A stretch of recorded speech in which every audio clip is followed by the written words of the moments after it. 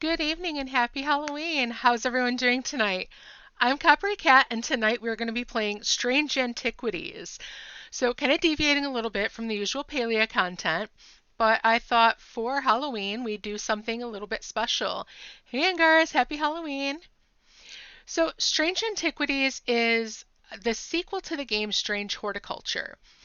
And for Strange Antiquities, it follows on the same premise. You are a shop owner in a town called Undermere, where occult happenings keep going on and you're getting kind of tangled up into it.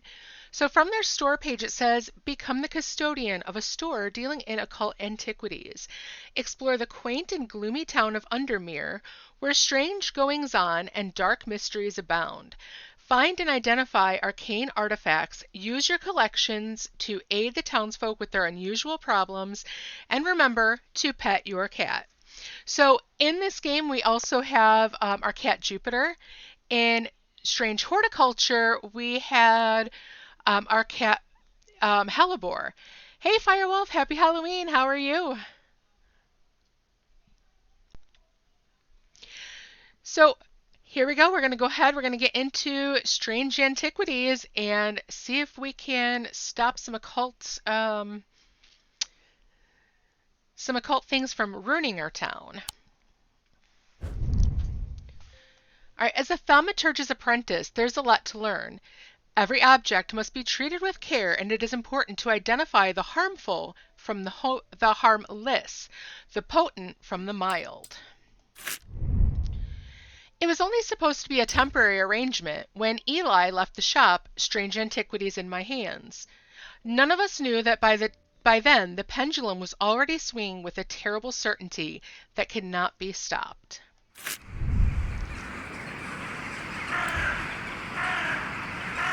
The ravens were an omen, a circling unkindness of black wings and cheerless cries that seemed, even then, to signal the start of a rising dread.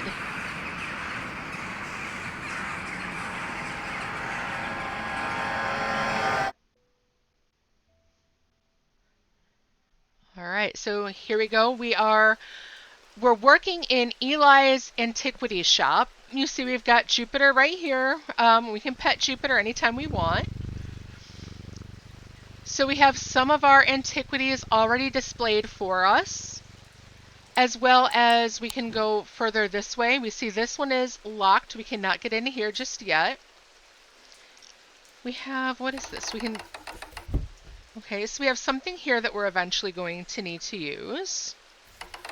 Okay, this is very similar so far from what I remember of Strange Horticulture. So if we move over this way, we have some more here. All right, we have a scale, we have some weights. We have our plant. And then, let's see, we can go further down. Here's this board. We have some drawers. Okay, so this is our compass for us to go exploring. We have our map. So here's our map of Undermere. If we look up here, Strange Horticulture, where our first game took place, is at number 2. So Strange Horticulture is right over here. And Strange Antiquities is 29. So we're all the way over here. We're across town. Now, each of these spots that we can click on will have a clue that tells us where to go. We have some more items in here. Let's go ahead and pull those out. All right. Looks like those might be some pendants. We have a looking glass. We have, okay, so on thaumic fields. All thaumic objects produce a field of sorts. Although invisible to the naked eye, they can be observed by placing an object over a thaumic lens. A diurnic field pattern. Okay, so this is the pattern if it's diurnic. These fields are not fully understood despite attempts to study them over the years. All right, and then if we open this one, we have that. Reminder, I've stored a couple items in the cellar of the wine merchant next door. Okay, so here's our first clue about where to go looking for things. there is a cellar of a wine merchant next door. So let's see. Here's where we are here. Now a wine merchant. Before I just blindly click on one of these, it could be any. Let's see which one might, if there's actually a thing, because like this one here is Royston Farm. That's the quarry. Wordsworth Library. So, I mean, I could possibly go to either of these. Let's go ahead, just check if it's this one. Okay. Thursday. The proprietor, a Mrs. Cranmore, begrudgingly grants me access to the cellar when I explain that I'm from Strange Antiquities next door. Yes, well, take the lot of them out of here, would you? I can't say no to Eli after all he's done for me, but I don't like the thought of those unnaturals in my cellar. Alright, so she doesn't want any of this occult stuff in her cellar. And it looks like we have 3 new items. Alright, let's see. I'm going to put this one here. Put this one over here. And this one maybe here. Where did the ones I had down here go? Did they didn't get put back in here, did they? Okay, so now if I look at this, you see there's a check mark on it.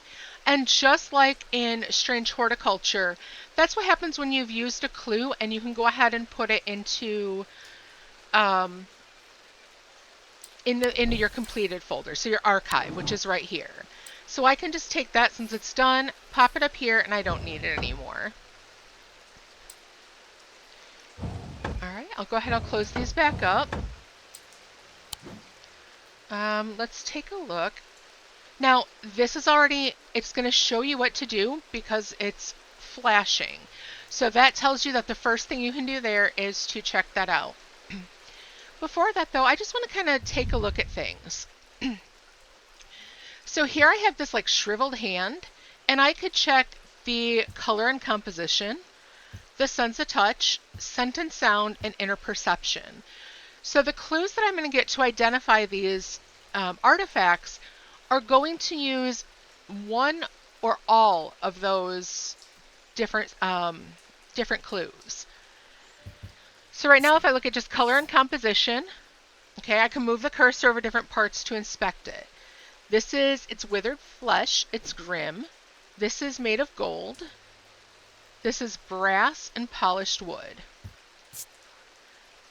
This is hard and cool. This is leathery and bony, and it's quite unpleasant to touch. Hard and cool and polished. I was expecting it to smell worse than it does. So that's the only thing I smell there. And inner perception. Nothing to remark on any of this. So this is what I can do with each of those items as someone comes in to figure out if I'm going to give them what they actually want. Let's go ahead. I'm going to pet Jupiter here and then ring the bell. And this is Eli White. I have been called away to assist in an urgent matter in Ravenglass and must leave at once. I am leaving the shop in your care, with some reluctance, I might add. Make use of my reference materials. Here, take this. Okay. So there's an index at the back that may be useful to you. If in doubt, study it carefully. And remember that there are some powerful artifacts here. Under no circumstances should you seek entry to any locked doors, drawers, or cupboards. In fact, safest not to touch anything at all. I should be back in a few days. Okay, so obviously Eli does not quite trust us with, his shop. If we look down here, now we have this, and it tells us about the different people we're meeting. So Eli White is a thaumaturge. He is a collector and curator of powerful objects. Objects that to the untrained eye may appear dull and lifeless, but that in the right hands and armed with the right knowledge can be a gateway to so much more. For Eli, the quest to unearth and understand each new object has been the driving force of his adult life. As owner of Strange Antiquities, Eli is a stern master. He knows firsthand what can happen if the right precautions are not taken. He doesn't tend to show much emotion, but he does have a more tender side, a side that's mostly reserved for the store's cat, Jupiter. And then on this side here, we see just what happened during his visit. So this will record everything that happens with him, so I can come back and check. Here's the one for Jupiter. Devourer of souls, Jupiter. Jupiter is the thaumaturge's cat, or more accurately, Eli is Jupiter's thaumaturge. Jupiter found strange antiquities, perhaps drawn to the curiosities within, and made it his home. Eli was more than happy to accommodate him, but he learned early on that Jupiter was his own master. His business is his own, but it largely consists of regular naps, terrorizing rodents, and midnight explorations of Undermere and beyond. What he does on his excursions is a mystery, but he seems to be well known among the town's residents. Alright. Alright. If we don't pet Jupiter before we ring the bell, if this is the same as in Strange Horticulture, yep, we startle them awake. Thomas Pope, congratulations. Today is the day you meet the great Thomas Pope. That's me. I'm a man of two loves, fresh mountain air and a little white dog called Hamish. But I reserve some room for laughter among friends and shops with cats in them. If you would be so kind, I'm looking for a replacement for my hunter's boon. Alright, so I need to look for a hunter's boon, and remember, Eli gave us this book here. Exactly. All cats are definitely their own masters, and we are not their owners. They own us. Alright, so here's my contents of what I have, and I can find here my hunter's boon. If I go back to the index, I can also see, like, if I'm looking for a specific term, I can use it from here. But for right now, I'm looking for a hunter's boon, so let's go ahead and open that. Hunter's boon. A hunter's boon is a primitive item. They grant the power of the predator, enhancing perception and agility. They're made from trophies taken from slain beasts, with those from the deadliest predators being the most prized. They are simple items without embellishments. Okay, so we're looking for something that's fairly simple. It's made with some kind of a trophy. There's no real embellishments. So let's go ahead, we'll take a look around, and I can always come back to my book to check. Now if I'm looking just straight off the bat, this looks pretty simple and it's an animal. So let's see if this could possibly be it. So no inner perception to it. It's made of clay. Alright, so right away I can already say that this can't be it because there's no trophy from an animal with it. So I'm going to go ahead, I'm going to leave that one alone. This looks like a claw of some sort. It's yellowy white and yellowy brown. Smooth but hard ridges.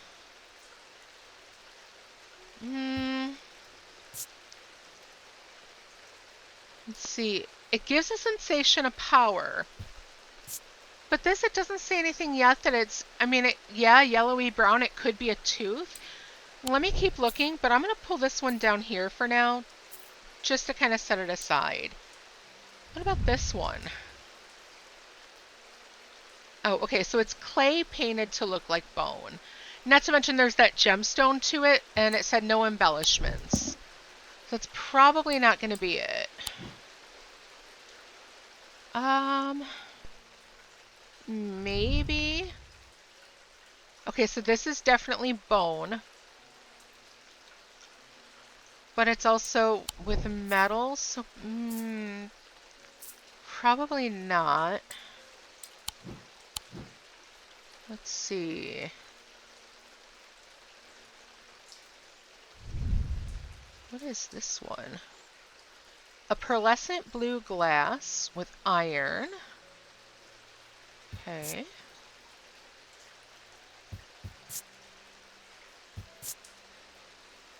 Alright, nothing really special about that. So I think, oh, we do have these, of course. And then that was just weights. Let's move that up here. Alright, let's go ahead and try this one. Alright, excellent. So the clues. This is a tiger's tooth, a trophy from a predator, and on closer inspection it gives that sensation of power. So there we go. That's how we know that we've gotten that one. And I have this set up so that it automatically labels. So now that I've done that, I get some new content. I have a Selenic totem. So that's going to go into my book. All right, so business as usual. All right, I'm going to take this one. I'm going to move this one up here so that I know I've used that. All right, and I can also add labels by clicking over here. Jack Hungerford. The nights are drawing in again. Dark shadows hide dark deeds, or so my father always used to say. Seems like the shadows have grown darker since he passed 2 winters ago. Hey, first time chatter, Kitty Cat, how are you? Yes, I remember seeing you in Southern Stream. How are you tonight? Welcome on in.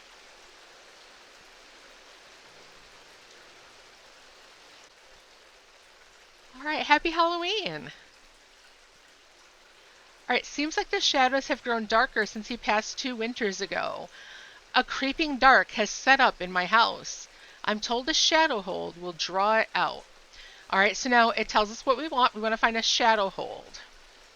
Let's go back to our book. And shadow hold.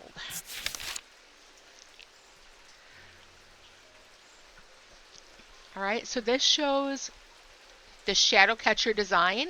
And I do remember seeing a pendant that looked like that. A shadow hold or a shoddick vessel is a container of any kind, sometimes a jar or a bottle or some sort of box. It can be used to contain an oshodic spirit, the manifestation known as creeping dark, pulling it from the shadows like poison from a wound.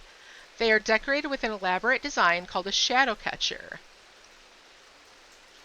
Oh, no worries. I'm so glad you stopped in. Are you doing anything special for Halloween tonight? All right, so let's look for something with this kind of symbol. And, okay, so I saw this with that symbol. Let's see what this looks like. All right, it's made out of bronze. It's got raised detailing. Okay, nothing for sight and scent. And my heart feels lighter. So it did say it's like pulling poison out of a wound. Oh, how old is the baby? All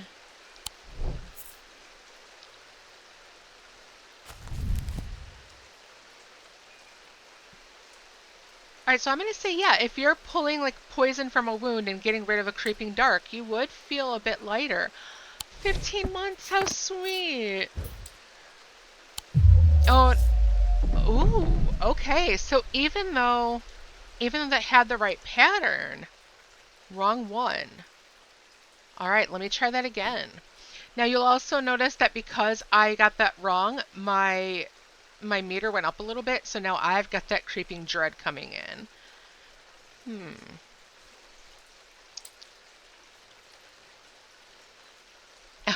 Oh wow, it's pretty late by you. Oh wow.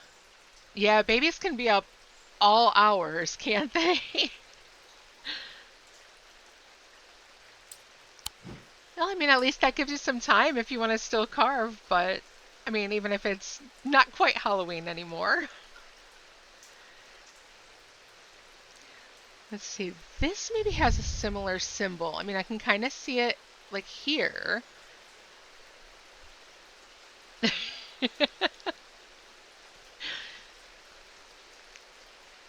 Well, does he at least sleep during the day so you can get some rest?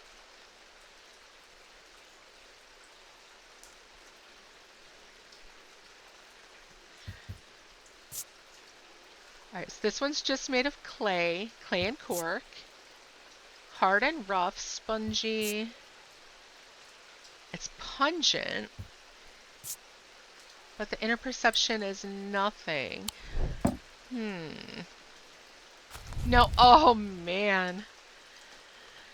Well, those first few years are rough too.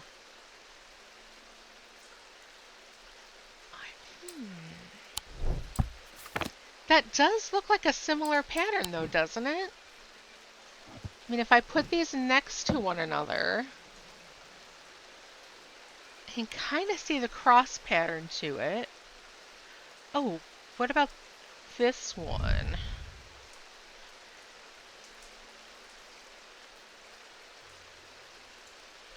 Oh, well, that's not bad then. It's a vessel like a bottle. Oh, thank you, Angaris. You picked that up. Excellent.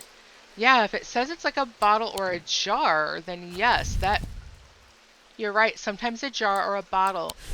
Good catch. Perfect. Nice job. All right, yes, it is a container, and the bottle is the same as the sketch. That's what I get for focusing only on one specific clue. Oh no! Well, I mean, 6-ish hours, possibly. So 13 and then a 15 months. That's a bit of a gap. Do they get along really well?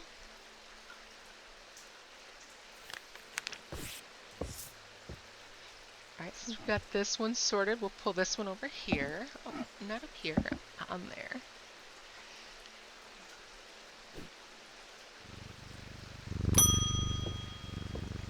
All right, David Schaefer.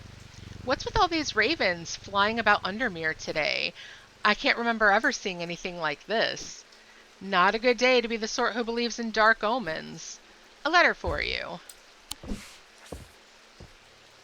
Oh, that's so sweet.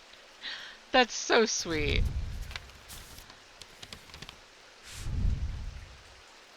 We discovered some papers in a hidden desk drawer in the boatyard last night.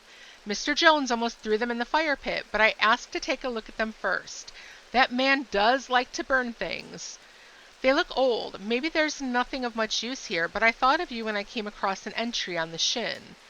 Charlie Weathers. Alright, so we know we need to go down to the boatyard. So let's go down here, let's look at our map. And then the boatyard. And I'm going to assume it's like maybe number 8. Yeah, number 8. Alright, the yard has seen better days. A mess of broken and rotten timber covers most of the outdoor space that isn't taken up by upturned boats, slowly being cleaned by the weeds. In the middle of all this, a man looks up from repairing a small rowing boat. You must be from Strange Antiquities, he says with a smile. He takes me into the dilapidated office where 2 metal buckets collect drips of brown water and a thin window pane rattles with every footstep. He pulls a sheaf of brown papers out of a desk drawer and places them gently in my hands. So tonight I'm playing Strange Antiquities. It's a game where we are playing a shopkeeper in a thaumaturgist shop. So we have occult items that we are kind of checking to see if what kind of traits they have to give them to others. So let me go ahead. I'll read from the Steam page. It says, become the custodian of a store dealing in occult antiquities. Explore the quaint and gloomy town of Undermere, where strange goings-on and dark mysteries abound. Find and identify arcane artifacts. Use your collection to aid the townsfolk with their unusual problems, and remember to pet your cat.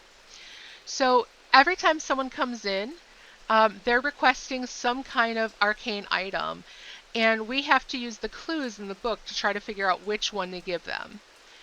As we go on, there's going to be a story that's kind of overarching over the entire week that we're playing, that has to do with these ravens that are suddenly appearing in Undermere and making everyone really nervous.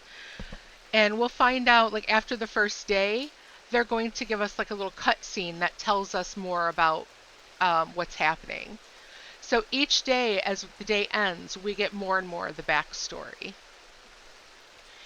I played the, it's not really a prequel, but it's like the part 1 of this, Strange Horticulture. And it's almost exactly the same, except you're doing this with plants, which is a lot of fun. So it's the same thing. Like, as you give someone what they need, they'll give you more content, and then you'll wind up with new items to find. And then you can go to your map and explore even more with the clues that you get to find new items.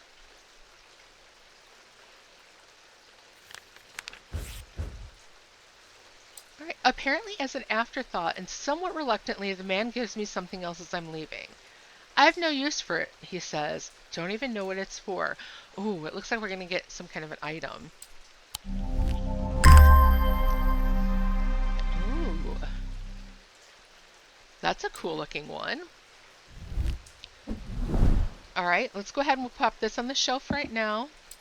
And I will put this up in my archives.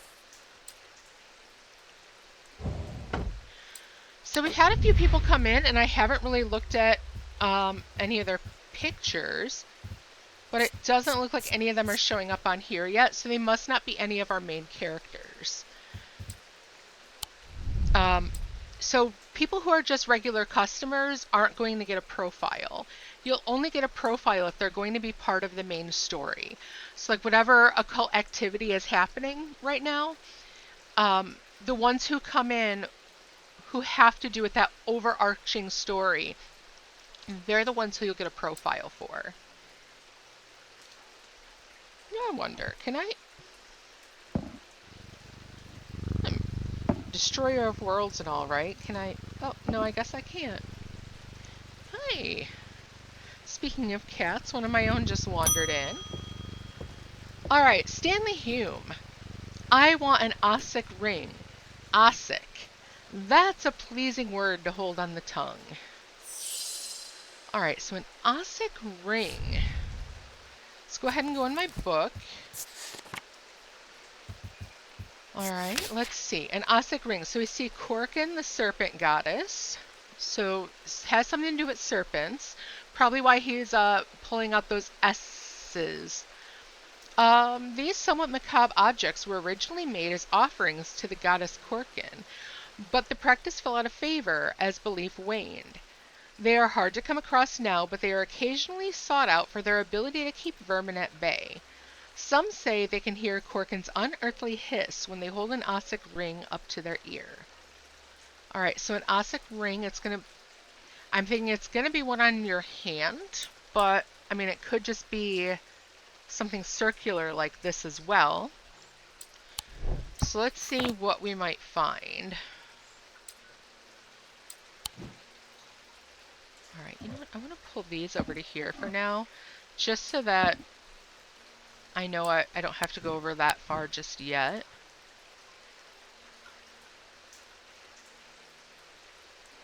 What is this? This is kind of a ring. It has some evil quality to it. I don't like to hold it. Alright. Ooh. A soft sound like a serpent's whisper. So yeah, I think I've just got the one. Yeah, that's the one we're looking at. Yeah. Alright, it's somewhat hard and rough. And yeah, it hisses and it has that slightly evil feel. And it did say she's one who made people uncomfortable. So, alright, there we go. The Ossic ring, the clues, it's made of bone and it satisfies the description macabre. On closer inspection, it confirms that a hissing noise can indeed be heard. Alright. So we have a new item, and it looks like we're going to have to use our scale at some point with that one.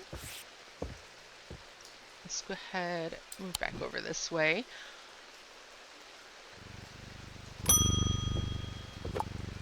Alright, Edmund Bishop. The behavior of these ravens is disturbing to say the least. As a rule, they only come together to feed. Ravens are omnivores, carrion eaters mostly, but they'll take anything they can get their talons into. And they'll kill if necessary. I didn't plan on dropping in today, but there's something happening out there and I'd like to know what. A voice of Cernunnos might help put me at ease, or it might do the opposite. Alright, so let's see what that is. And I'm sure I'm probably going to be pronouncing things wrong. If I am and you know the proper pronunciation, please tell me. Alright, the name voice of Cernunnos is used to refer to any bronze torque. Ooh, maybe this here, and it looks exactly like what's on his neck. That is imbued with certain properties. With skill, such an item can be used to read the patterns of nature that are otherwise hidden to us. Cernunnos is a pagan god of the forest and nature, typically depicted as a man with the antlers of a stag and often wearing or holding a torque. Okay, so yeah, let's take a look at that. Okay, it is bronze. Uneven. Nothing special about the scent or perception. But again, it does look exactly like the one he is wearing, and it is bronze. So we did satisfy that that qualifier. All right. Perfect. All right, we've got a new content. Now I have a feeling Edmund Bishop, since he said he's going to be oh, not this one, this one. I bet we have something on him then. There we go.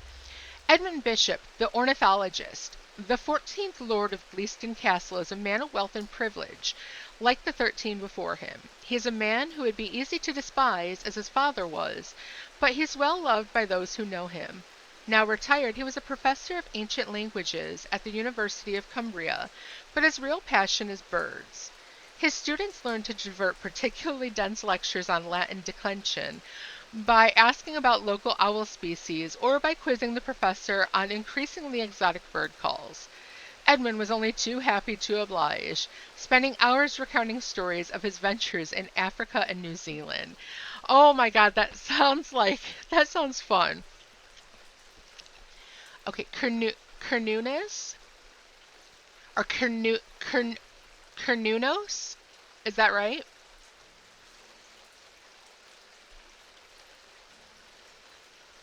Cernunnos or Cernunnos?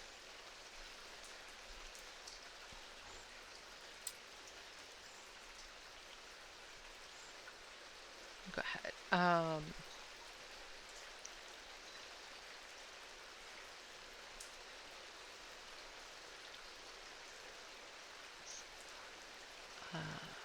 All right, let's see if I can. Oh, here, someone's going to pronounce it over here. Let's see.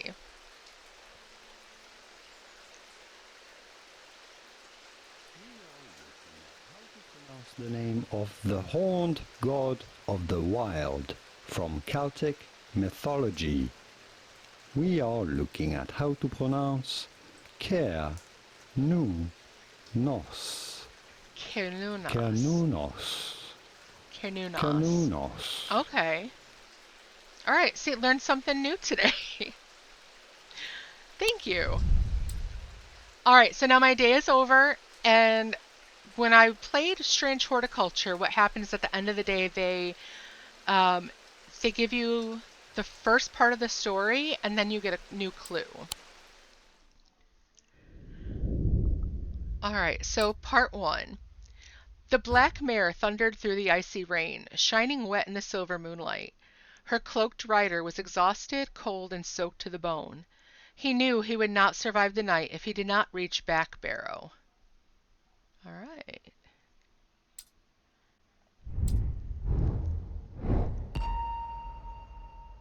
All right. Okay, so now I've got to follow along with this.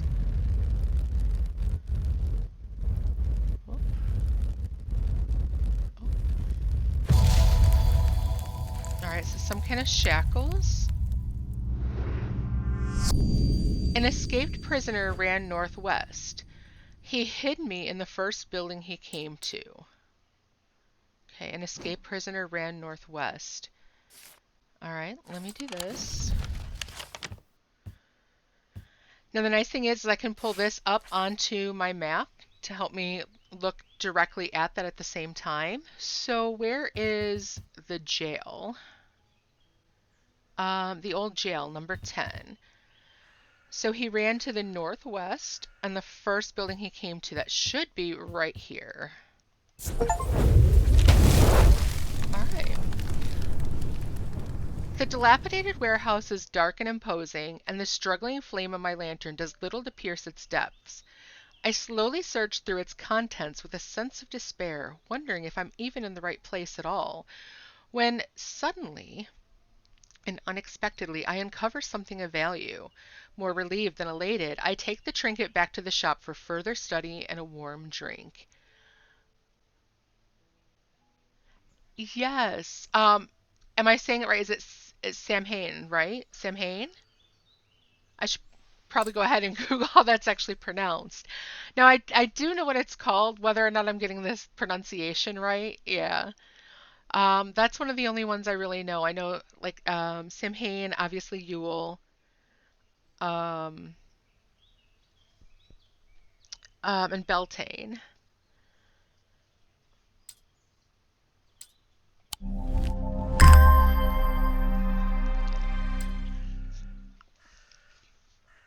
Ooh, look at this item. That almost looks like a bloodstone. That's pretty cool looking.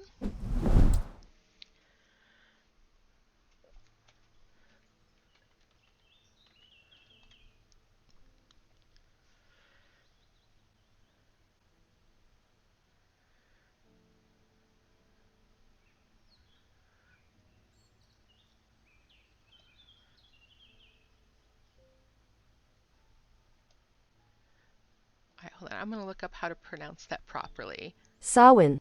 Samhain. Okay. Samhain. Okay. Yeah, it's one of those when you see something, and I've only seen it in writing. Um, I've never actually heard it pronounced before. Samhain.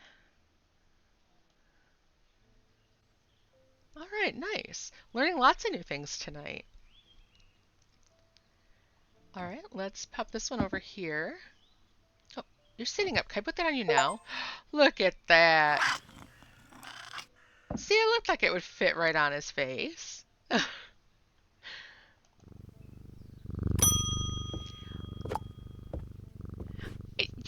I liked it. I'm glad I learned something new, and I went ahead and listened to how that was pronounced as well. Oh, I'm sorry, I missed that one. Yes. Ravens, a conspiracy. Now, I knew crows were called a murder. I did not know ravens are a conspiracy or an unkindness. A conspiracy, a treachery, or an unkindness. Oh, that's pretty cool. I did know about crows. But you know what though? I kind of like with black cats too. That's just such a silly kind of superstition because crows, ravens, they are so intelligent. And I think that's why, kind of the reason why they get a bad rep because they are so smart, and they can recognize people's faces and they remember you too. I did know owls. Um, I know, like off the top of my head, I know cats are a clouder. I'm trying to think of what other ones I kind of know off the top of my head. And of course, now that I'm trying to think of them, my brain just goes, bloop. Um, although there's a book series I read a couple years ago. Hey, Southern, how are you? Welcome on in. There's a book series by Carol Goodman called Blythewood. And one of the premises in that is that you need to know the different names for clusters of animals because it's part of how you keep certain bad spirits away. It was a really good series. I love Carol Goodman's writing, and this is a series she did kind of as a young adult series, and it was amazing. Hawks are a kettle. Okay, that's a funny one. A kettle. Huh. I wonder where they come up with these names.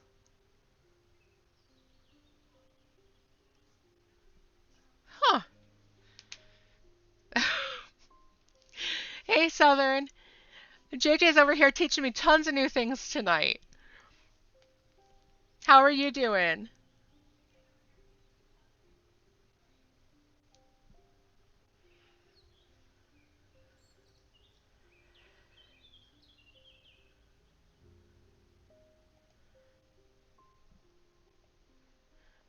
But yeah, if you're interested in that series, it's by Carol Goodman, and it's Blythewood, and then the other two in the series are Ravencliff and Hawthorne.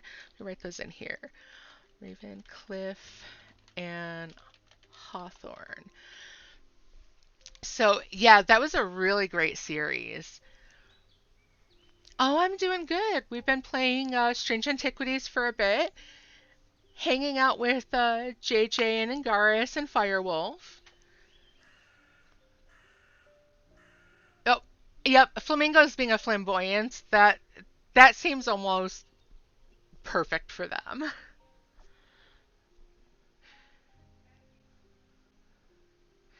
I know. What is the one that is?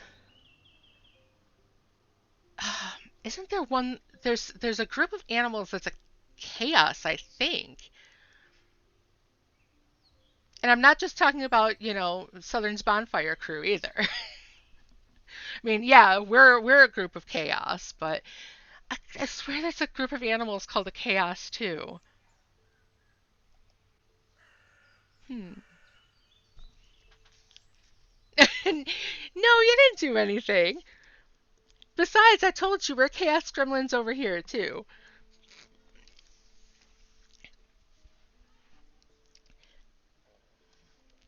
I'm so glad you joined us though. Are you getting ready for work right now or just hanging out waking up?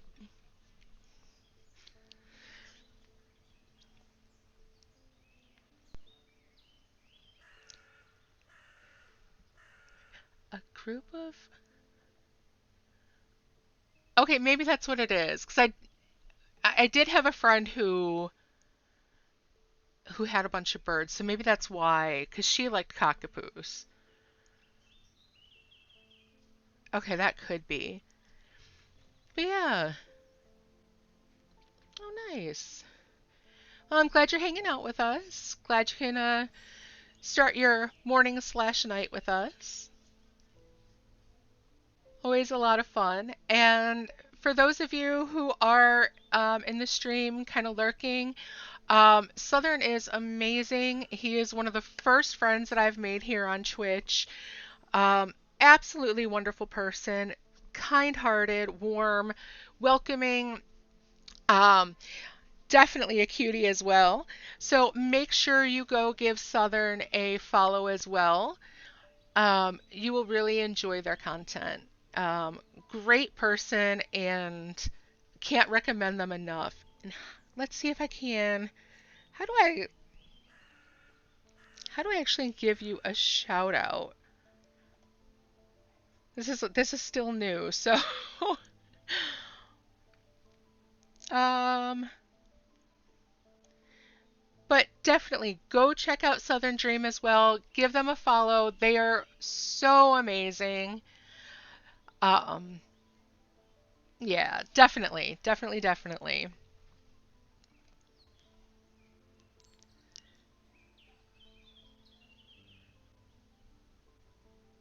And I have to figure out how to, I'm going to write that down. I need to figure out how to give shout outs. Um,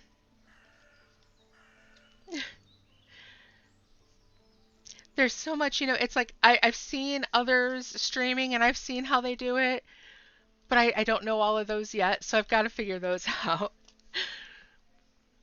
But yeah, go ahead, click on Southern's name, give him a follow, and yeah, make sure you join the Bonfire Crew as well because he's amazing and his community is a lot of fun. All right, let's go ahead and get back into Strange Antiquities. Here we have Verona Green, and I do remember her from Strange Horticulture. She played a big role in Strange Horticulture as someone who knows about the occult and really helps guide you along the way. So I'm glad to see her in this again. Okay, oh well, that's just perfect. Undermere fizzling with fear over these ravens, and the thaumaturge has left his apprentice in charge. Oh yeah, let me try that. Um,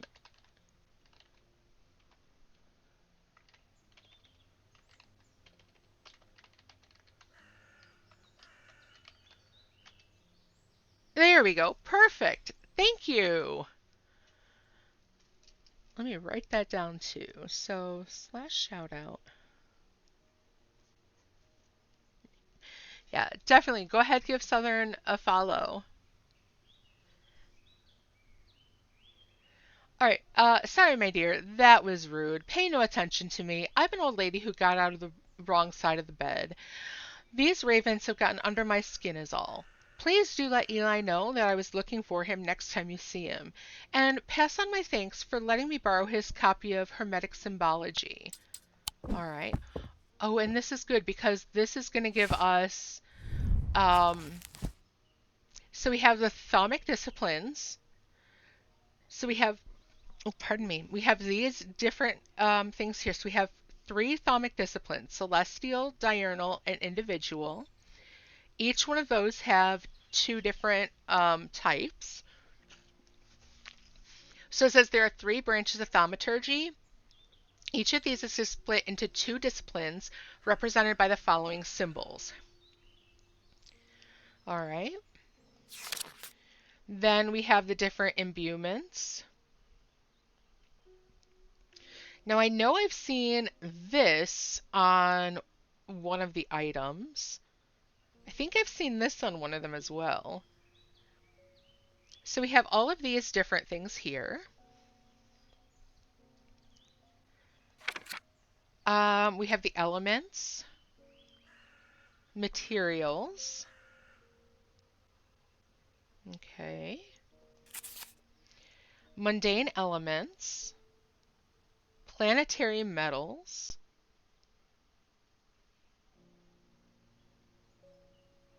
All right. Seasons and weather.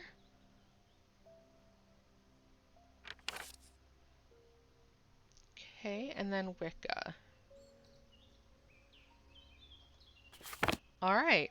So those are probably, yeah, the Deathly Hallows. That is exactly what that looks like. Um, okay, yeah, I know I started like I have stream elements, but I haven't really gotten into, how to use it all.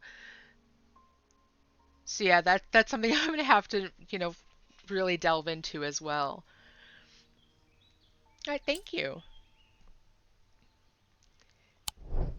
But yeah, especially yeah, those on the first one, especially actually right on the front of the book. Oh, yeah, all the way to the front. I just want to look at the cover. There we go. Yeah, this symbol here looks a lot like the Deathly Hallows. All you need is the little line through for the wand and get rid of the square. But yeah. All right, let's see what happens next. So we know Verona is trying to figure out what's going on with these ravens. I feel paralyzed. I have no job, no partner, no friends, no prospects. I heard a horned shackle might be the answer. All right, and this is Tess Sherwood. So a horned shackle. Let's go ahead and open this one back up and take a peek over at this. All right, so this one, an elaborate horned shackle. It looks like it's like a bull's face. Horned shackles are used to bring about change in one's life, bestowing the ability to overcome personal demons. In use, the horns are rubbed between one's fingers, causing them to become worn and smooth over the years. They can be worn as pendants, but are more commonly totems of some kind. Okay, so possibly a pendant, possibly some kind of a totem. So These two definitely could be totems. This possibly could be as well, but let's take a look at this one. All right, color and composition, it is wood. This part feels very smooth, where this part is rough and pitted. Okay, so that implies then that somebody has been rubbing the horns. And let's see, is wood... okay, so it is just worn and smooth. And it doesn't say that it has to be elaborate, so I'm going to give this one a try. There we go. Okay, and yeah, this one, it's just, it has horns, and the horns have been worn smooth. So sometimes you don't have a whole lot to go on. All right, I have more content. Excellent. Let's go ahead and see who's coming in next. If I do look ahead, we had Verona Green who came in. She is the occult scholar. Verona has been a constant in Undermere for as long as the streets have had cobblestones and the churches have had bell towers. She is respected and feared, which she revels in, and she is revered and admired, which she tolerates. Her knowledge of the occult world is second to none, and her expertise has steered the citizens of Undermere away from catastrophe on more than one occasion. The near misses of the Selenic Flame and the Woken Dendru are two such events that spring to mind. She is of the opinion that no problem is so great, no obstacle so insurmountable that it can't be diminished by a properly brewed pot of tea. Yes, don't rub your horn in public. Go hide to do that. Yes, and then the Woken Dendru, that is from Strange Horticulture.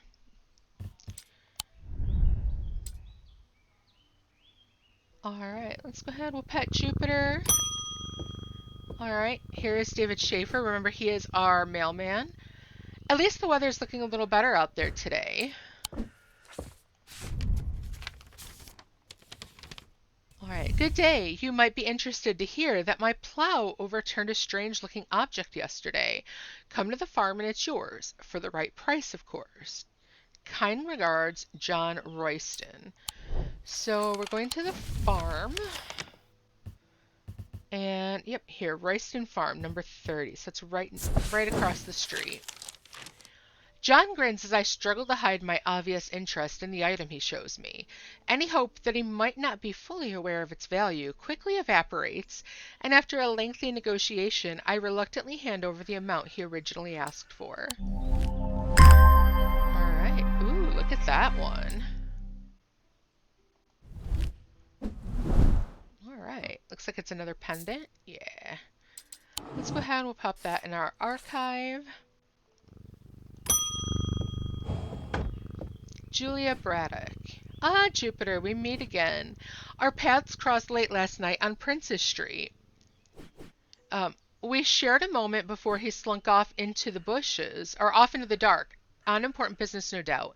I wonder if you can help me. I'm visiting my grandmother later and wanted to bring her something. She lives all alone on the edge of town, out on Clanbrook Road, and I don't always manage to get out there as often as I'd like. I thought maybe a moon heart would bring her some comfort. Alright, so we're looking for a moon heart.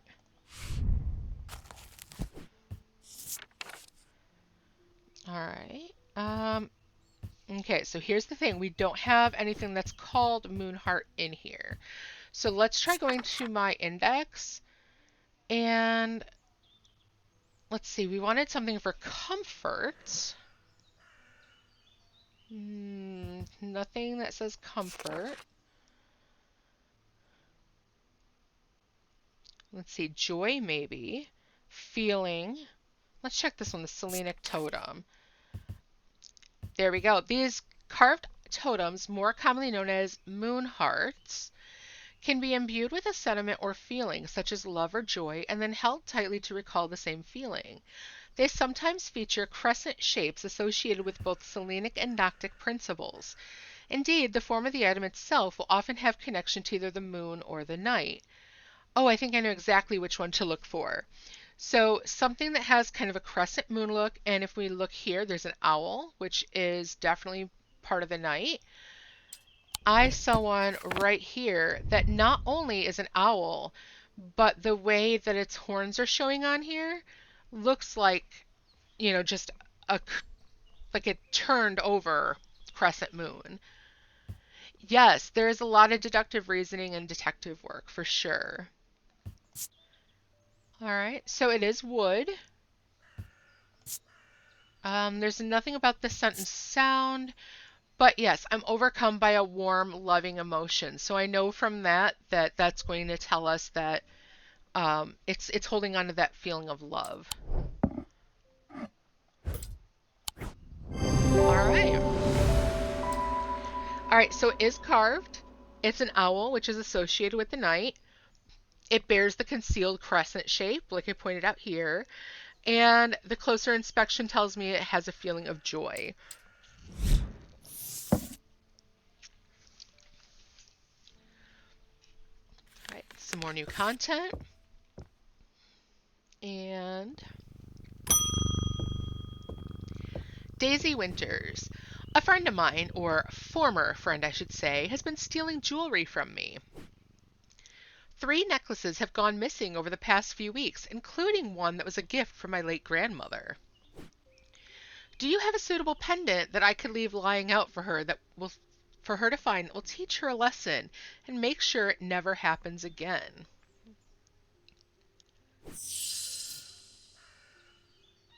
Ooh. Well, now that's really cool. And they must have really done some real solid research for this too then. All right, so this just said I'm going to need to make a decision, and my decision is going to affect what happens in the game. So I could find her a binding seed or a Zaya. So if I go ahead, I'm going to look at what both of those are. A binding seed, it says these items are made of 2 distinct materials. They represent the mentic and the wixic, the mind and the body.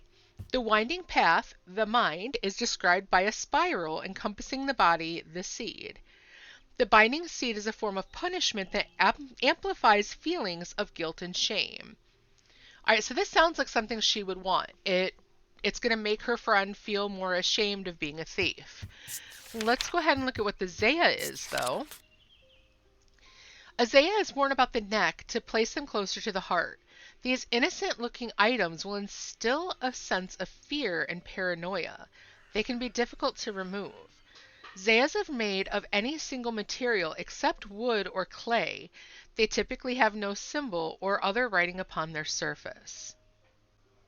Okay, so we have the option to make her feel fearful and paranoid, or to make her feel guilt.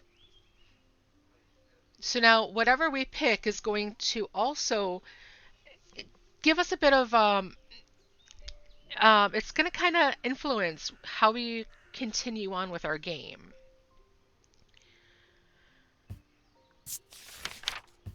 Let's look at what she wants. She says she wants something that will teach her a lesson and make sure it never happens again. I would say maybe the binding seed would be better. The Zaya seems pretty intense, but this one is just going to, it's going to be a punishment and it'll amplify guilt and shame.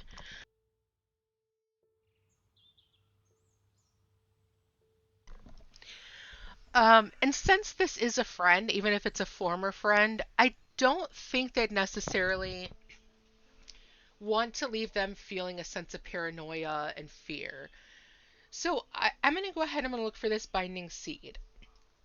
We want something that has a spiral to be the mind and a seed to be the body. All right, let's take a look around at what we've got. Right away I see one that might work for that. This one here has like a wooden spiral. I don't like how this makes me feel.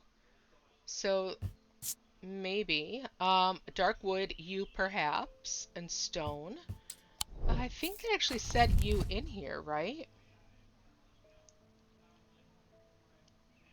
The U Labyrinth at Castle Morrigan. Okay, so yeah, I think this one is it. Awesome. So we figured out the binding seed. It's wood and stone, and it does have the spiral surrounding a seed. All right, let's go ahead and keep rolling with this then.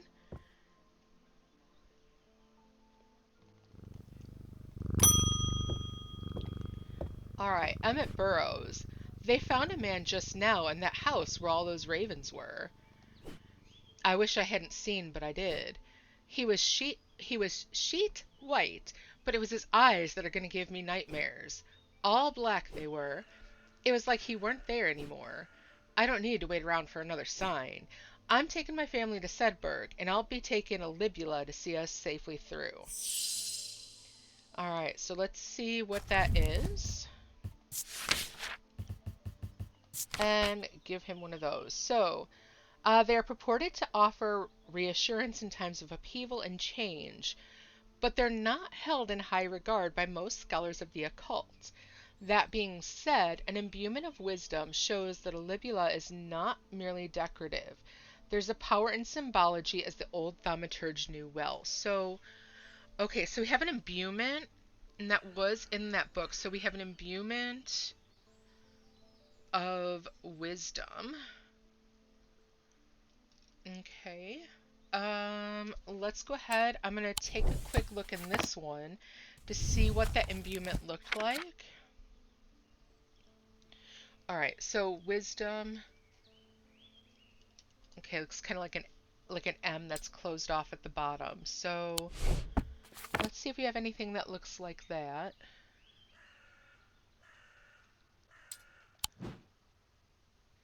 Ah, I see that here. So let's see, it's bronze. There's nothing to remark.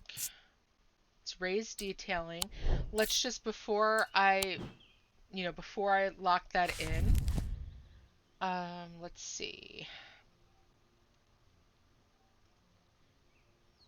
Alright, so I'm guessing since there's no real thing to say on the sensation, that would kind of explain why they're not really held in high regard.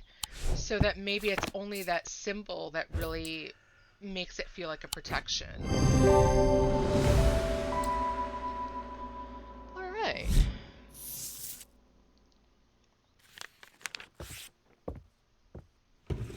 Alright, there we go. End of day. End of day 2. A deep pain radiated down the side of the rider's head where he had sliced himself with a diverging hook, and his thoughts were scattered and torn. He could not see out of his left eye. Alright, what is our next clue?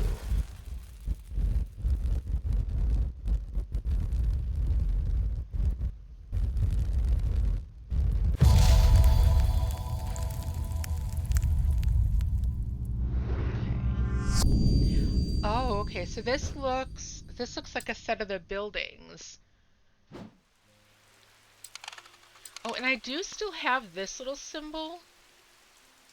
And I see them, like, kind of around here. I think eventually I'm going to want to figure out which one of these slots.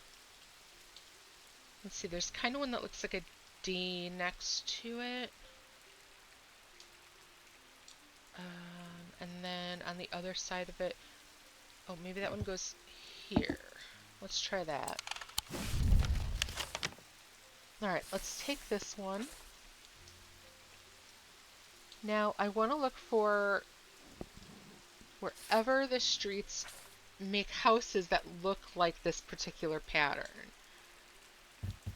I do see this kind of jut out here.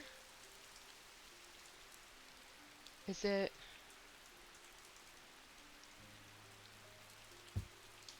this one? Yeah, that...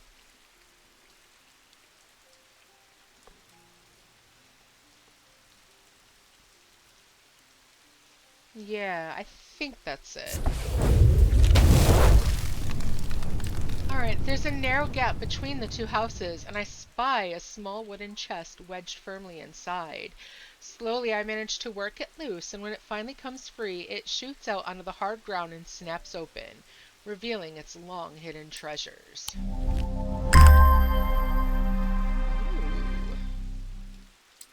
Alright, so we have another pendant and some kind of a potion. I want to organize these a little bit, I think. I want to put all these pendants together.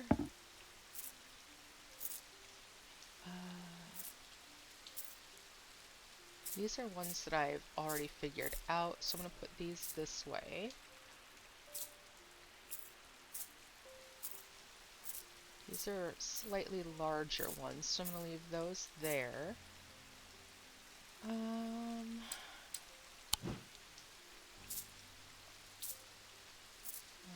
let's go ahead and take these here.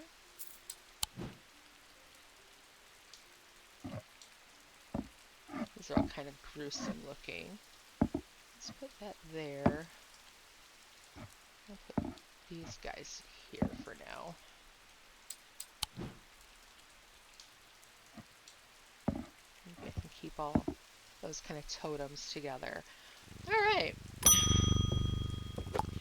Francesca Robertson. Oh, and we saw something come here, so she's somewhere who we're going to want to look into. Good afternoon, no morning. Sorry I'm a little distracted. I'm Francesca Robertson, a doctor of sorts. I assume you heard about Mr. Hungerford. It seems to be the talk of the town already. I'm used to dealing with maladies of an occult nature, but black eyes are certainly unusual. I've heard of something like this before, but I don't see how it could be the same thing. Either way, I'm hopeful an evocant will have some effect. Alright, so let's see who she is. She is the doctor, Francesca Robertson. Growing up, Francesca's father was her hero. When he died suddenly and tragically in a mysterious incident, nobody seemed able or willing to give her the answers she demanded. And she grew tired of being fed the same stories that she knew could not be true. As she entered adulthood, she learned how to find things out for herself. And what she learned opened her mind to a world she hadn't known existed. A world of occult maladies and dark articles. She learned about Tormund's paralysis, Hobbs' fear, and the sapphire curse. And she learned that these maladies could be cured. Okay. Alright, so let's see. An evocant. These stone items weighing the same as a man's heart, according to popular myth. The truth is a little less dramatic, but the weight of these items is nevertheless important and should not stray more than a hair from precisely 1 pound.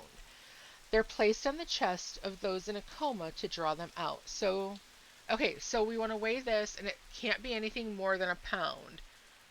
Right? I hope she didn't just use leeches. Although reading about like what they did with the humors and the like too. Oh my goodness.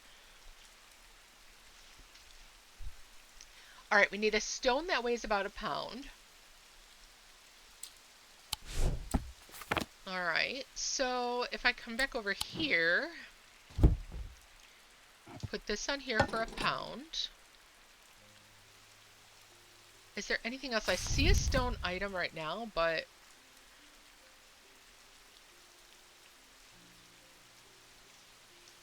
Okay, so... Alright, so I see this one. This is kind of gruesome looking. Weighs far too much. Weighs too much. Alright, let's bring this over here.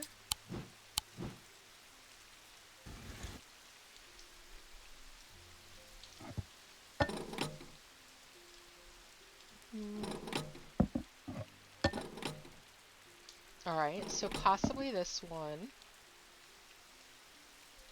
Okay, so that one is definitely stone. Okay, so red paint, perhaps blood. It is stone. Alright, let me just double check that and see if...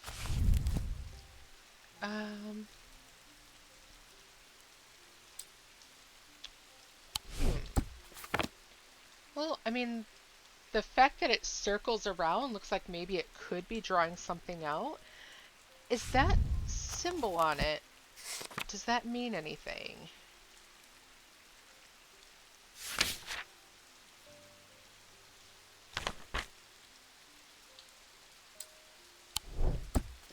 So...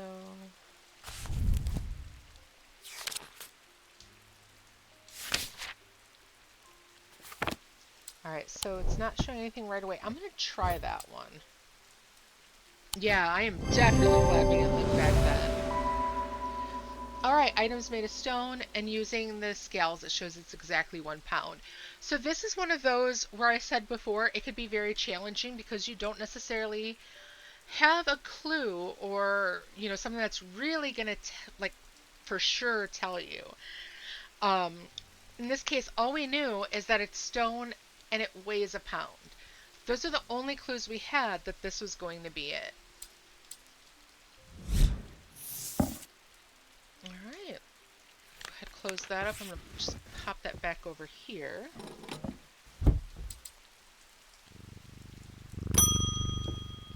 Temperance Parker. I had a quiet chat with Edmund Bishop and the Guilty Ram last night.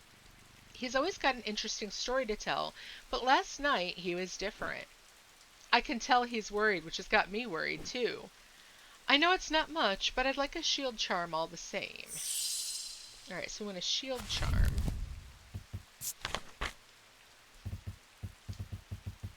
Okay, this one here. Generic charms of protection that have little to offer to the skilled thaumaturge, but can have some small effect. Okay. Such charms make use of the art of symbology, an ancient and some would say primitive component of thaumaturgy. They can be made from a variety of materials, though rarely precious metals. Alright, so we want something that has a protective symbol on it and is something very simple. So it's likely not going to be made of anything precious. So if I come back into this book,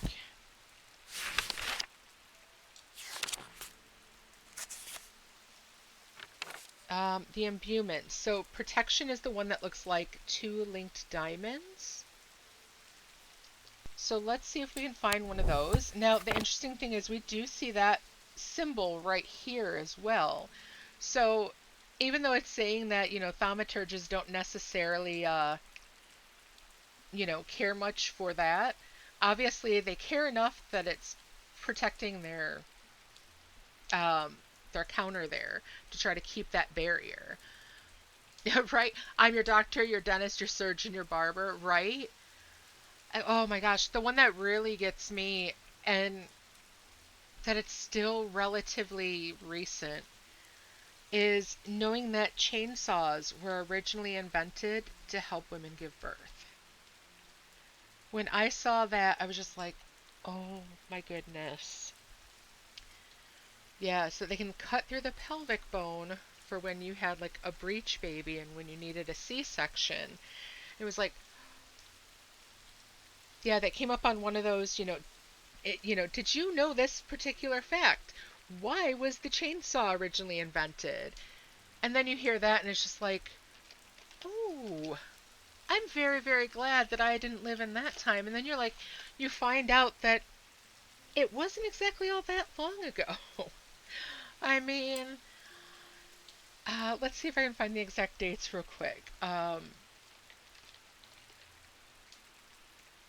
Let's see. Yeah, late 18th century. And then, yeah, so around 1830 it was being used. So in the 1890s,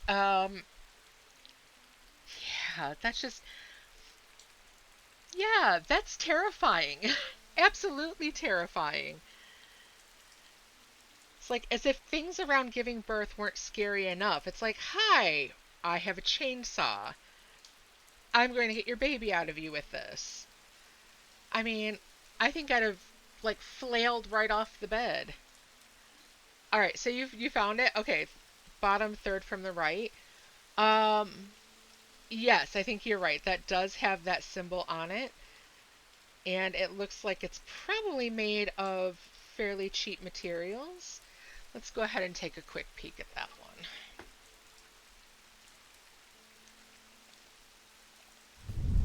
Oh, it's even broken off on here. All right, nothing to remark. Rough fabric and bone. So yeah, cheap metal, probably pewter. So we know it's made of something cheap as well. Good eye. Alright. Alright, the pendant has a symbol for protection.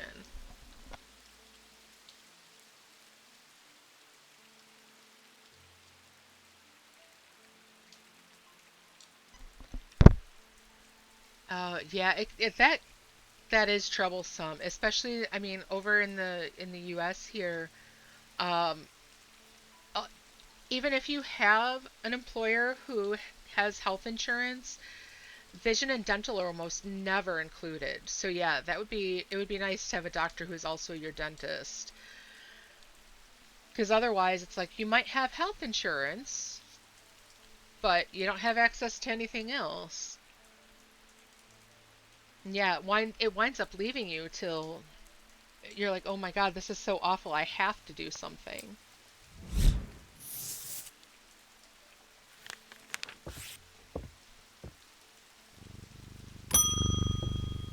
All right, Hugh Langston.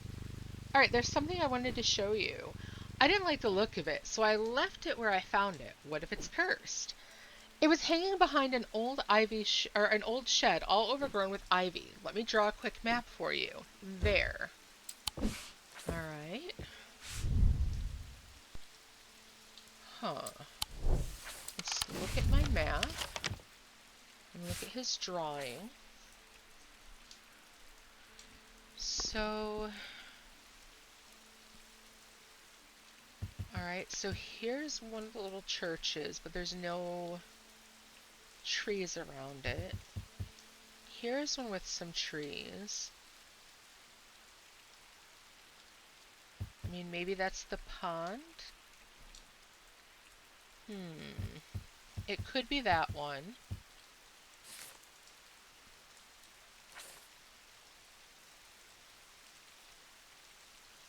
Uh, hmm.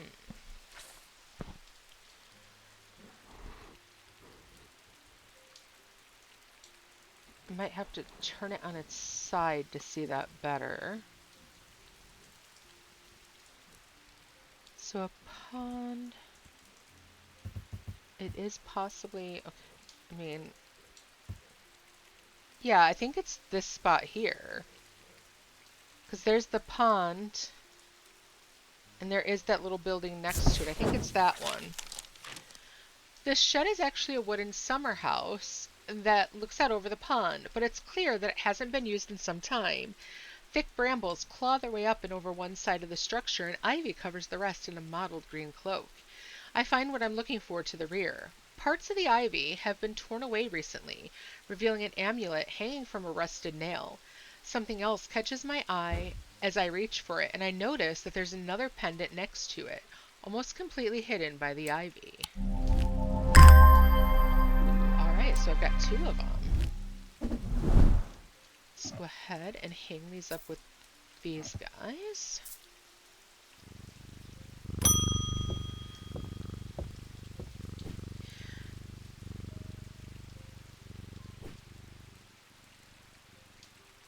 Yeah, they are different. So health insurance, and then health insurance is one, dental is another, and then vision is a third. They have them go over all different ones. Yeah, definitely. It's kind of looking at the roads and also knowing that you kind of have to sometimes turn things around. It's too bad that we can't like turn the picture as we go too. All right, Eli's picked a bad time to leave Undermere. I've come from the Hungerford house where I've been helping Dr. Robertson and looking for any clues about what happened there. There wasn't much to go on. I did find a shattered Ashatic vessel, but whatever did this was no creeping dark. There was a strange black stain on the flagstone floor that I didn't like the look of. And the ravens, very unusual, but at least they seem to have dispersed. I don't know what to make of it. I'm going to take a trip to Gleeston Castle to see if Edmund Bishop can shed any light on their behavior. But first, I would like a vestiger. Whatever this is, we don't want it spreading. Alright, so let's see. Alright, to prevent the spread of disease and pestilence. Among other oddities, flames burn pale blue in their presence. Well, fortunately I have some candles, and I'm guessing, okay, so I can pick that up, run it over everything here, see if anything turns blue.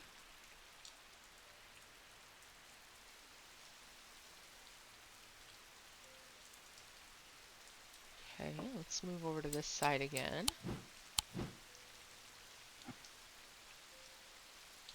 Ooh! Oh, look at that! Ooh, that's so cool looking! Aww! Yeah, that is our yay sound. Alright, let's do that again so that he can hear it again.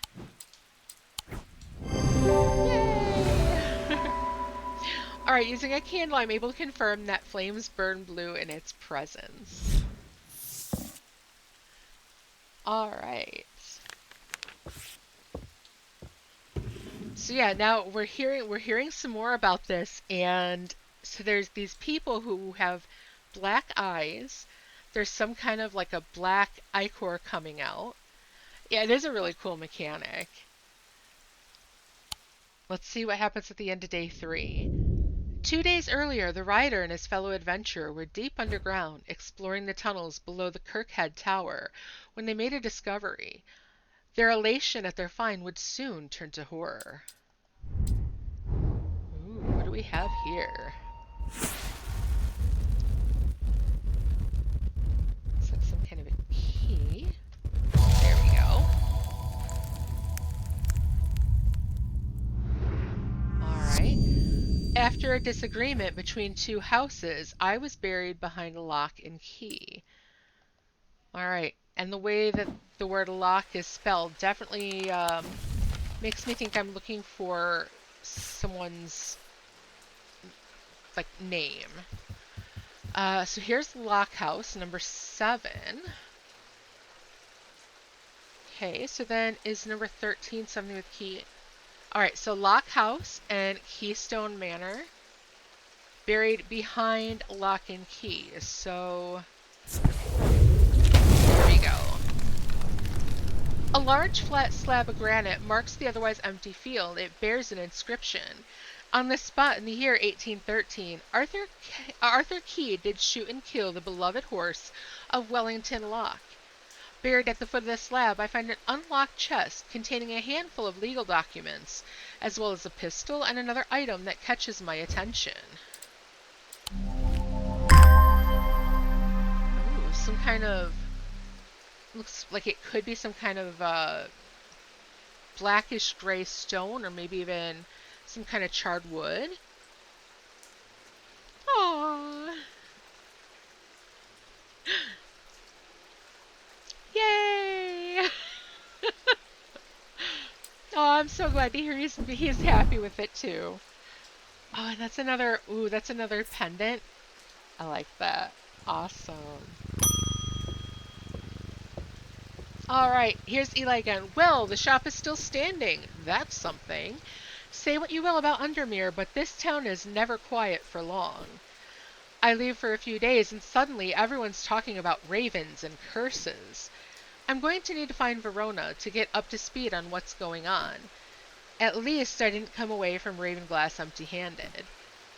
I can always rely on Quiet Susan to unearth an interesting trinket or two. Alright. Ooh, some kind of pot?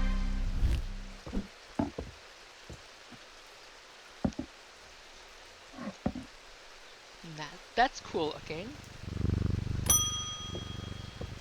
Alright, Edith Moore. Ooh, look at her necklace. I am not a good person. I'm pushing away the only people I care about. Help me do better, please. I have to change, but I don't know how. What do you have that can help me banish my inner demons and make the changes stick this time? Oh, we saw something about that earlier. Ooh, there was one to banish inner demons. It is something we've already found. Demon, Horn Shackle, is this it? Alright, Horn Shackles bring about change in one's life, yes. Ability to overcome personal demons, perfect. So yes, let's find our Horn Shackle to give to her. And if I remember right, that's this guy over here, right? There we go. So yeah, that binding seed is working. It's making her realize that she's guilty of pushing her friends away.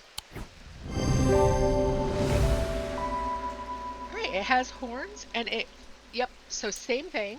Perfect.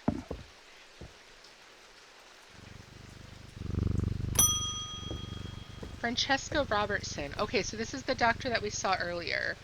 The Avakan didn't snap Mr. Hungerford out of it, unfortunately. It's strange.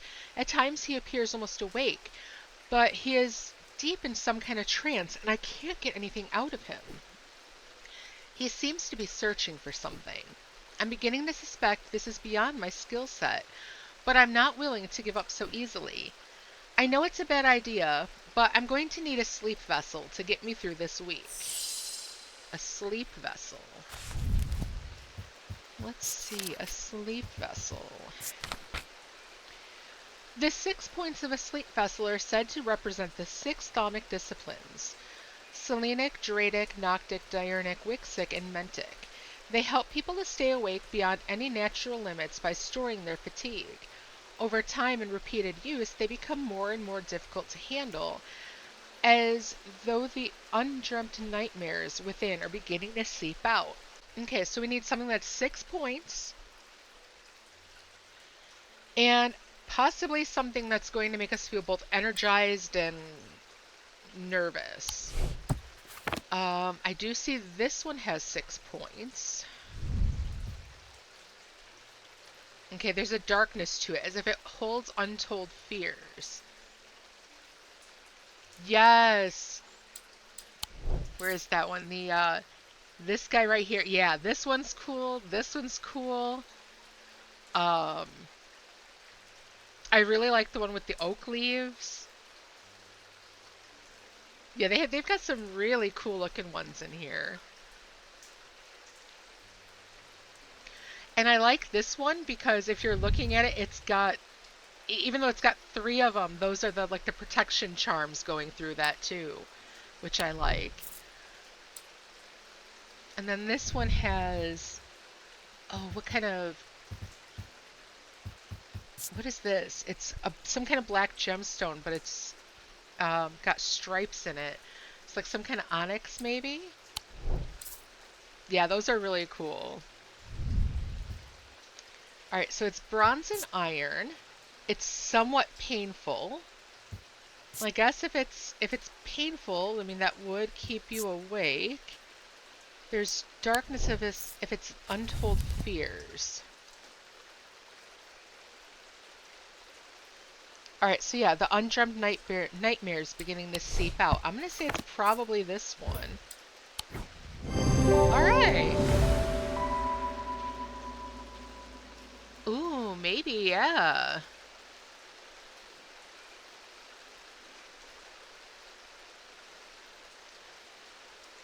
Ooh, yeah, that's pretty cool. Alright, 6 points and it reveals darkness inside. Ooh, got some kind of a compass coming up. Alright.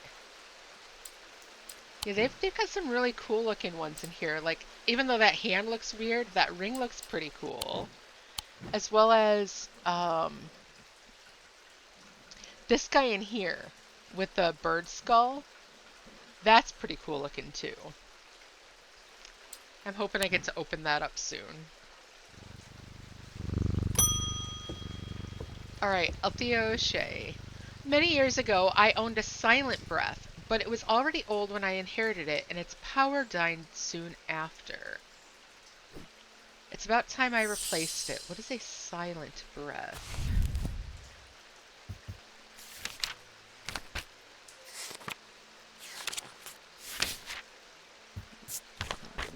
Boy. Silent breath. There we go. There are those that consider the white heart a prize to be claimed, but there's no glory to be had from killing such a noble guardian of the forest. A silent breath contains a small token taken from a living white stag. While the stag lives, the item will retain its power, allowing the bearer to sense danger before it arrives. Yes, it does. It looks just like a monkey's paw, doesn't it? All right, so something that has, okay, so it's probably going to have something white to it.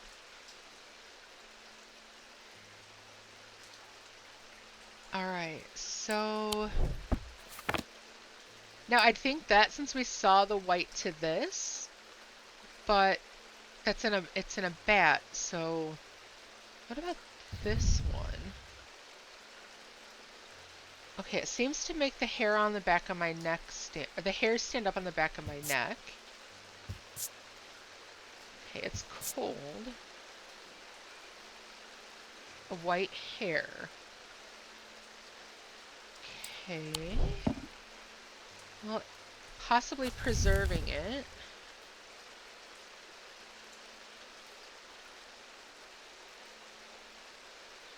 Okay, yeah, if the hair on the back of your neck is standing up, that's kind of, alerting you to danger. So let's try that. The liquid would preserve it, and the white fur, basically. All right. The item features a white hair, a potential trophy from a white stag, and on closer inspection, my senses come alive. Perfect.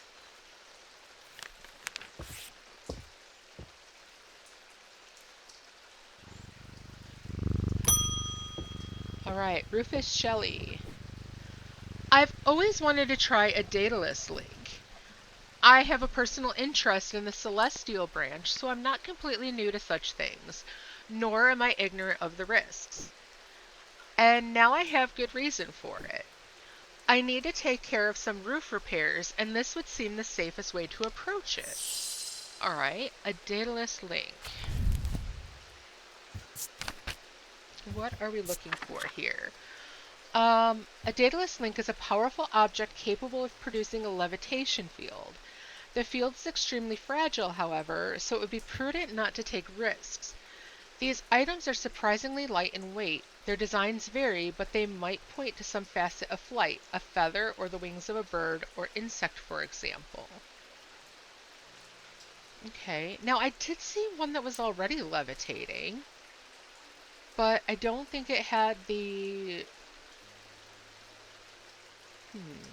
Alright, so we want something that's very light. So let me take this out, whatever it is. It's probably going to be about that much. This is the one I saw that was floating. And it does weigh very little.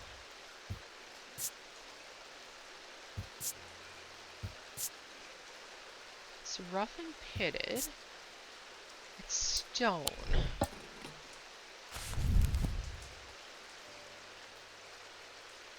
But yeah, I mean, other than the fact that it's floating, it doesn't really mimic anything of an animal.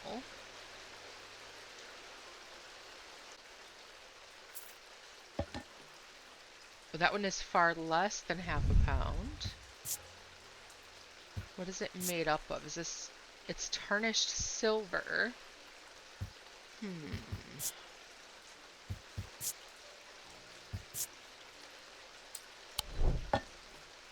Maybe. Let's set that one aside here.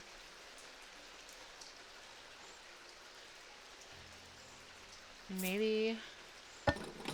No, the bat weighs too much. Oh, true. Leaves blow in the wind. Excellent thought. No, weighs too much.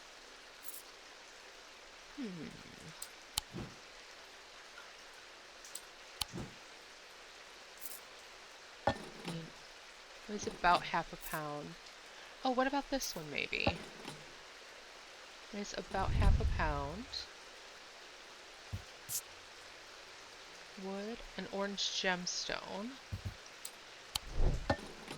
What's it again? Their designs vary, they might point to some facet of flight. A feather or the wings of a bird or insect. Alright. I'm leaning towards this one, especially because it is extremely light. Let me look at those symbols again. I know the double was protection. Is there something that shows 3 though?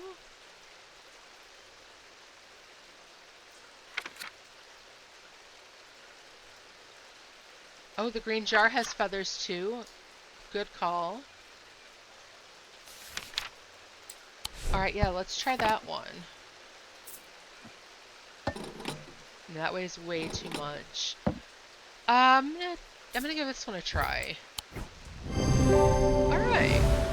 So yeah, the bird motif was right. And yeah, it is very lightweight. Let's go ahead and put that back with the other pendants.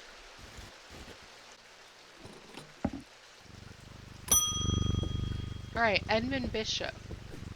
The ravens are back, I see. Looks like it's going to be worse this time. After speaking to Verona, I've come to extend an open invitation to visit Gleeston Castle. My family has lived there for generations, and I know there are artifacts that would be of use to you, gathering dust in hidden corners. All I ask is that you stay out of the south tower and the master bedroom. And run anything you find by me first, of course. Alright. Yeah, it was that surprisingly light part that made me think that had to be the right one. Because we definitely had some other things that, you know, did flight. Like you said, the leaves, which can float on the wind. Angaris mentioned the feathers over here. But the only one that really was very light was the raven. Alright. Oh, we have some other things here. Let's go ahead and we'll end our day. Yeah, I would have expected it to be heavy because of what it was made of. At the end of a long passageway, after days spent clearing away dangerous rockfalls, the duo came upon a chamber. In it they found a small stone tomb, too small to contain human remains.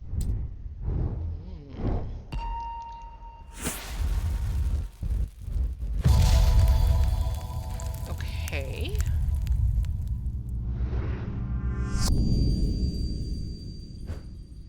That looks like it could be one of the buildings.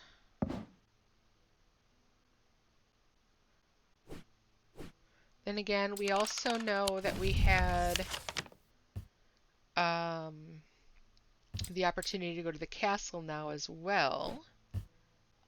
Right? Here's something to get you started. Walk past the main staircase and turn left. Follow that corridor down to the end. Go through the door on the left. Oh, I have gotten one wrong. It starts getting the creeping dread coming up. You know what? I will get some wrong just so that we could see, because that is really good. Um, but yeah, fortunately, well, also with you all helping me with it. All right, so the main staircase, follow the corridor down to the end, go through the door on the left. All right, so let's just say for right now, just to see, follow the main staircase and turn left. Instead, let's go ahead, let's try the ballroom. Okay. A long dining table fills a room, more often used for intellectual dinner parties than dancing. Still, it holds a sense of occasion, but there's nothing to find here. All right, so for right now, that just tells me no. I'm going to have to get one of the items wrong. What about this one, though? What is this? Do we see a room that matches up with this one? If I turn it the other way, it would maybe be that. Could maybe be this one. And then we also have this clue. Follow the main staircase and turn left. A small plinth in the corner of the room. So, okay, walk past the main staircase and turn left. Okay. Follow that corridor down to the end and go through the door on the left. So this one. So this one. The plinth is not hard to spot in the corner of the room next to the small writing desk. A glass jar houses the object mentioned in Edmund's note. As I gather the item and turn to leave, my eye is drawn to a green book on the desk. The author's name is of particular interest. I pick it up and find Edmund on my way out, who encourages me to take it with me. I try to insist on paying for it at least, but he won't entertain the idea. All right. Oh, so Eli has written a book about gemstones and their thalamic properties. We have another really cool pendant, or not a pendant, but a statue of some sort. Ooh, I really like that. All right, let's go ahead. Let's explore again and see if we could find another one. Yeah, this one, I loved this one when I played Strange Horticulture, so I was really excited to get this one. All right, so you think it's this one, the bottom right? I kind of think that's the right one too. That does look like that would match, and actually, yeah, if I put that over, it matches perfectly. Awesome! Thank you. Alright, a portrait of some dead lord eyes me suspiciously as I enter the room and start absent-mindedly opening drawers. The room is cold and austere, and I'm about to leave when I spot a crate under the chest of drawers. This could be something. Ooh, look at that one. So I got the triple goddess headband thing on. I like that. I wonder what kind of stone that is. A pinkish gemstone. So now we're definitely going to have those gemstones are going to start coming into this too. Yeah, that one's one of my favorites. All right, here's our mail call again. Not sure about this fog today. It's an eerie atmosphere out there, especially with those damn ravens back again. It's usually fierce black dogs I've got to worry about, not big black birds. Better off inside, I reckon.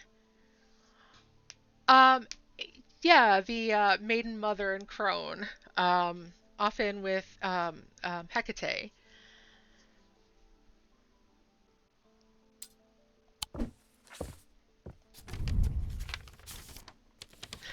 Thanks. That is one that I definitely know, because that's a favorite of mine. All right, the triangle has intrigued me ever since I first heard about it as a young boy. What caused the pine trees to grow like that? I have, yes. Yeah, Sabrina is great. Um, I really got into the newer one that's on Netflix, but I did watch the one back in the 90s as well. All right, so what caused the pine trees to grow like that? Did someone plant them?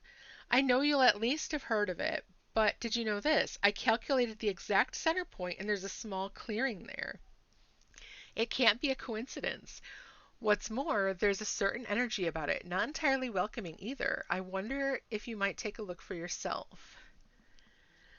Yeah? Nice. I was so glad to see that they rebooted that one. I know in my last stream I was actually talking about not liking so many of the reboots, the way everyone just kind of like redoes and redoes and redoes. But that was actually one of the ones that they definitely did a real great job rebooting. Yeah, it's yeah, the Melissa Joan Hart one, yeah.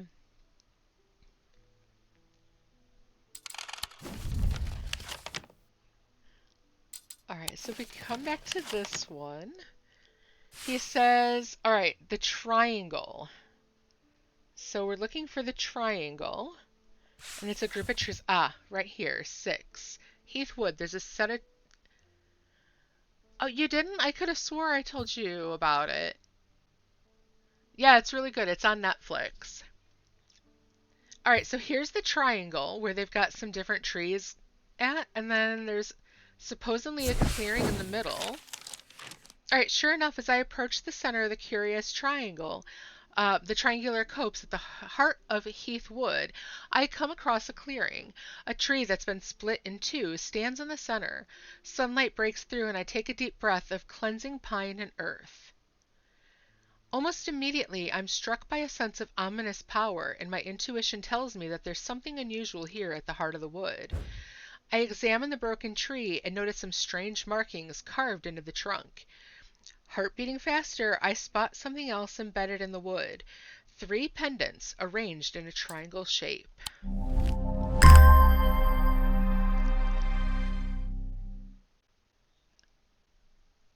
No, she didn't. Did she seriously?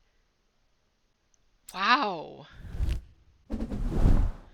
No, there's no way she's old enough to look like a grandmother, though. Wow. All right, so I've got more pendants. I'm just kind of squeeze these ones into here for now. All right, and I can pop that one then into my archives. I'll put that one up here with the smaller ones. And let's see what we've got.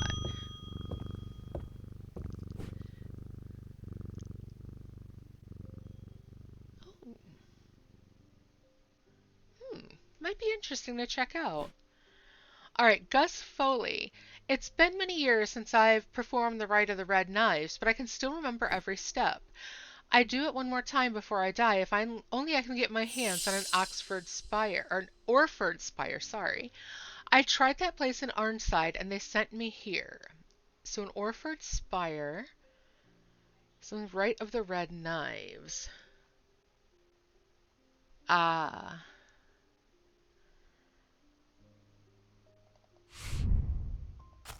Alright, let's see, an Orford Spire.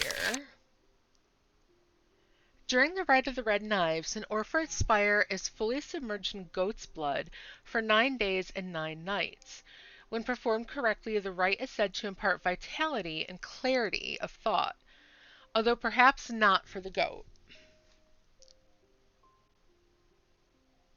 Uh, Top shelf on the left, but on the far right. I think you're right, actually. 49. Oh, wow. All right, so far to the right. This one here you're thinking of, right? Because it does look like it's got the little horns coming up. But I did want to try ones that we can also look and see what happens if I get it wrong. So I'm going to pop this one in here. All right, and you see my meter starts going up here. It says that wasn't the right item. Slow down and think more carefully. On the okay, let's take a look. So top shelf on the left, but on the far right. This one here. Let's see, it's made of gold and stone.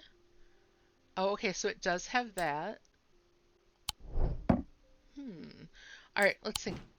I'm thinking it's this one because of the blood. But let's take a look at the book again and we'll take a look. Oh, other side next to the clock. This one here, right? Okay. Let's take a look at these two then. All right, so during the Rite of the Red Knives, an Orford Spire is fully submerged in goat's blood for 9 days and 9 nights. When performed correctly, the rite is said to impart vitality and clarity of thought, though perhaps not for the goat. And it does look like, as it's in here, we definitely do have 2 spikes. The moon definitely could represent that. Let's take a look. All right, so nothing to remark with this. Touch, it's warm up here, but hard and cool. Gold and stone. Let's look at this one. It's iron, gray metal flecked with dark red. It's not rust, it's blood. Okay, the substance flakes off, so we're pretty sure that is blood, and it has energy, so there's that vitality to it. And I'm gonna look in here. I think if I'm looking at this, the way these points look don't look like the curve of the crescent moon. It looks like it's like the points from the fingers. So I'm gonna go ahead and try this one. All right, so it says two of the points in the item are visible in the sketch. Um, only if, I mean, if you look on the bottom, it has the, oh, it does have a bowl, yeah. So it's what they're looking at are the two spikes here though, and the fact that it still has dried blood on it. But yeah, I agree. This definitely looks more like a spire. But this one definitely matches the picture and the description. And again, if I wish I could like overlay it on top of the picture, but if you look at these two here, it does kind of look like those first, the middle two fingers, the ones that are tallest. And then the one that like really convinced me that it was that is because it was submerged in the blood for 9 days and nights. So to me, I would think that it would still be covered in blood. Just from, I mean, sure, you could wash it off, but having it soaking like that would kind of leave that residue, I would guess.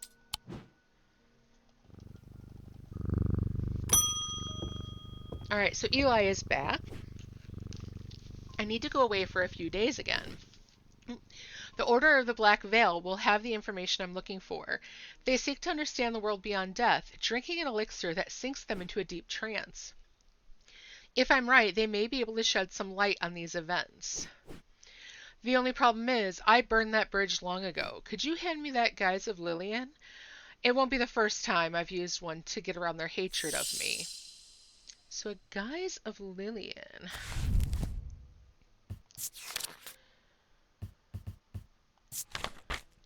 Alright, so these items can allow the bearer to pass unrecognized. If used for any length of time, the wielder can begin to lose their sense of self. The remains of bygone creatures have been used in thaumaturgy for centuries, from petrified teeth and bones to trilobites, ammonites, and devil's toenails. A Geisa Lillian is one such item that makes use of this ancient source of power. And actually, I think I just saw the one that had that too. Um, yeah, that looks like it might be something fossilized. I noticed a slight out-of-body feeling like my hands belong to somebody else. Um, okay, it appears to be a fossilized creature of some sort. Nothing for sight and sound. Hard and ridged, rough and pitted. I think that would be it.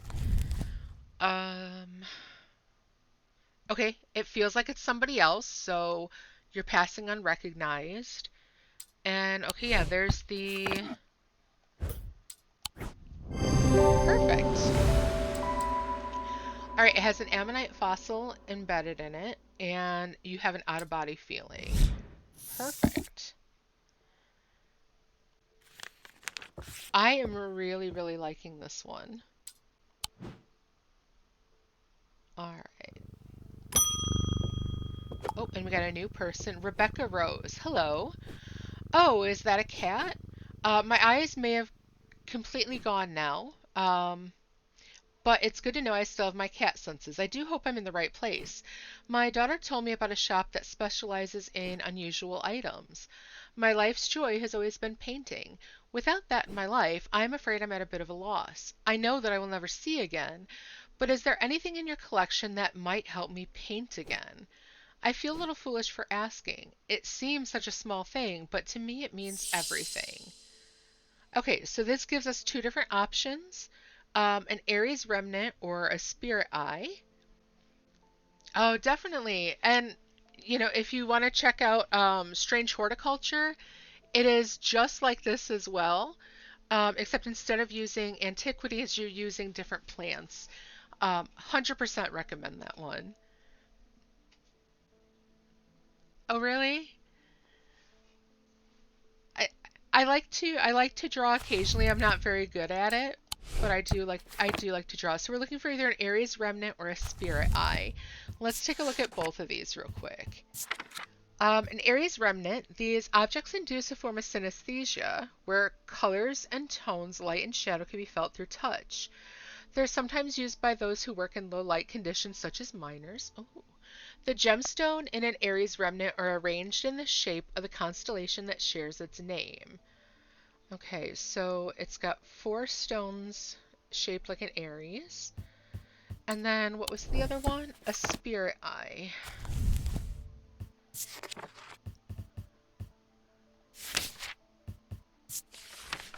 Alright. There's some who stay away from spirit eyes, believing them to be a window into a world that should not be seen, and others who deride their fear as nothing more than superstition.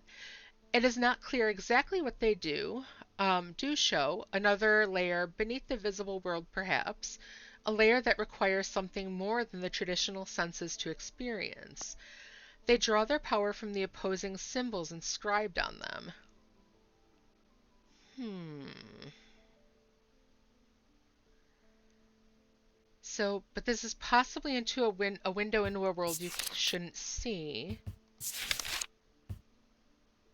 Synesthesia is pretty damn cool, though. So there are gemstones. Maybe those gemstones will also help us figure that out. And I think I saw one that looks similar to this. Um, this guy here, I think, because it's if you look at it, it's just kind of turned upside down, but it doesn't have anything like to remark on. It's slate and dark purple gemstones. Let's look at our gemstones and see if. So if it's amethyst, it's containment.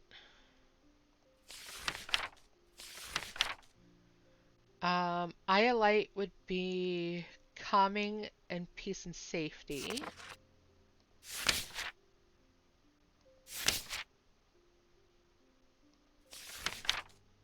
Hmm.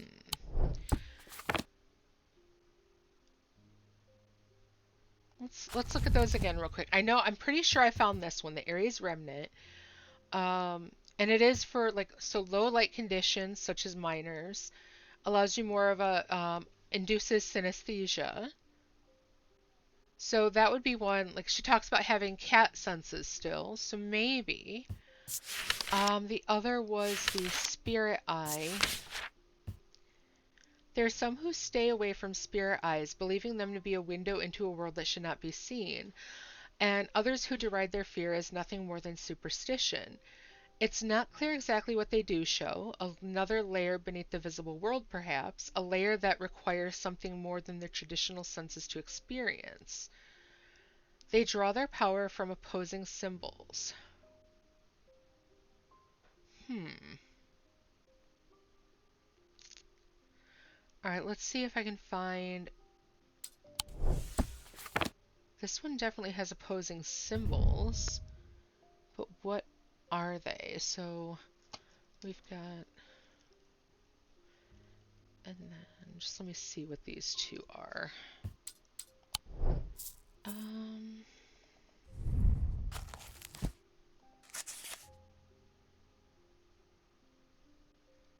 It's not these.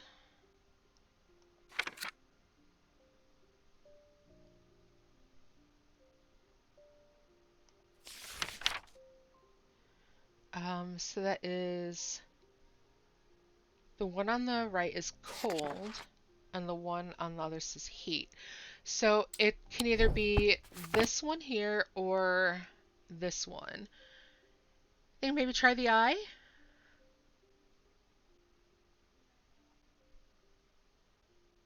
All right, yeah. Let's try that one. Let's see what happens if she sees into like like the other realm.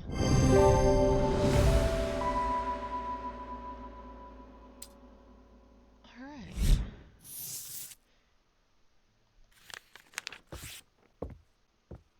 All right. Let's see how that goes. I'm interested to see what she comes up with. Clarence Hawker. Those ravens have done for 3 more poor buggers. 2 of them up at Calgarth and another fella, a fisherman. People are getting a bit panicky round here. Nothing's natural about folk turning up with all eyes all black like that. Oh, I thought you were saying to go with the eye, the spirit eye instead. With the nights drawing in and me working late, refused to walk down Holbrook Road without so much as a lantern. I had something nice and bright in mind.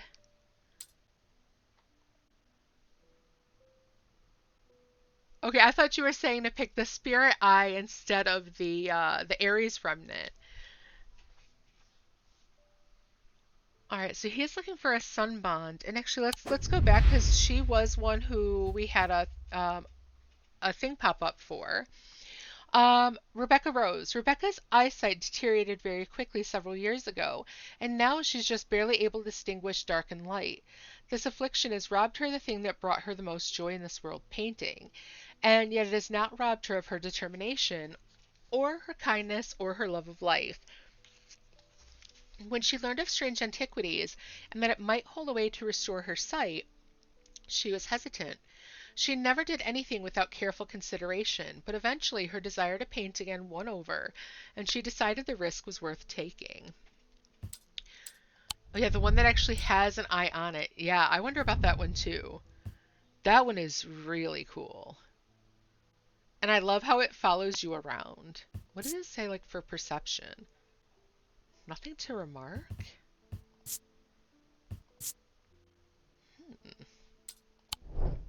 Interesting. All right, so let's see. We're looking for a sun bond.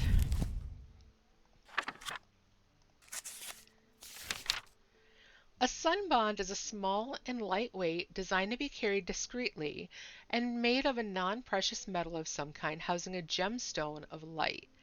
They carry the warmth of light in the sun, brightness that can pierce the darkest gloom. All right, so we want a gemstone for this one.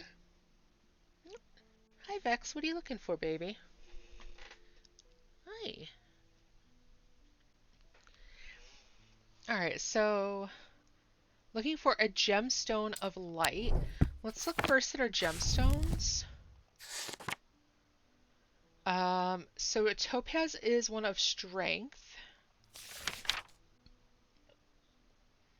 Okay, fire and fury, protection, sight, anchor of body and mind, earth and nature, peace and safety, water, dark stone for dark purposes, the sunstone, fire, light, heat, and life. So we're looking for amber, so a yellow stone, so yellow or orange,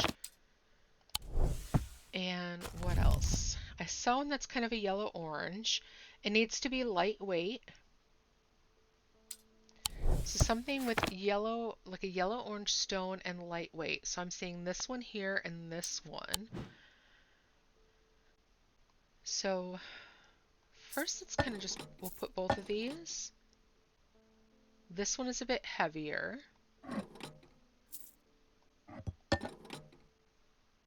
So this one is less than ½ pound. It's bronze and an orange gemstone. Feels warmer than I would expected. Okay, so you're carrying like the heat with you. Let's try this one.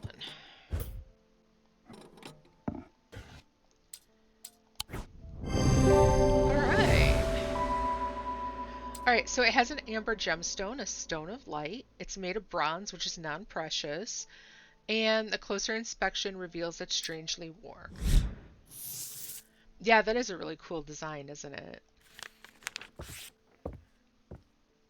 It looks almost like an anchor as well. Alright, let's go ahead. We'll pet Jupiter a little bit. Alright, Audrey Bell. Bend your ear to the trees. Hold your palm out to the wind. The ravens can feel it. Can you? Something is stirring. I will need a Hogan Grimm in the coming days. Alright, So this is a little worrisome. Her eyes are turning black. We've heard about that. Hey, Anarchy! Thanks for the biddies. Welcome on in, and thanks first time chatter as well. Oh, it's so nice to see you here. How are you tonight?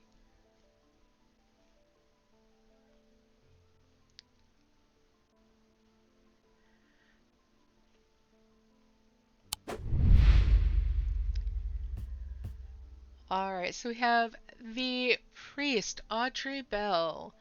Followers of the warrior god Holgar are not easy to come by, but they make up for their low numbers with zeal and grandiosity. Their priests have all the self-appointed authority of a village fete organizer, and the power struggles between clergy and acolyte are as bitter and as hard-fought as many a debate about bunting or cake stands. Oh, a drinking stream. Ooh, that's gonna be fun.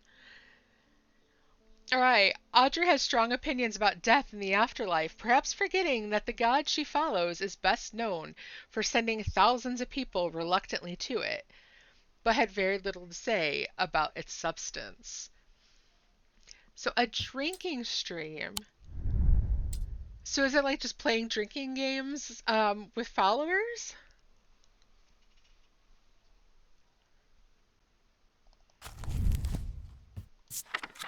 Let's see, a Holgren Grim.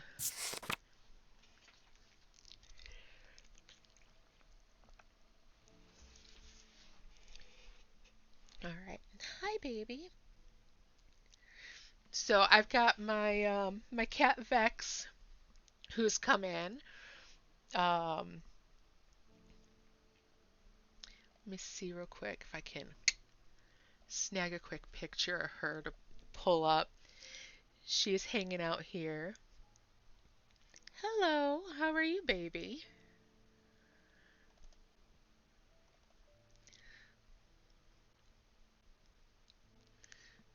So let's see. I've got to have a good recent picture of her.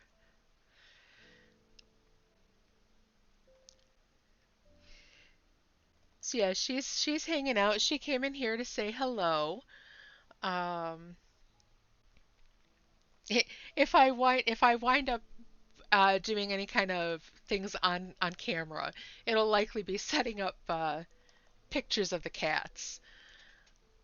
So let's see, where is.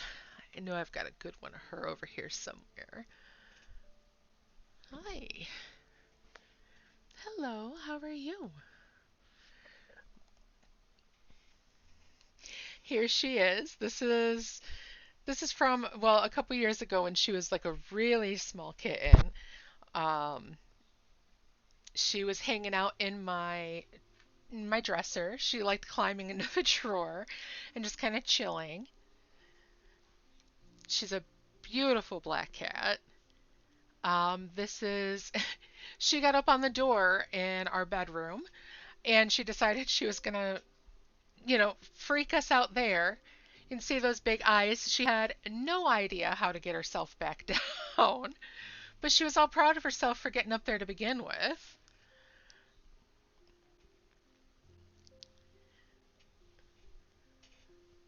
Ah, let's see. And let's see, is it this one? Oh yeah, this is her with her little murder look. So she was hanging out in her hammock and she was going nuts trying to grab at me. So this is definitely her night. She's my all black kitty, my little Vex. And she's here hanging out with me.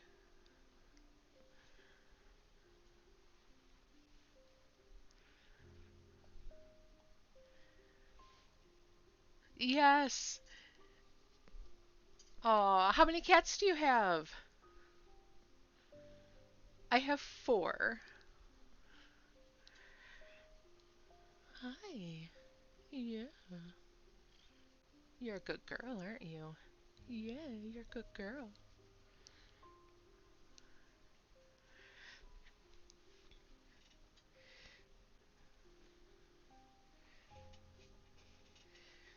And then I have this adorable one of her. She wound up getting herself all tucked in.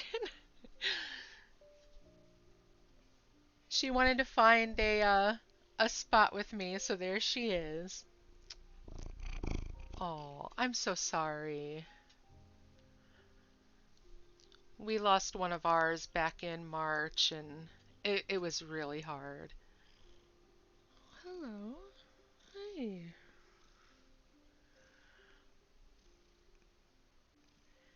Yeah, we had, um, let's see. Here's my boys here. This is an older one. This is Baragon and Rodan. And Baragon, the one with the little bow tie, he is the one who passed back in March. Um, these are my two oldest. And then there's Vex. Hi. Yeah, you can stay there if you want. Oh, oh, no, don't eat my microphone, baby. Um, and here is my little weirdo, Fierce, who that's the way he likes to sleep. Oh, I am so sorry. That had to be awful. Oh, well, blessings on her. And especially, with a night like tonight when, we know that veil is at its thinnest, you know. Hopefully, we have that little connection.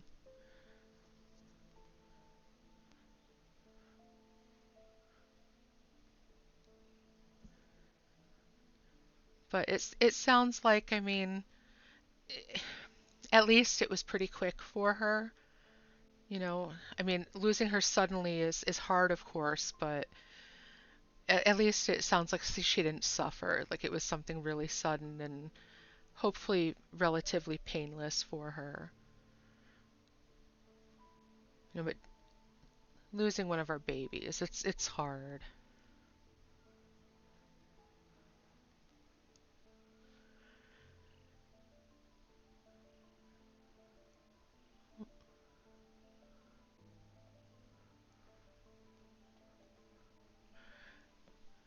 Um,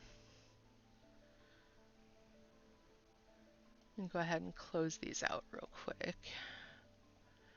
Oh, hi. Are you coming to lay down? Hi. Oh, this is kind of surprising. She hasn't tried curling up like this in a while. It's all right. You can stay, baby. All right. So I have a cat laying here on me, but I'm going to be able to get back. Oh no, don't be sorry. It's always good to remember our loved ones who passed. And I get it. I have some of Baragon's fur, um, and we have his paw prints as well. And it is one of those. I'm glad I have good memories with him. He was an amazing boy, and I'm sure Sally was amazing with you too. Yes, yes, tons and tons of pictures. And it's one of those, it is a bittersweet thing because yes, it's sad, but also, obviously there's enough joy left that, you can share as well. And that's a good thing. It's always good to remember loved ones with joy.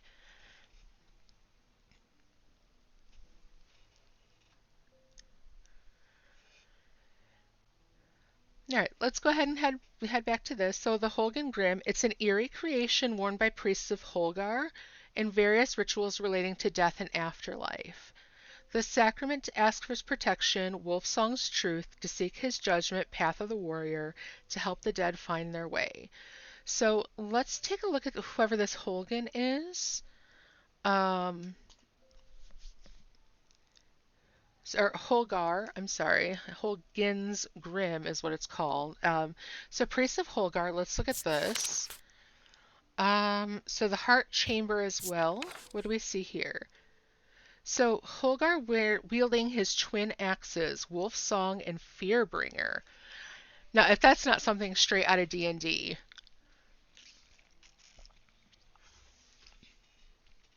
All right, so something to notice about Holgar. We've got definitely the horns. We have this emblem carved into it. I'm gonna write that down just to look. I know I've seen items that look like these. So he's definitely wearing a lot of different things. Um, let's see. Holgan's Grim. But now, okay, so it's something worn by a priest of Holgar.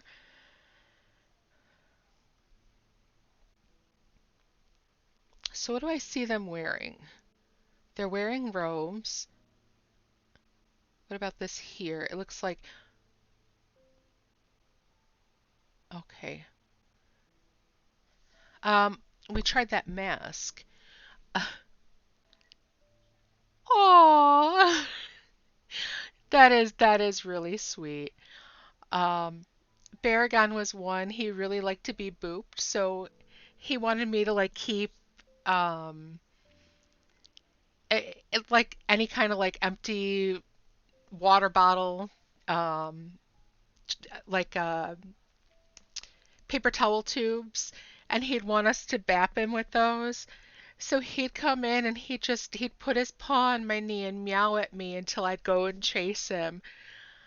And it was one of those, he'd be like, I'm gonna get you, and he'd meow, meow, meow, meow, meow, and then go running into the bedroom and like flop over waiting for me to whack him with something.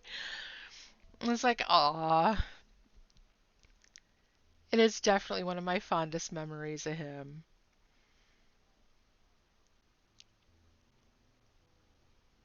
So the only thing I can think here, I see this here that it looks like he's wearing that mask, the one we put on Jupiter, because I definitely see those horns.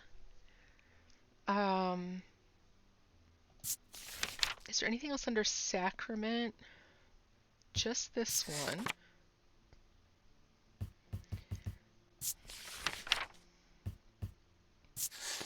And then the other thing is just kind of looking at him, and he does have these horns to him, and his face does look somewhat skullish.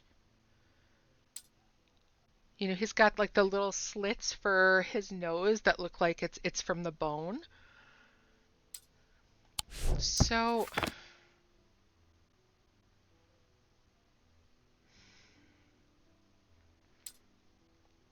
let's try it.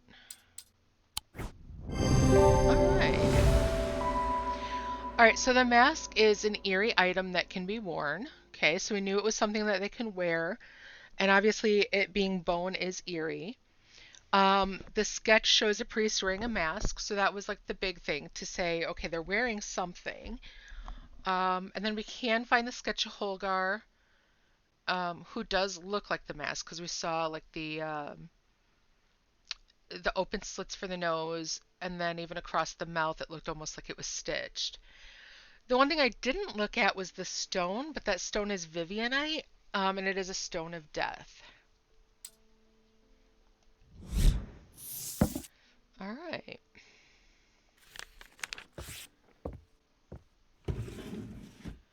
Did I look up? Okay, so yeah, we did look at the priest Audrey Bell. And now this is something that I definitely want to keep a close eye on because they're talking about people whose eyes are turning black, and she does follow a death god. So something to keep in mind. Let's go ahead and end our day. All right, end of day 5. Inside was the reason they had toiled so hard, a small black casket, a very valuable small black casket. They knew enough not to open it, but perhaps too little to fully understand the danger it posed.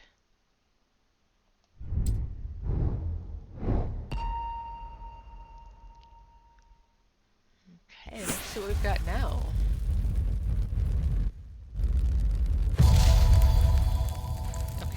steps of some sort. Up the stairs, left and left again. Second on the right is where I spend each night. Okay, so that is going to be the manor. All right, so up the stairs. Here's upstairs. Up the stairs. Left. Then left again. So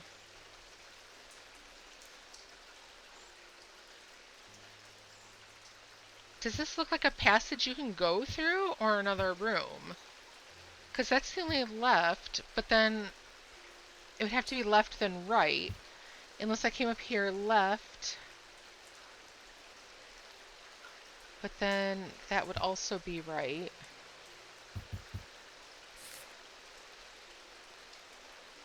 Unless I'm not going through the right stairs. I mean, it doesn't say main stairs. So if I come up here, left, then left again.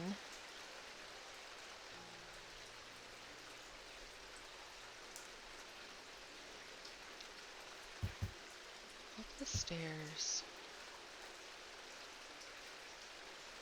That's not another left. Maybe left, then left again.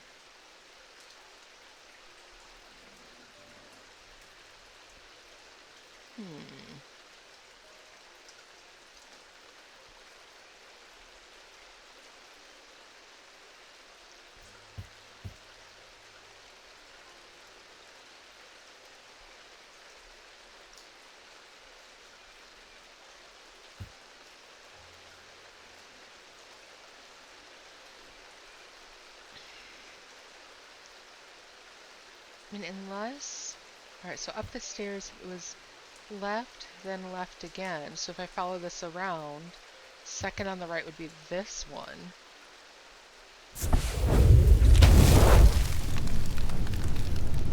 That was lucky, because that didn't make as much sense. Because obviously if you went left and you went left again, second on the right, you had to turn down the right hall. The only reason I really thought that was because it had that, it was only because of the sigil on it that really made me think that that had to be it. Those stairs were the only ones where I could really go left and left again. But yeah, it was only because of that sigil on the room. Otherwise, yeah, that... Making that right turn afterwards just didn't really make sense. The bedroom looks like it hasn't been used for some time. A thin layer of dust coats the furnishings and cobwebs decorate every corner. Pulling back the thin curtains lets some light in, but more importantly, they reveal a macabre item that has been hiding on the windowsill all this time. Alright, so 2 fingers with a snake ring.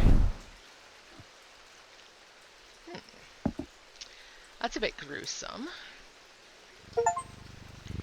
Ooh, feline priorities, pet Jupiter 30 times. Alright, Helena Appleton. I can never get any peace in my house.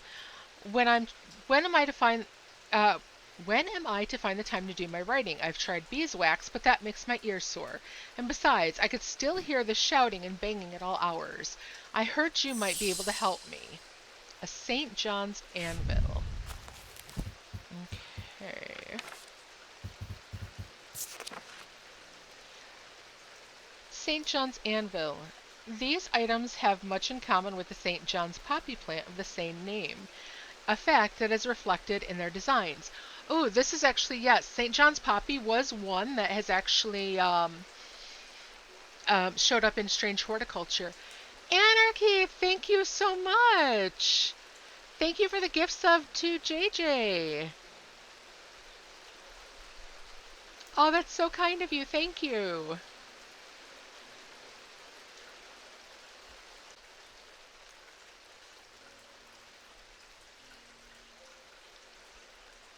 And that is the first sub in this community as well. Thank you so much.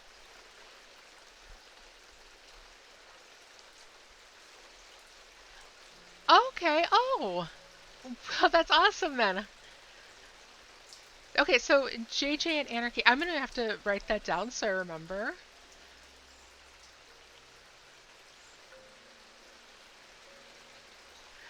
Okay, awesome.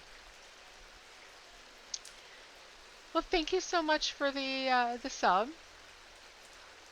That is really great of you. Thank you. Oh, I'm so glad to hear that. Good. And now normally I play Palea. Is Palea something you play also?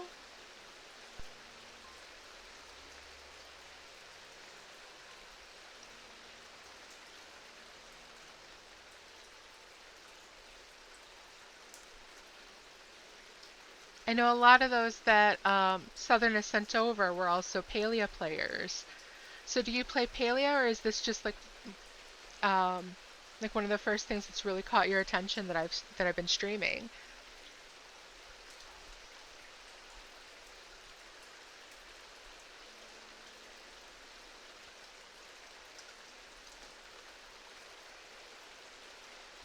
Okay.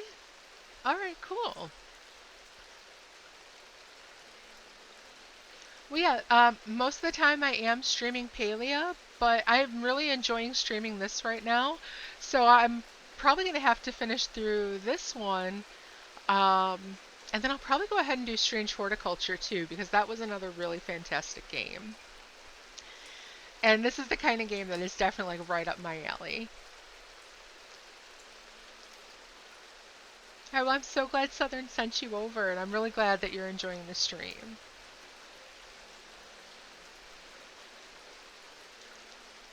All right, so going back, St. John's Anvil. So St. John's Poppy, and this is the exact same picture I remember from Strange Horticulture as well.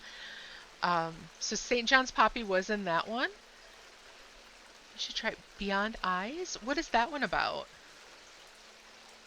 Beyond Eyes. That sounds good. I'm gonna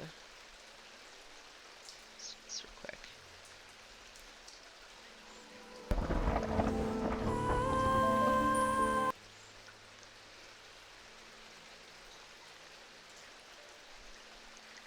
Beyond Eyes.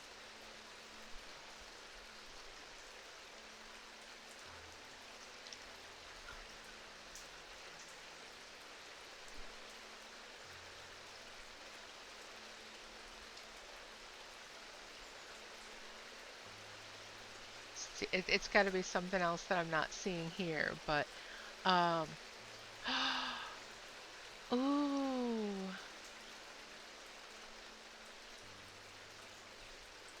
Wait, let me try it again. Beyond Eyes.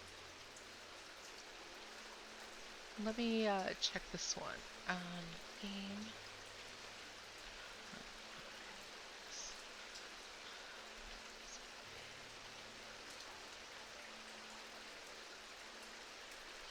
Okay. Ooh, okay, so you play as a 10-year-old girl named Ray who ventures out of her garden to find a lost cat, Nani. Ooh. Okay, so it's PC, Mac, PlayStation, Xbox. Um,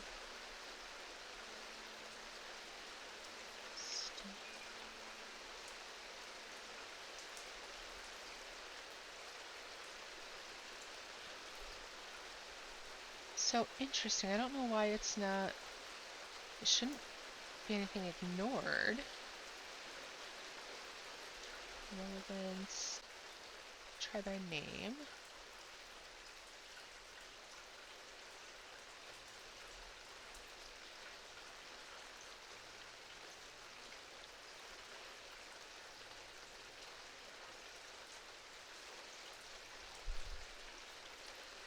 Hmm. That's strange. It definitely says that it is on Steam.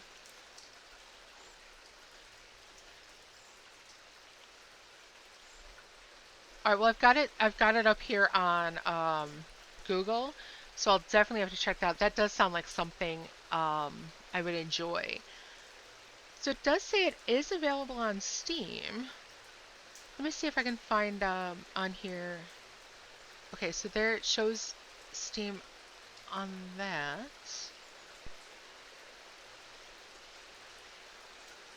There is. So let's see. Oh, hold on, store page.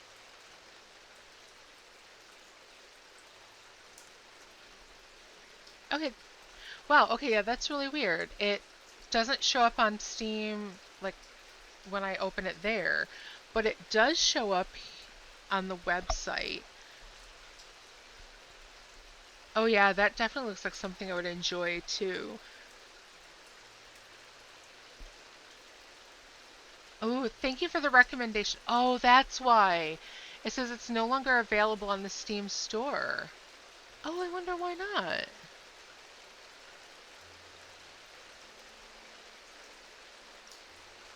Oh, that stinks. I'll have to look into that though and see if I can get that on some other platform. Or at the very least, watch someone play through because that looks really good. That does sound like something I would enjoy quite a bit.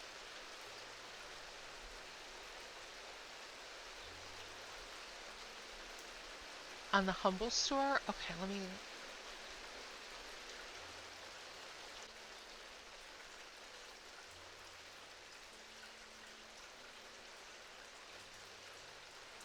Here we go. Okay, awesome. I've got that saved for later then. Perfect. Thank you so much.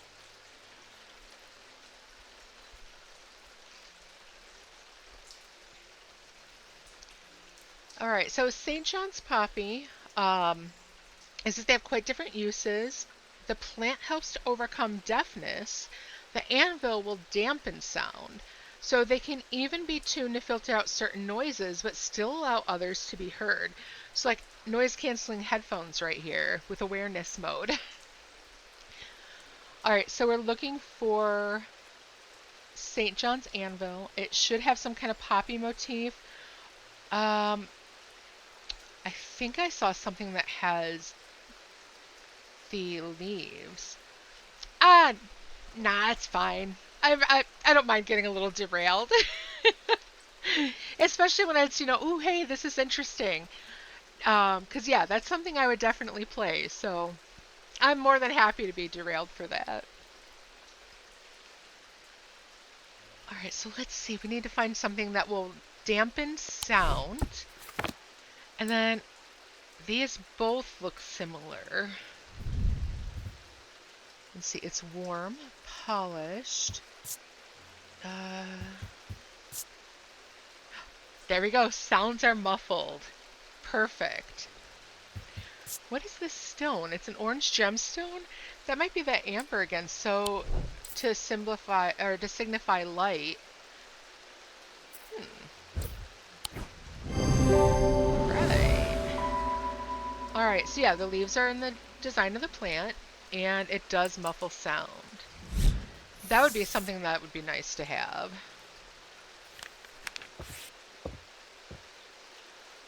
All right. Oh, and this is someone new. So Barton Potter, you must be the thaumaturge's apprentice. I bet he's a hard man to work under. He's helped me out more than once in the past, though. And speaking of the past, my eye has been aching again lately. Interesting, he's missing his left eye. That can't be a good sign. I'll be willing to make a fair trade for an Elvis stone if you have one. No, why are they? Oh, is it because of the World War One reference? For all the blood from the soldiers? That's the only story about the poppies that I know of. Unless there's something else. Because I do know like Potter's Field and all the, yeah.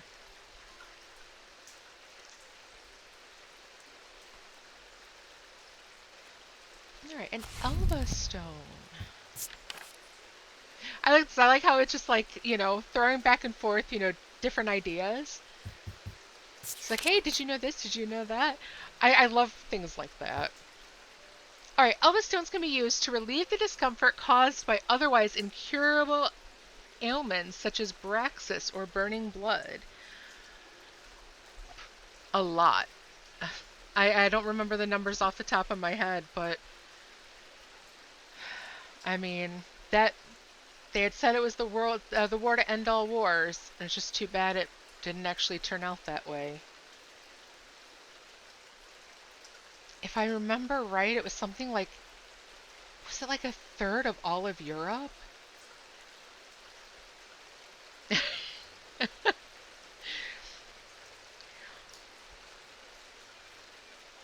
Oh, that's one of those we play on Jackbox games. We do Trivia Murder Party. That might be something that would be fun for a stream. You guys can get in on that. That's a fun one. I would so be up for playing that on stream.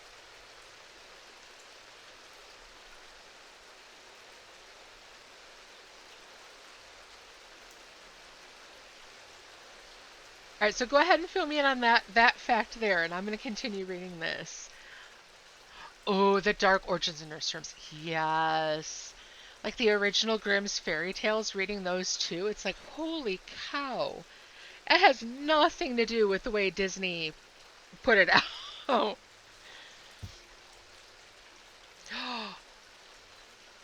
Ooh. So, how many times did you have to whack him and tell him not to do that? Do that then. Yes, Disney lied to us, which isn't surprising.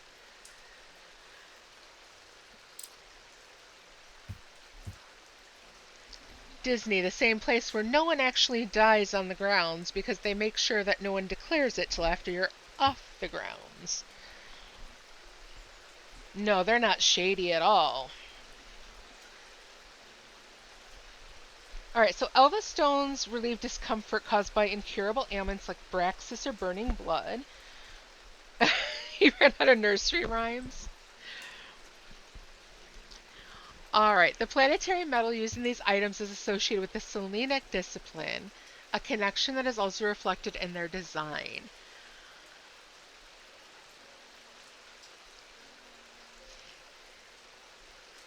So now, here's the thing.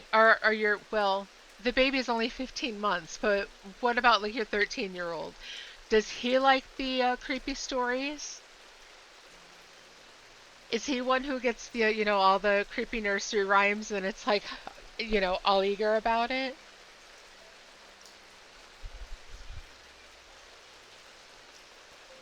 Alright, so this one though is going to be getting a little bit more difficult because now we're looking into this Selenic discipline. So we're looking into how the disciplines also change what's going on. So we're looking for a planetary metal.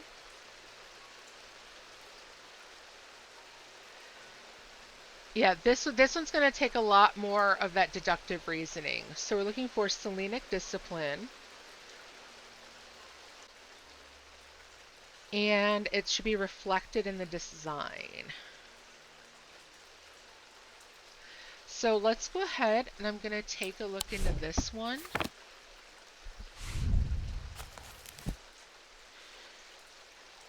Alright, so Selenic is of the moon. We'll also notice that that one, so it does look a bit like the Deathly Hallows, but then with circles on it as well. So that's something to kind of keep in mind. A planetary metal, and likely has to have something to do with the moon. So it's likely going to be silver. And probably have the moon as well. Let's go ahead and look at this again. Ooh, is it this one maybe? Is that silver? That is silver. Alright, so it's silver and stone. It has the moon there. And okay, maybe I'm overthinking, but would you say this is reflective? So you've got one moon this way, one moon that way, and then kind of like the new moon in the middle.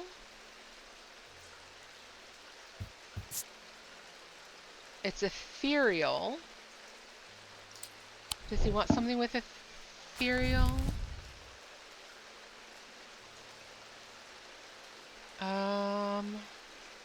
You want to relieve discomfort.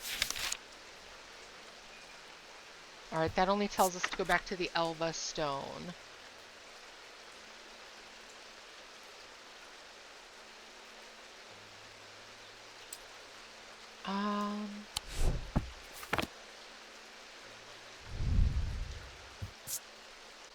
It's cool and smooth, rough and pitted, but nothing to remark. Just as ethereal.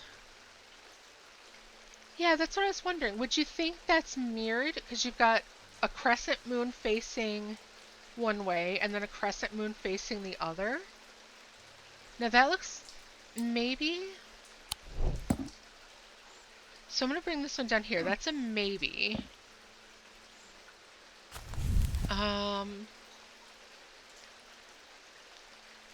We are looking for something that is silver. So we do want something silver and that has a moon to it. Right now that's the only one silver that I'm seeing. But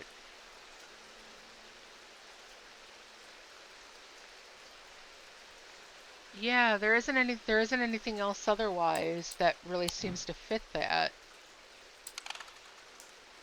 So I'm gonna give it a try.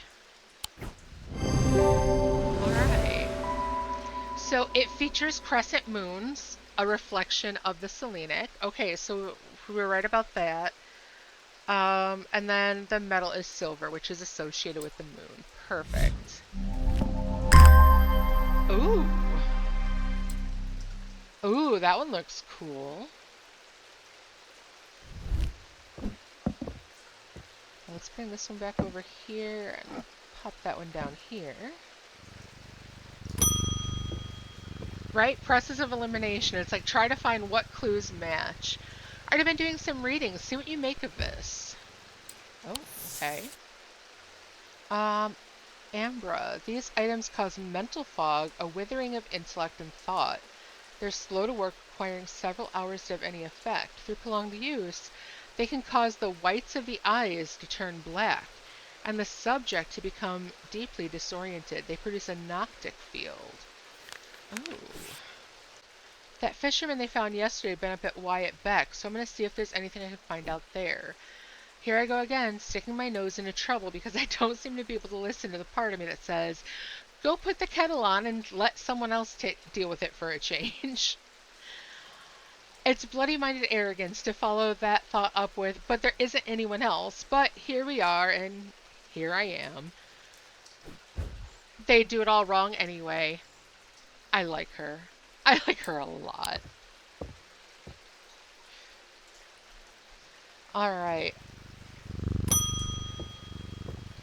Francis Mason. I've been wearing a pendant that I found in the library, and it does something to me. It gives me an appetite for reading that I cannot control. I was lost in the library for 3 days without eating or sleeping before I managed to take the pendant off and escape. It is rather pretty, though. Someone told me I need a acoustic purifier and that this is the place to get one. Alright, let's see.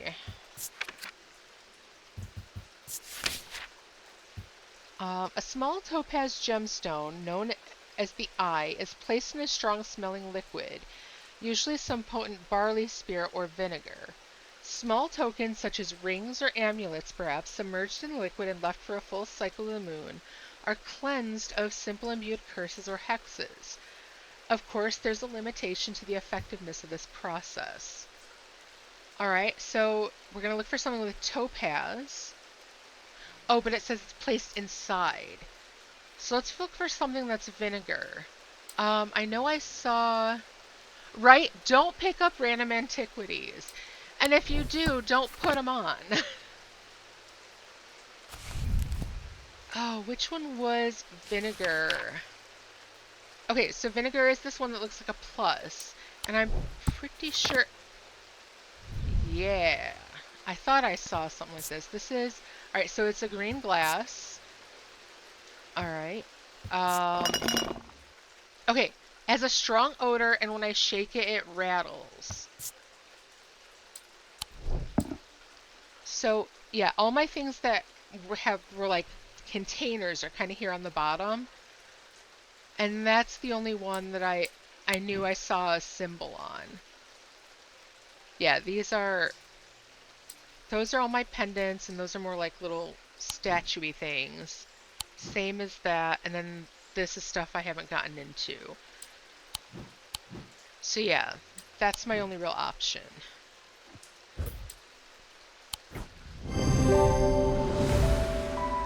Alright, so the label bears the symbol for vinegar, and the closer inspection reveals there's a small object inside. Perfect. Alright. Alright, Simone Green. She's another one from Strange Horticulture. I've been working on something you might find interesting. Did you know that nobody knows who built Strange Antiquities? It's very old, perhaps the oldest building in Undermere according to some accounts. Even Eli doesn't know all of its secrets. I've been decoding a journal that he found. It's slow work, but I've made a bit of a breakthrough recently. Have you discovered the plinths below the counter? I have learned that they could be used to access the shop's hidden depths. And this journal holds some of the keys. Here's something I discovered late last night. See what you make of it. Okay, so these are the plinths that they're talking about. I have heard of the carved turnips. I have heard of that. I don't remember why it was turnips first, or why it changed, but I do remember reading about the turnips. Alright, so the alcove key. A horn shackle, an evocant, and then a moon something. Okay, so hold on. I know I have a horn shackle. That was...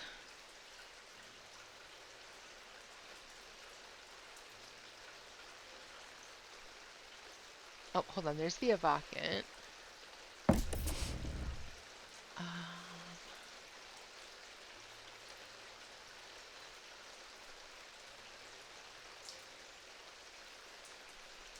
I did have a horn shackle, didn't I? Over here. Maybe I just saw that one come up.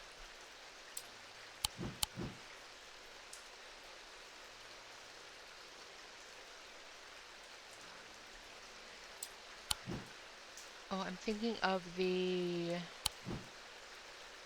Oh. Yep. I knew I saw one. I had the thing closed up. So we have the horn shackle, the evocant, and then a moon something. Moon.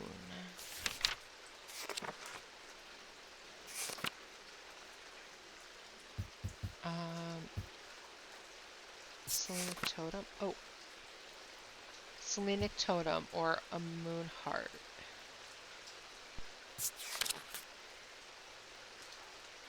Is the moon something? So moon heart. A selenic totem? That was... this one? Alright. Ooh. Okay, so now I have some like cups maybe? That is awesome looking.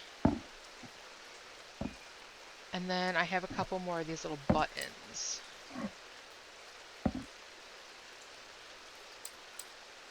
Alright.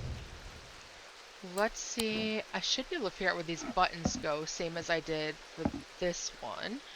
So where do I see one that looks like a little Christmas tree? So here's that one. It should have the one that looks like a Z and one that looks like a D on either side of it. So here. And then this cool looking one has those symbols, which is here. Alright, so it looks like I'm just missing one more. What comes between that? So I'm missing the one that looks like the tourist sign. Alright, well that's cool. And pop that in my archive. And then Simone was the last one who came in. It says, Simone finished reorganizing the Ambleside Library and came to Undermere in search of a new challenge. She took up swimming in the lake after hearing about the health benefits of cold water, but soon found that she preferred the health benefits of a warm blanket, a roaring fire, and a good book. She manages the collections at the Wordsworth Library, following in her mother's footsteps by taking a special interest in occult writings. All right. Oh, The Legend of Stingy Jack. All right, definitely type that up. And actually, it's almost 9. I'm going to take a very short break while you do that. I'm going to run to the washroom and I'm going to get myself some coffee and I will be right back. So go ahead, take your time to type that up, and I will be back in a couple minutes.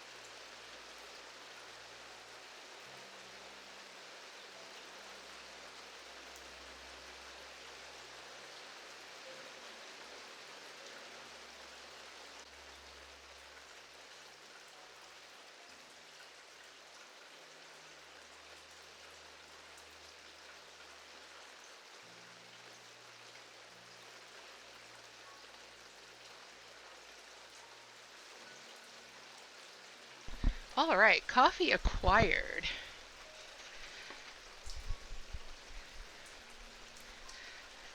All right, let's go ahead. I'm guessing you're still typing up about Stingy Jack. I can't wait to hear about it.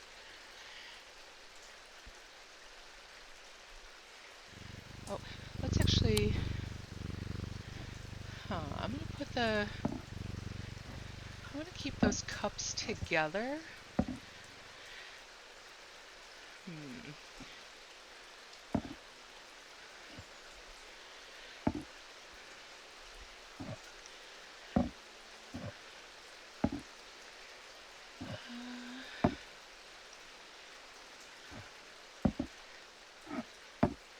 Yeah, I think those fit okay like that. It's kind of like a moon. Alright, I like the way that looks.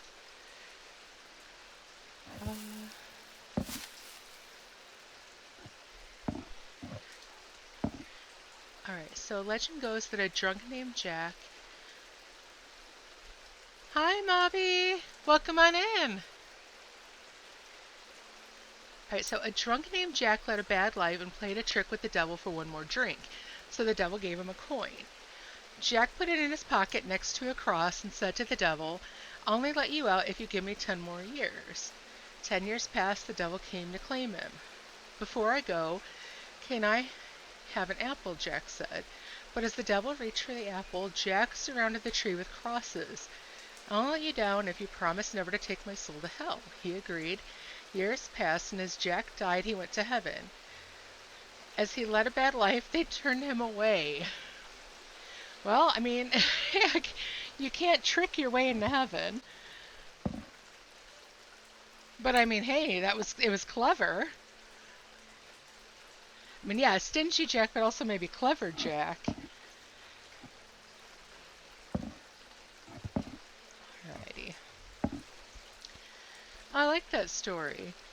Hey, Mobby, welcome on in. I recognize your name from Southern Streams. Very nice to see you here.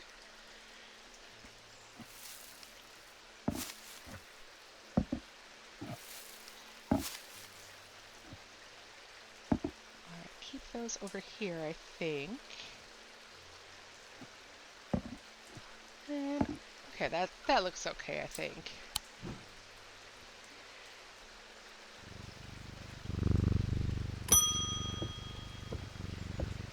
Alright, Jim Wolf.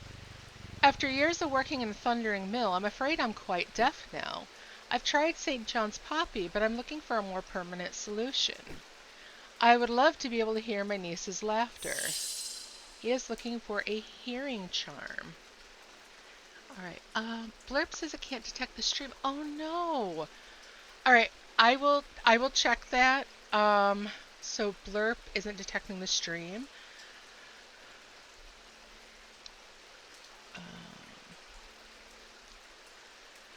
I will have to figure out why it's doing that. Because I did hook that up to the stream. Alright. Let's see. As he got to hell, the devil said, "I promise never to take your soul to hell." So he turned him away. But as he was leaving, he said, "But I shall grant you one mercy," and gave him an ember of hell to light his way. As it was too hot to hold, he carved out a turnip to hold it in.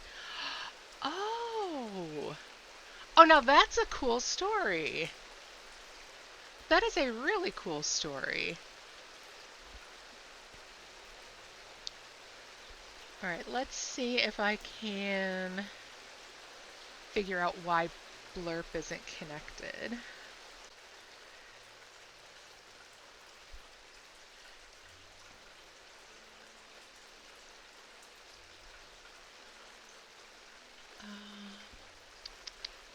Okay, so there it is. Oh.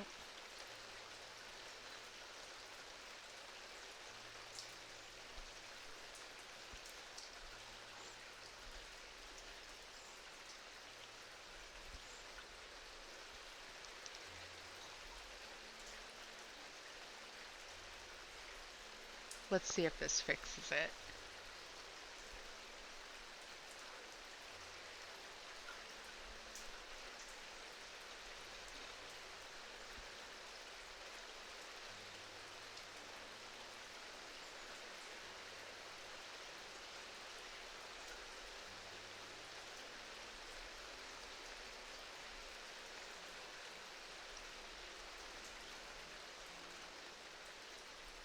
Okay.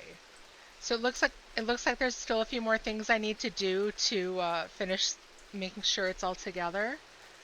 It looks like I didn't finish configuring it.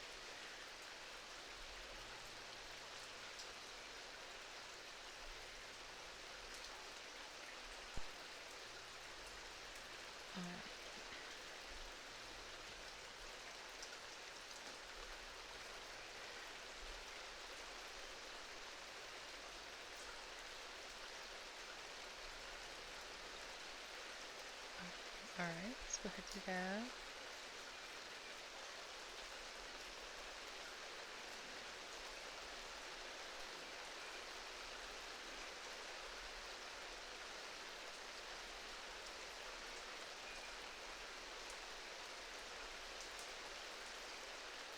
All right, looks like that's most of it. Okay, oh, I have to activate the extension.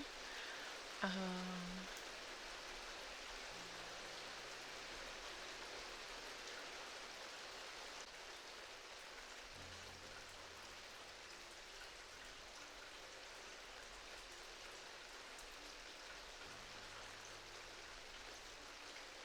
okay, so I have to eventually get that extension connected into OBS. Um, so I'll have to get that done.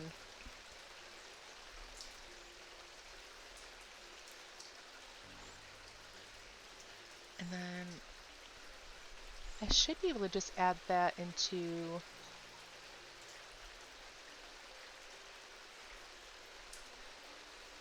Okay. I'm not sure how to do that just yet. Okay, it looks like it's working. Cool. I know it says that I have to do something to connect it to OBS. Um, but I'm not sure how to do that and I don't want to like accidentally end the stream. All right, thanks for letting me know that though, because yeah, there's been so much to like get used to, and there's still so much I need to still figure out.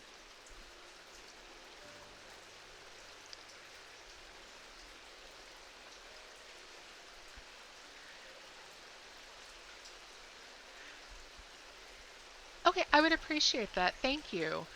Um,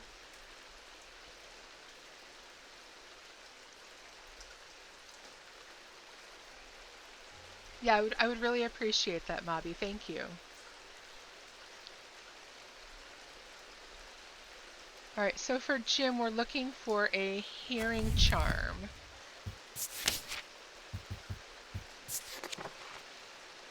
Okay, so hearing charms take the form of animals known for their hearing. Ooh, we did see one that looks like a bat. Is it? Yeah, I know that there's been so many different things like that I've seen others using, so I know that they should be there. But it's still been like, but how does it all work? So it's kind of like I didn't even realize that I didn't finish um, setting that one up. All right, so a hearing charm is a simple trinket that amplifies sounds. Well, generally used by the hard of hearing, they are a curiosity that can be enjoyed by the young and the old alike. And of course, they have more devious applications too, making it possible to eavesdrop on private conversations. Yeah, sure. Let's see. I don't have like a community set up yet, but I am coppery.cat over um,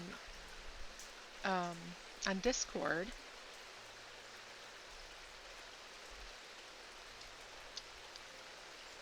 So we can absolutely chat there as well. Thank you so much. I know everyone that's come over from Southern Streams have been so wonderful and so helpful. You guys are all so amazing, and I appreciate that.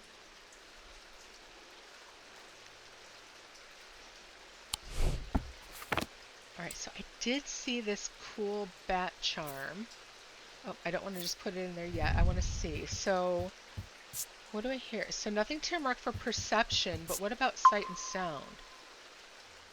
Aha. Every sound becomes both louder and clearer. And listen to that when you go hover over it. The Lady Menace? Oh. I don't think I've seen them around yet, but I will have to add them as well. Alright, so I have a feeling this is it. That amplifies the sound. It is a bat, which is known for that. And just for good measure, though, let's check out what that onyx symbolizes in our gemstones. So I bet that adds another bit to it as well. So it's not obsidian because it has the white to it as well. So it is the onyx. It's of night and darkness. So yeah, and that's when you're going to find bats out primarily. So let's give that a go. Let's see if that's it. Perfect. Alright, so yes, it's in the shape of a bat, which is known for its hearing, and then closer inspection confirms it does enhance the ability. I did. You said that, so the devil promised not to take Jack's soul to hell, so he said, but take this ember with you. And since it was too hot, he carved it into the turnip, which is really cool. Okay, yeah, and then, so pumpkins are more plentiful, yeah. I would think, though, that turnips would be just as easy, you know, to, I mean, I would think turnips would be just as easy, but turnips are definitely smaller, so that'd be more like something handheld, like, to fit that story.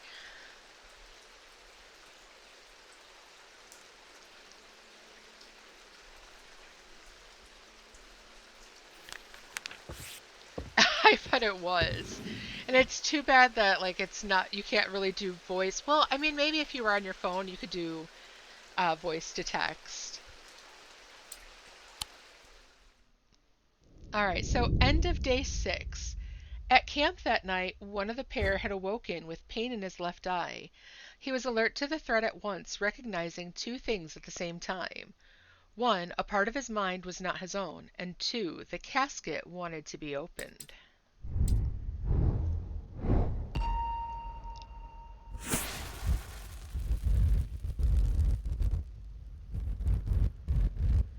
Now this is something that would be far easier to do if it was like on a touch screen. But ooh.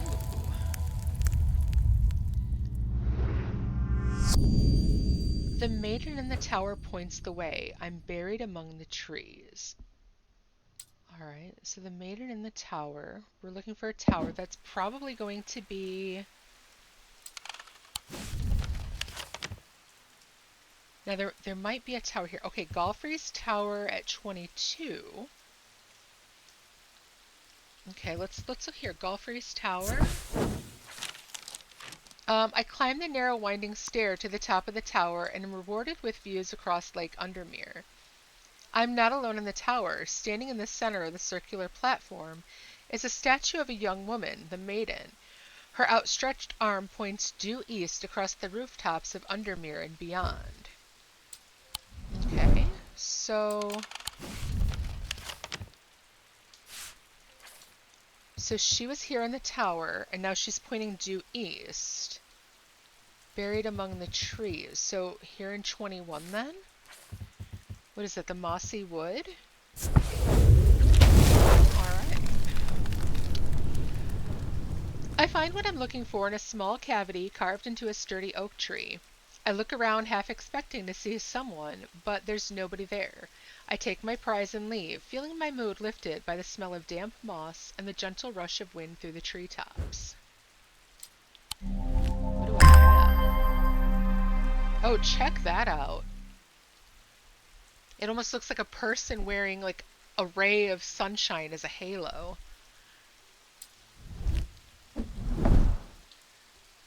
Okay, let's put that one down here for now.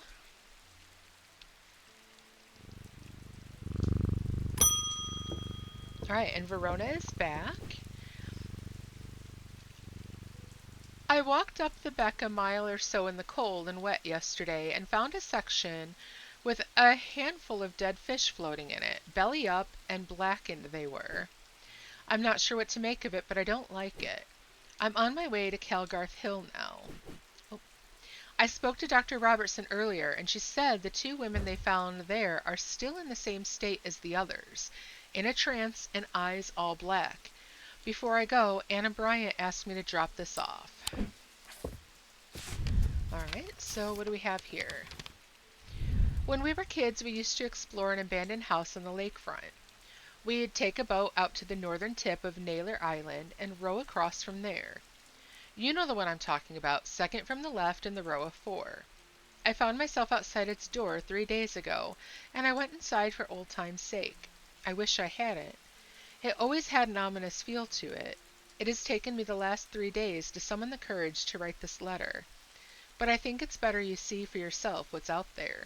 Yours in faith, Anna Bryant. Yes, I could definitely see that. All right, so let's go ahead, let's explore. So it said that she went out to Naylor Island, which is here. Take a boat to the northern tip, which is here. Row across. Second from the left in the row of 4. So that would be here. Second from the left is this one.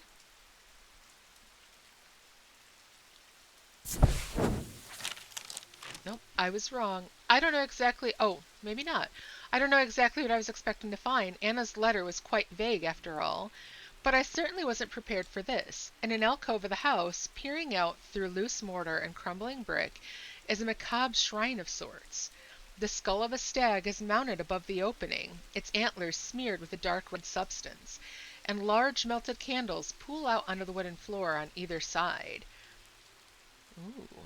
And we got, okay, hydrate, hydrate. All right. Everyone make sure you're taking a drink too. You are thirsty.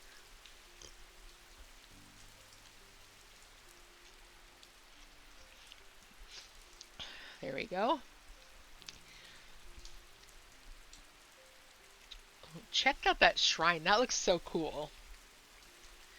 Alright, in the center of the altar, there's a small iron chest, rusted and fused to the floor. It's clear that it has been here for a long time. I don't see any hinge or keyhole or any way of opening it at all.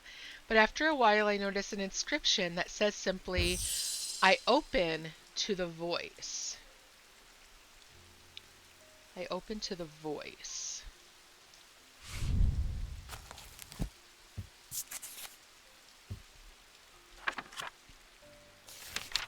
What do I have under here about voice? I probably went right past it. Vitality.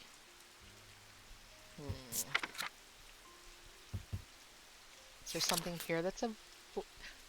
Here we go, this one here.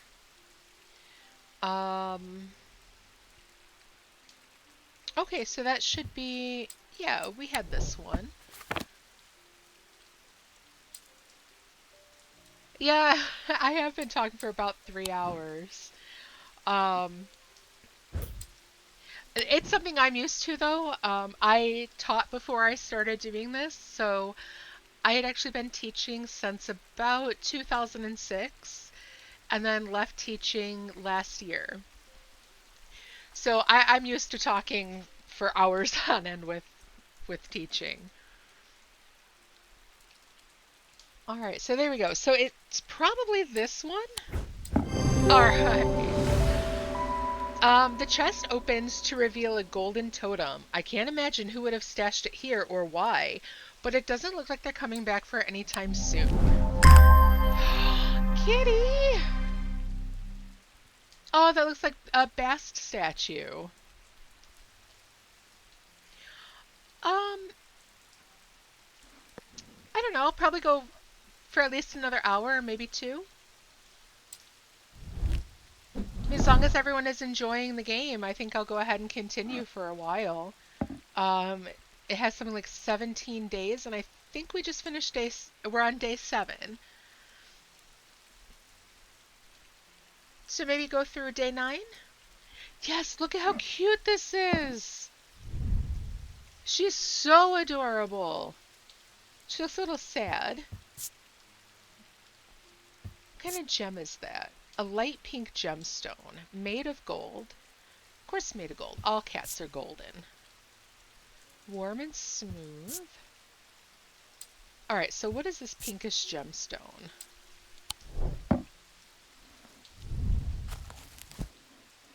A light pink is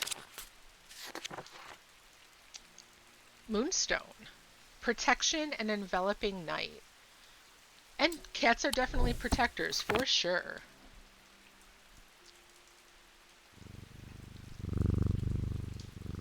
Oh, yes, Bistet. I apologize if this inquisition is an imposition to your disposition. It's not my intention to bring your attention to a matter of contention. I have an inclination to perform an incantation of flirtation. For your part, a leaden heart of the thaumic art. A lead heart. So, what is the difference then between Bast and Bastet? I've always seen them used interchangeably.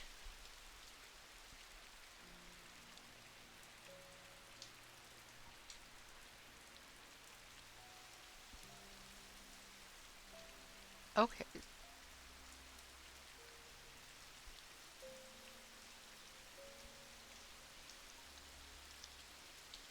Is Bast different then? Yes, I could have swore I've always seen them used interchangeably, but okay. Okay. Well, thank you. That's good to know. All right, so the lead heart. Um, oh, there's a core of lead hidden by a modest exterior, said to kindle romantic interest. So, all right, so we've seen this one before. Of course, I've already forgotten how to pronounce it. Um, Cernunius? All right, so the lead heart. There's an eye. There's an eye, a heart, and a voice. So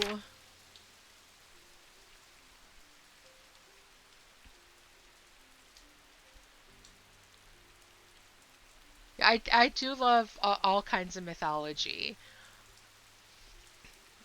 I love hearing the old stories, and especially how so many of them are very connected, despite being from. I mean, there's still so many things that you can kind of see similarities between, even like Chinese mythology that connects similarly to, um, mythology of the West as well.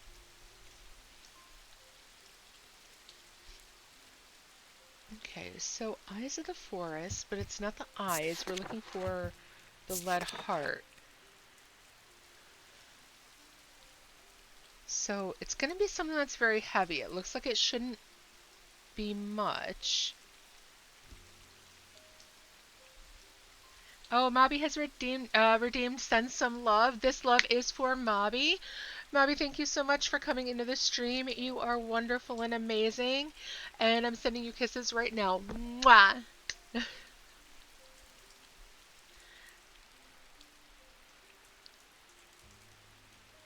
So, oh, hold on. I think I see what it could be. See this staff here? We did get something that looks like that. This one here that looks so cool. Is this a lot heavier than it appears? That's the question. So if I put this on here, it weighs about 2 pounds. Okay. And that does seem like it might be a lot for that. Let me take another look. So it does look very similar to this one here. Um,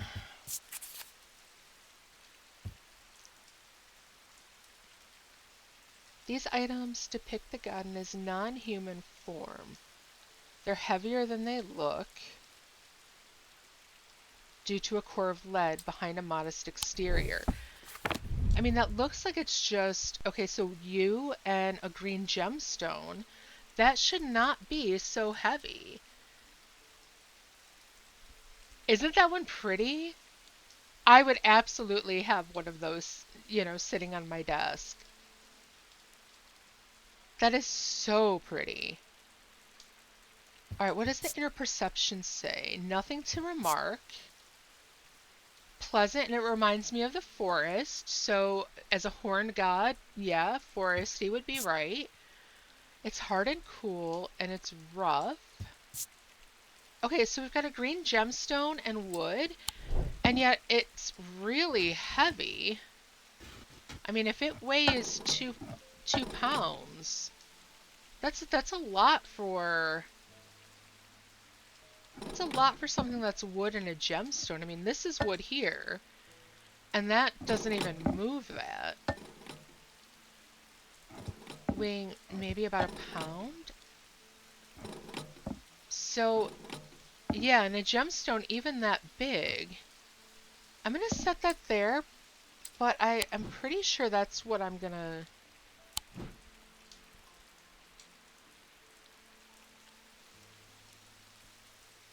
Yeah, I feel pretty confident about that one. Oh, I'm wrong. That wasn't the item I'm looking for. I should slow down and think it through more carefully. Okay, so pretty though it is, that's not it.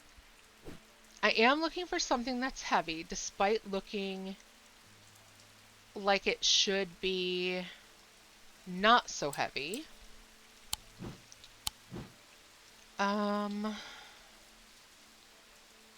Okay, so possibly something that's... Alright, let me look at this again.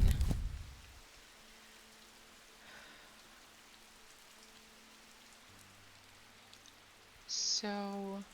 Oh! Hold on. Non-human form. Okay, so this is clay. Clay, yeah. There we go. It weighs more than 2 pounds, and it's clay? Yeah, that's got something hidden inside of that. There's no way that should be so heavy.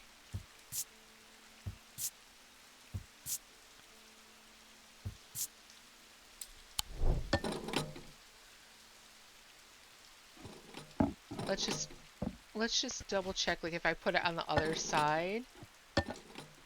Oh yeah, that weighs more than 2 pounds. That's a lot for clay. And it has the antlers that would go with that particular god. Alright, so using the index, I can remind myself that Cernunnos has antlers, suggesting his non-human form could be a deer. And using my weighing scales, I can confirm the item is heavier than it looks. Well, I knew it had to be something that went along with the horned god. I thought the staff, because it had the gemstone and it looks exactly like what he was holding. But then, yeah, the other one was, duh, it's the horned god. And then definitely when you put that on there and see that it weighed so much, that was what really sold that.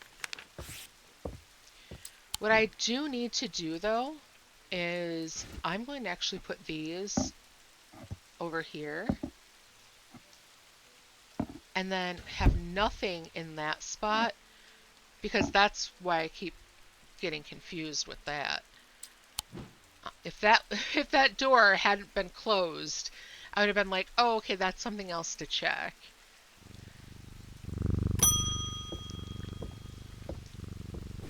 Alright, Angus Eaton. Oh, you're not Eli. I'm returning an item he had asked me to repair. The mechanism was mangled, but I replaced all the springs and given it a clean. Good as new. Ooh. Oh, wait a minute, wait a minute, wait a minute. Hold on. We looked at this earlier. That is that. But, alright, it's made out of gold. It is pretty, isn't it? And it's got another one of those onyx in it. So pretty. Alright, touch smooth. Okay, nothing to remark on that. Nothing to... Oh, wait a second. Hold on.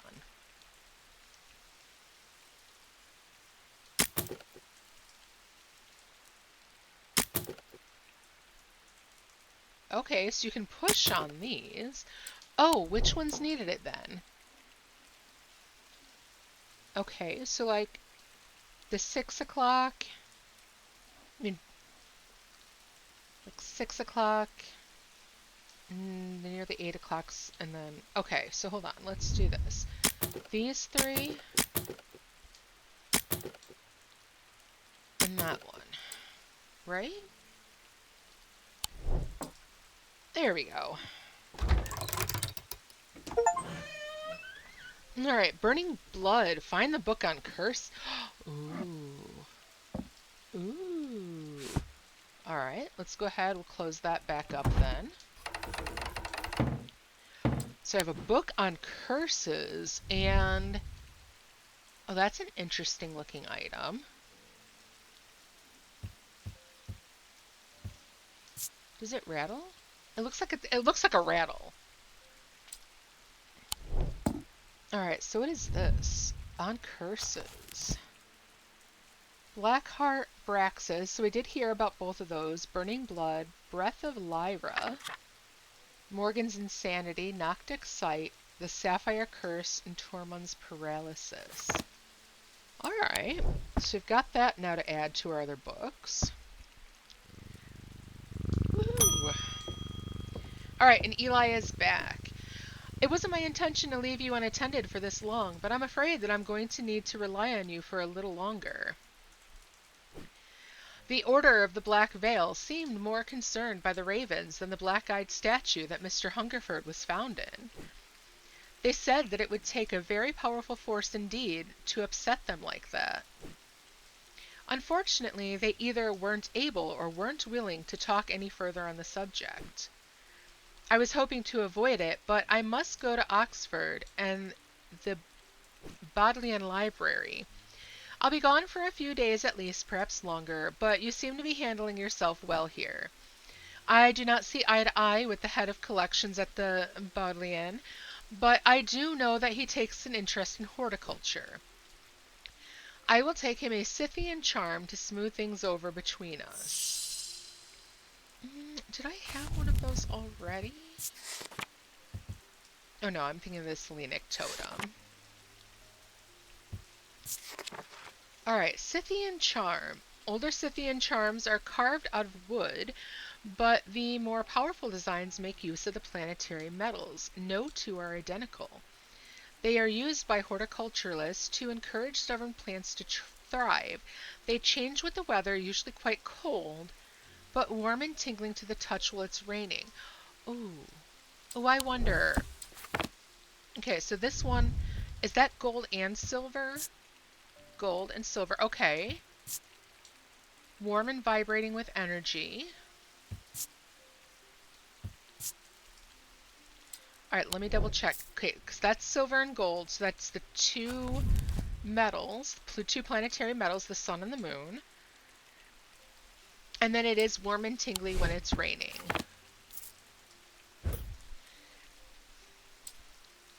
Yeah, some of them it's like, oh right, that it'll click right away. Alright. Alright, the item is made of gold and silver, the two planetary metals. The leaves hint at horticultural use. That's exactly what made me think of it right away. And then closer inspection reveals that the item vibrates in the wet weather.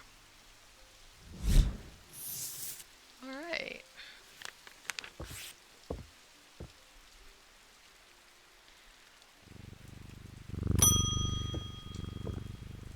Alright, and Francesca's back. I'm at a loss with these patients. They aren't responding to anything I've tried so far, and I haven't been able to find anything in the literature that fits their symptoms. I'm finding that they become violent if they aren't restrained, and they are always trying to leave. If nothing else, Dranthium tea from a restful mether might get a moment of lucidity out of them. But if you've got any ideas, then I'm all ears. So we're looking for a restful mether or a witch's finger. All right, let's look at both of these then. A restful mether. Okay, so, oh, maybe it's one of those cups that we had gotten then. So, a mether is a thaumaturge's link to the inner mind. A hot tea made from the Dranthium plant is drunk from them, taking on different properties depending on the type of mether. This particular type can be used to enter a meditative state and bypass the rush and clutter of consciousness, promoting clarity of thought. Yeah, it seems like we're doing pretty good at this. So, okay, so the restful mether might work. We're going to put them into a meditative state. Basically, they're going to drug them. What is the other one? A witch's finger? Let's see. Witches' fingers are said to be the severed digits of the witches of Undermere. They're capable of inflicting intense pain, but the goal is supposedly purification of the body. A most unpleasant experience, but a last resort that has cured some and finished off others. I don't think that's what she's looking for. So,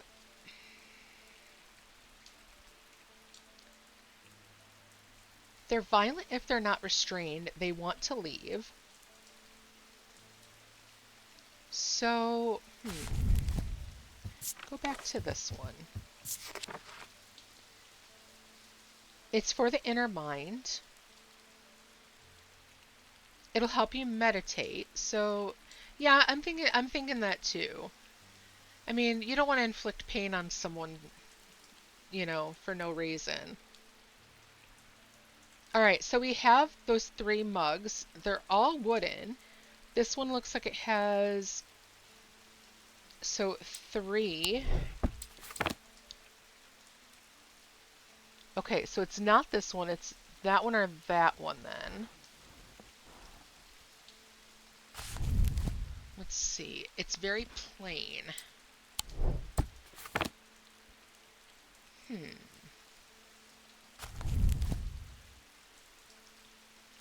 Alright, oh, hold on, clarity of thought though. Do the purple gemstones help with that?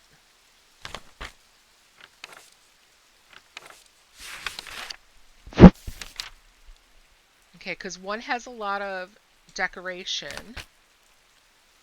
Unfortunately, yeah, it's just decoration.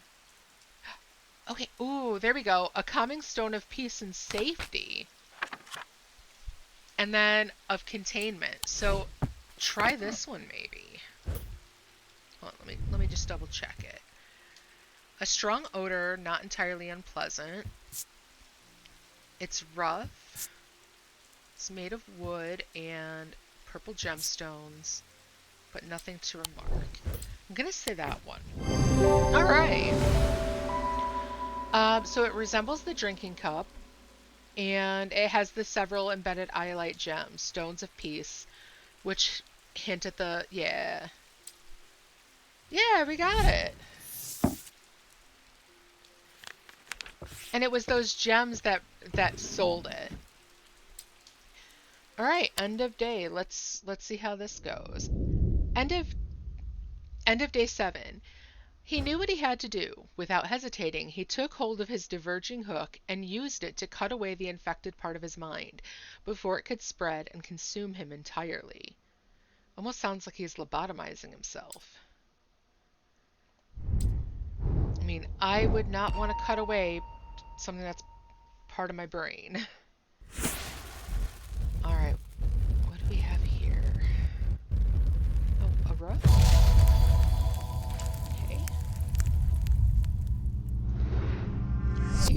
I am closest to the sunset, but furthest from the sunrise. I'm closest to the sunset. Very gruesome. I agree. Closest to the sunset, but furthest from the sunrise.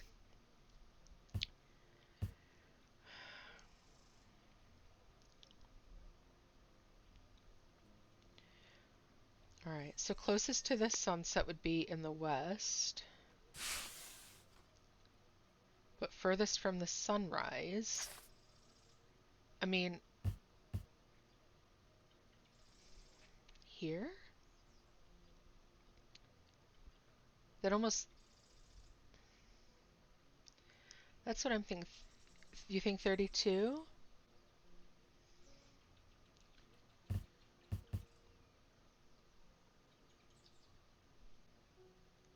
You think 32? That's closest, that's closer to the sunrise, though.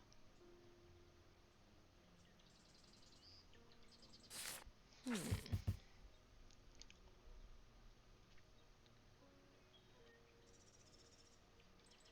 Closest to the sunset. Do any of these have to do with sunset or sunrise?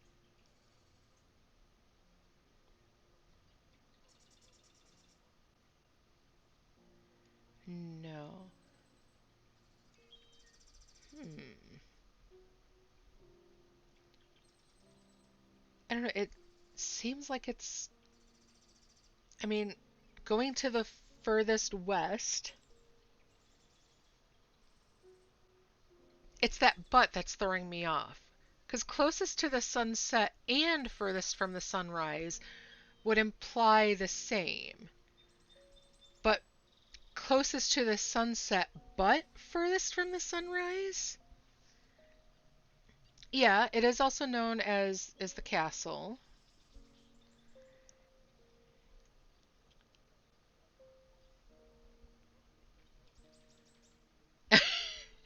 It happens. It happens. And I mean, if you think of it like the points of the top of there anyway, that does look like the top of like a rook if you looked straight down.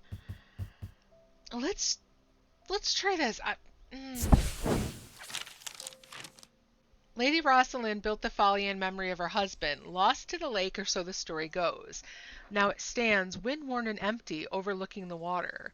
I checked the turret just in case. Nothing but dust and old stones. Love doesn't leave much behind. Alright, that was not it. That did seem... What if... What if I look at this?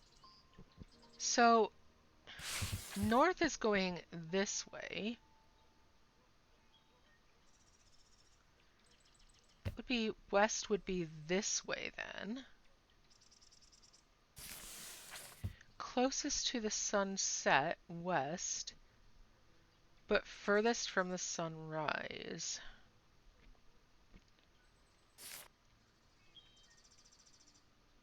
So, ground floor.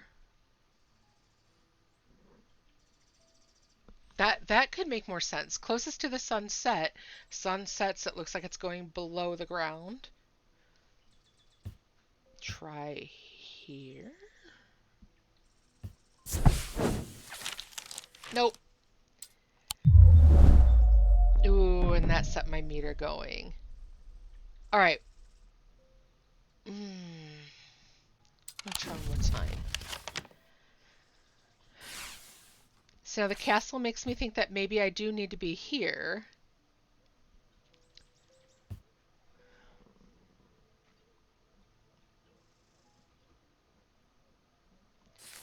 Hmm.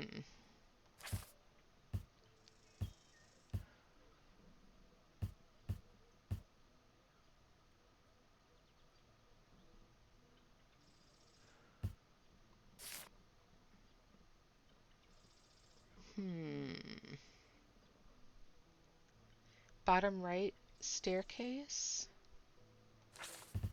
So like, okay, so it's not that one. I can't touch this one, but maybe this one?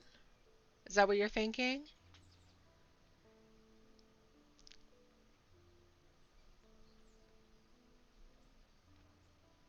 Maybe this one right here?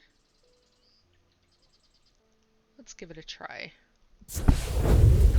Alright, nice job, JJ. The view from the tower is quite beautiful, but it's what's inside I find that catches what I find inside that catches my attention.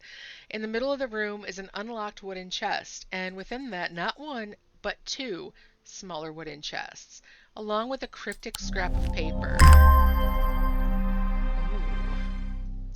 Ooh. Ooh.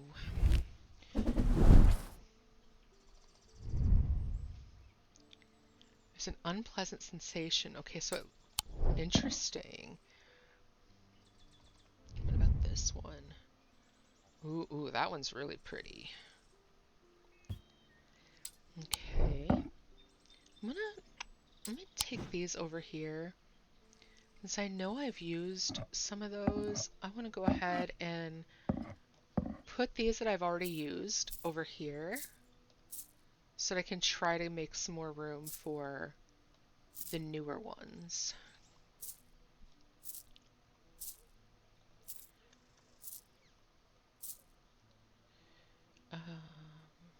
This one is more the roundish. And then, actually, let's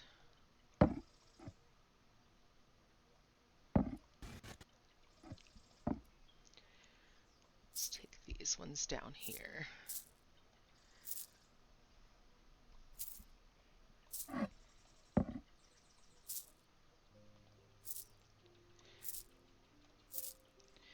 Alright, so that kind of frees up some of this space a little bit more.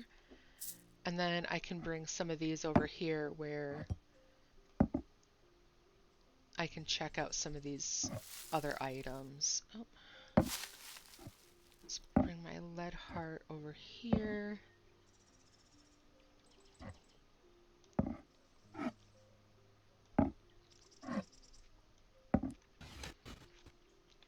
This one hasn't been used yet. And then I can maybe put these guys like that. Yeah, there we go. And then I can see more of the ones that I haven't used yet. And I can kind of keep some of these that I have over here. I'm going to bring this one down here. So I can put this... no, you know what? I'll leave that there for now. I think that's okay. Alright, so let's go ahead. This scrap of paper then. What does this say? Alright, something about the Diurnic seals. I'm going to go put this down here on my table.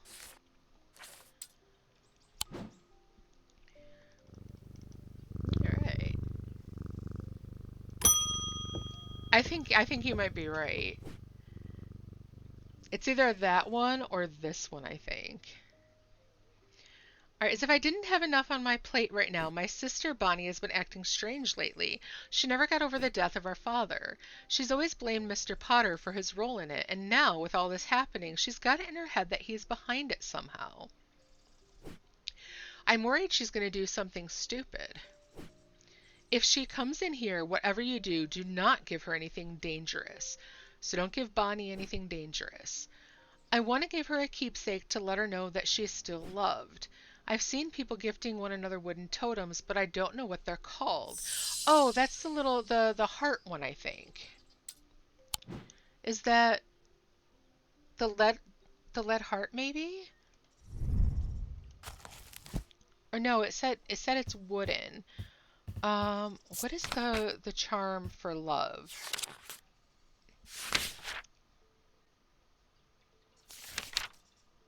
The Selenic totem. The moon heart, that's what I was thinking of. Okay, so where is the Selenic totem? I just saw that one. Nope, I think I put it over here. Nope. I know I just saw that one. Where was it? There it is. Selenic totem. Alright.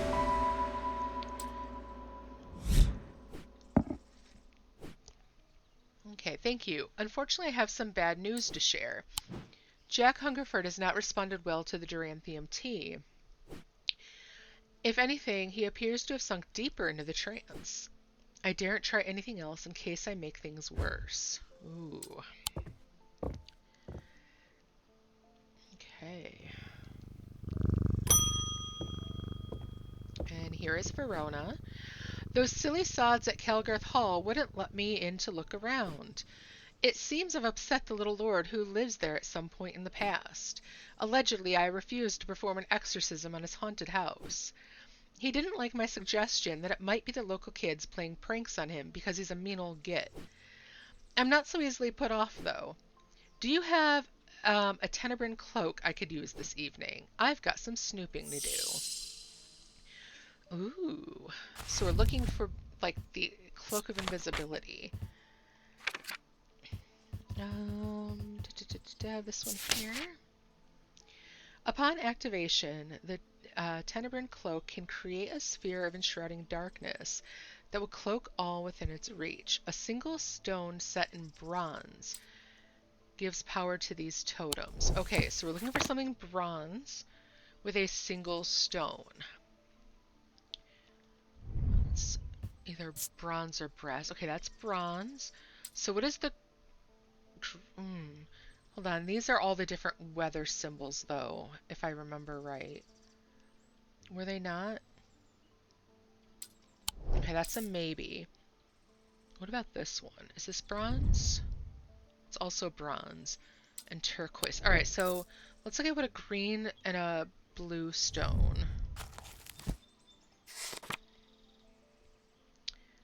Okay, so blue is water. Green is earth. Or possibly sight. Anchor between body and mind.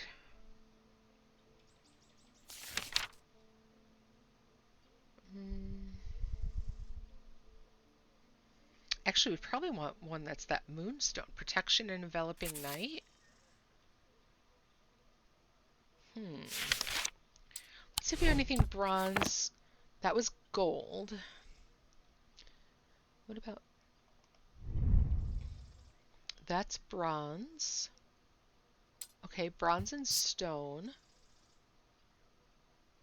Let's look at this one more time. A single stone set in bronze. Okay, so... That is a single stone set in bronze, and that is that pinkish, which would imply the moonstone. Also has the moons, implying that it's at night. I'm going to try this one. Alright. The totem has the gemstone set in bronze, and it's moonstone, which is enveloping night. Perfect. Yeah, it literally is fingers. That one is... These two are just really creepy. I mean, not that that's a bad thing. I like creepy. Alright, Barton Potter. I bumped into Eli at the station yesterday before he left for Oxford. His train was late, so we had a brief chat, and he suddenly remembered something he wanted to tell you. I told him I'd pass on the message. I keep forgetting to mention, it would be helpful for you to read Dr. Robertson's booklets on curses. You'll find it in the cupboard hidden in the counter. And we already found that. So it looks like that's just an extra clue. It's going to cost you, but it's worth it. A map of the catacombs. Oh, okay, yeah, so something new. It's very rare. It's worth a lot to someone in your line of work, I imagine. All I'm asking for in return is a Valent. Alright, let me pop this in here. And then, let's see.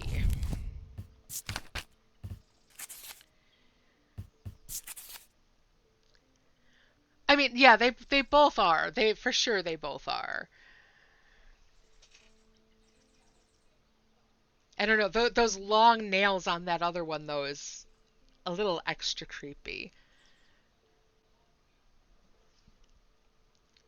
All right, the holes in a valent are roughly equal size and spacing. They're used by the adventurous to help them find their way. A curious pulse can be felt where its power concentrates. All right, so we're looking for holes with equal size and spacing. This one maybe? Okay, so I'm looking at like maybe this one or this one. Let's go ahead for now. Equal size and spacing. So I mean, yes, I'll have to see what each one of these stones stand for. Nothing to remark there. Okay, so there's nothing here. Okay, so there's nothing like at the center where it all converges. And it says, so there, a pulse can be felt where the power concentrates. Nothing to remark, nothing to remark. Okay, it's warm. Okay, nothing special. Okay, nothing special here. Okay, maybe not. Oh, what about this? This has equal size and shape.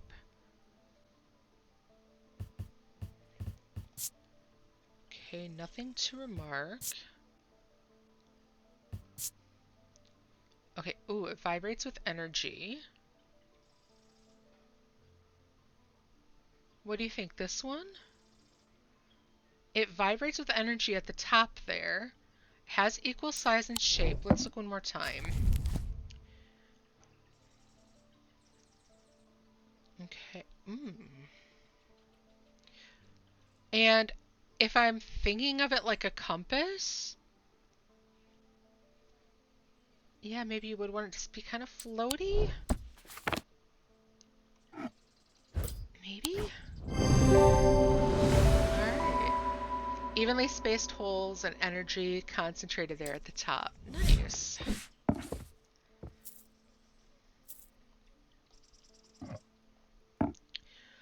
And now I have a map of the catacombs. So, when I come down here, so I've got Gleason Castle and I've got the catacombs. So I've got all of those to check out.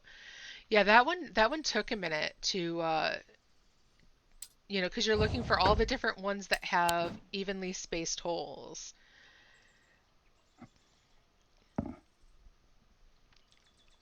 All right, let's see.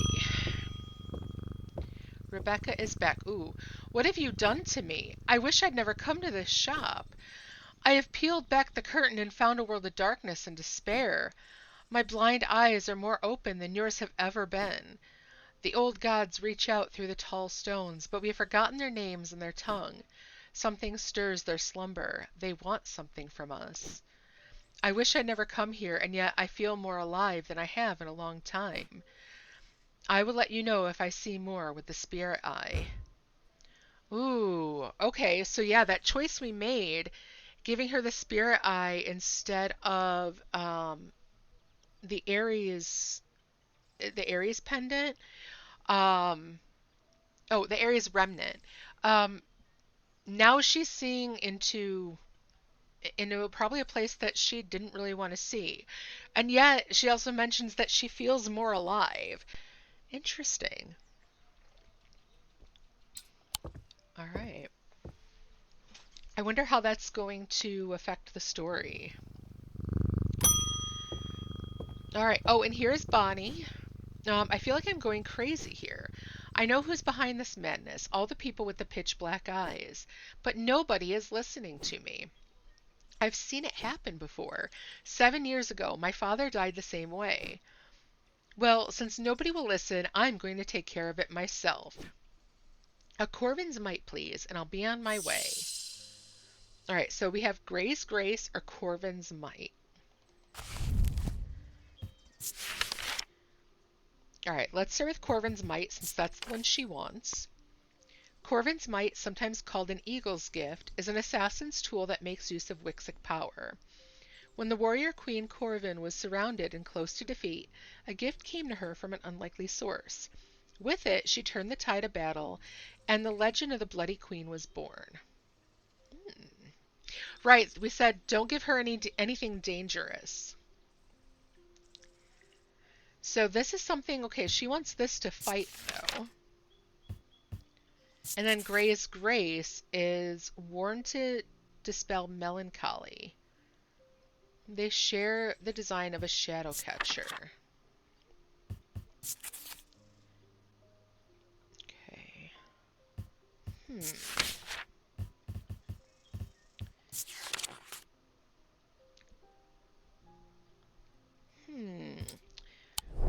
So let's see. So she's pretty irritated that no one's listening to her. Let's go back though and see what was said. Um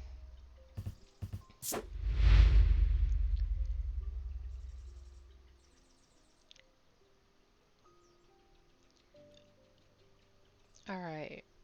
My sister Bonnie's been acting strange. She never got over the death of our father. She always blamed Mr. Potter for his role with it. And now she's got in his head he is behind it. I'm worried she's going to do something stupid. If she comes in here, whatever you do, do not give her anything dangerous.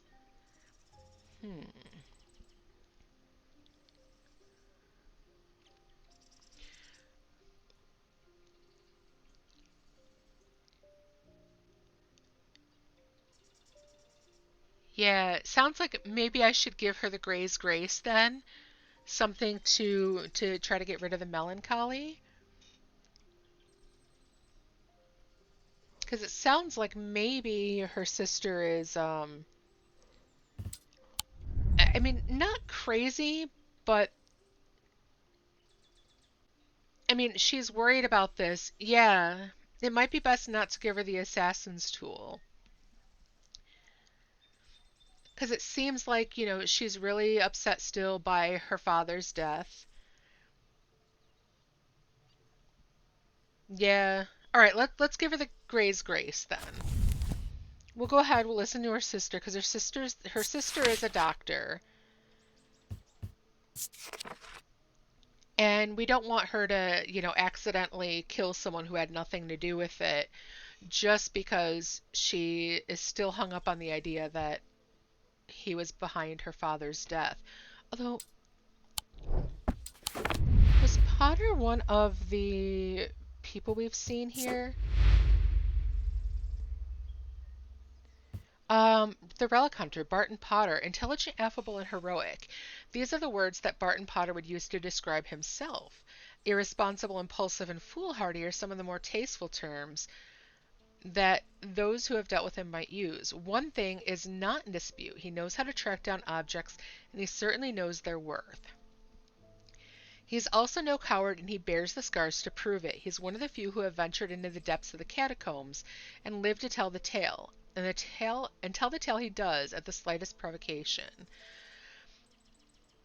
Okay.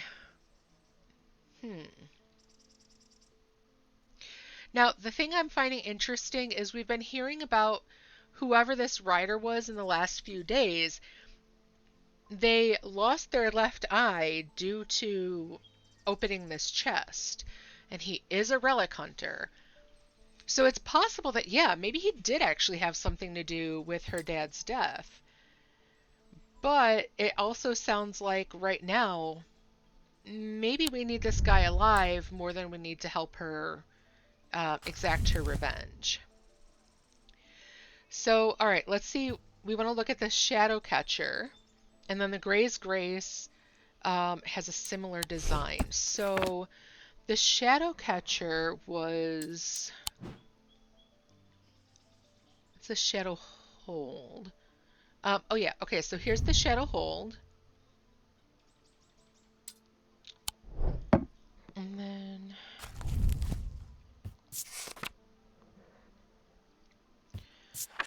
Alright, so that's the Shadow Hold. We've gotten that one. And then... So then the Gray's Grace is a pendant. So that should be this one then, because that's a pendant and it has the same emblem. And it does make your heart feel lighter, so that should get rid of that melancholy. Perfect. All right, using the index, I could find a sketch of the shadow catcher and design in my book. And then the closer inspection reveals it does indeed dispel melancholy. All right. Don't insult me, thaumaturge. This isn't some depression that can be cured with your little trinkets. I will get a hold of a Corvin's mite. Ooh. Hopefully she doesn't use it on me.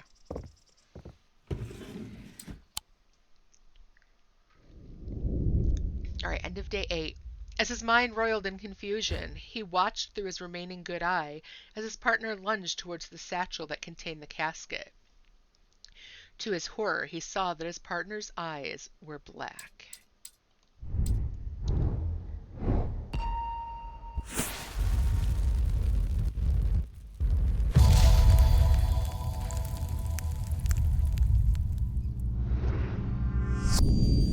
Ooh, and I think now we're heading into the catacombs. That does look like a gravestone.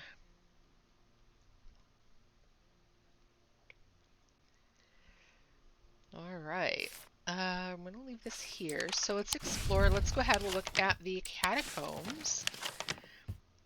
And now we've got this one. So let's see if I could find one of the tombstones that looks similar to this. I think it's this one. But let me look around because obviously that's just the first one I saw. This one also seems to fit that description, except for the fact that it juts out up in the middle as well. So I'm going to say it's probably this one.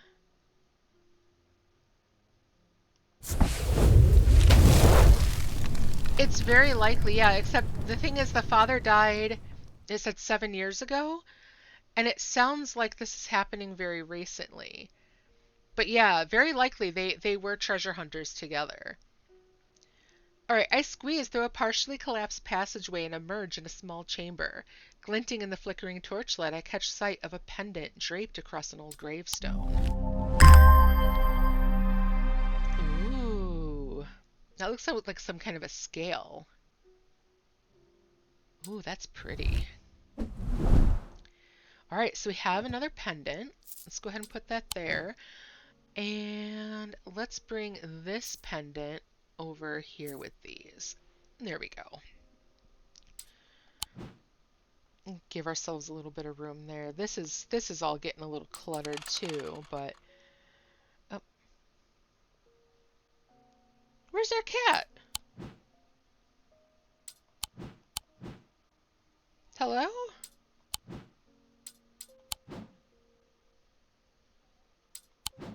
Where'd our cat go? Okay, that's not a good sign. Constance Bader. My awakening ceremony takes place at the convent tomorrow. I will need a talon. Looking for an Amphibian talon.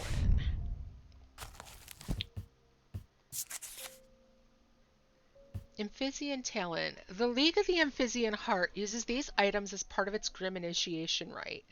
They guard their secrets closely, but it's said that they worship the ancient nameless gods, communing with them via the broken path.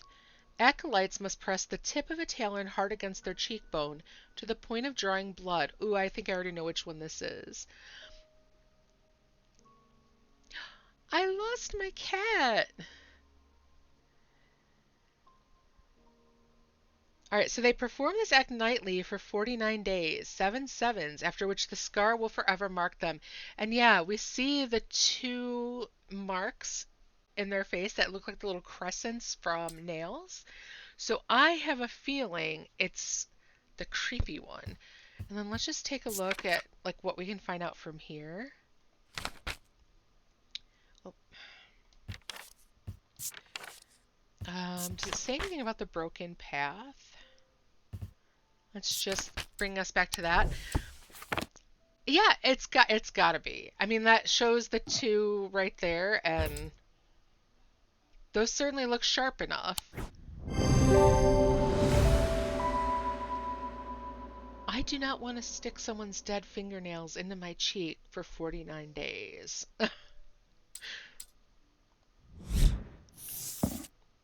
All right.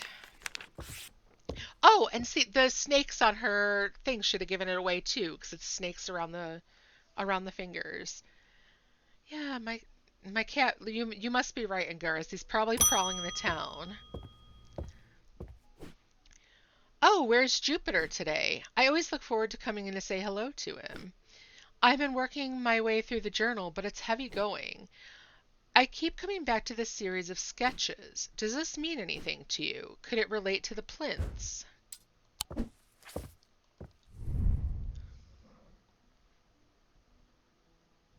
Hmm.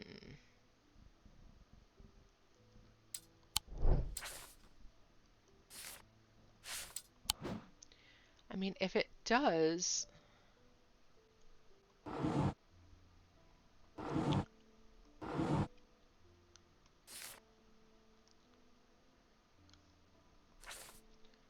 all right, so it's got to be with. Okay, so this is Diurnic Field. All right, I'm gonna pop all of these into this one.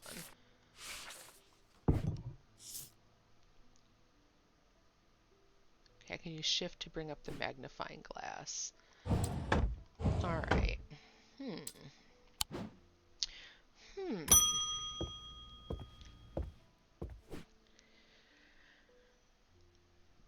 All right.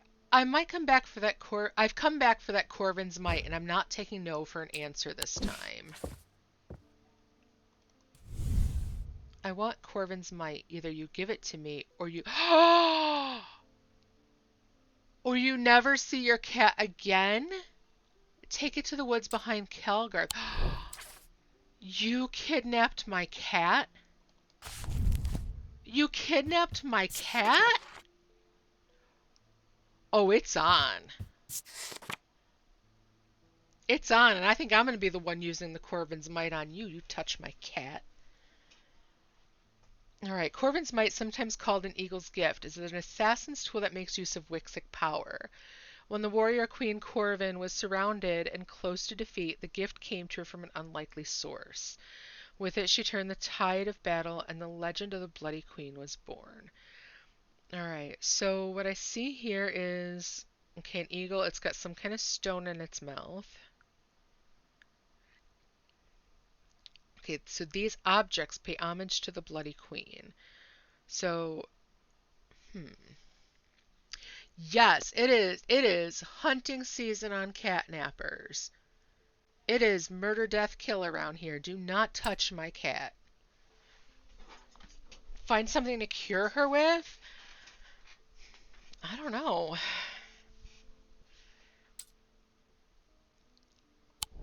I might have to try to sick those ravens on her. All right, so something that has to do with. Hmm.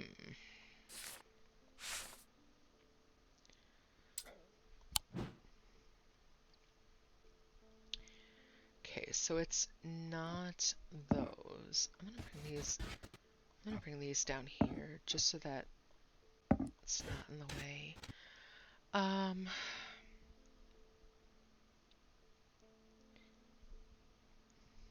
Hmm.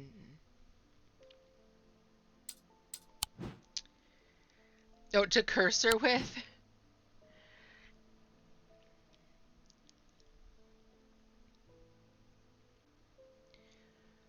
Hmm. I don't have much to go on. So, hold on, let me look at Wixic power.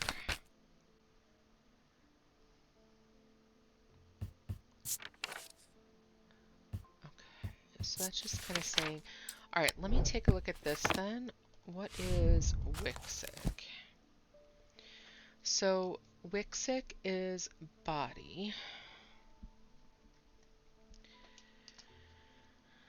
and it's from the individual. Um, so maybe it has something to do with some of these stones. So what it has to do with...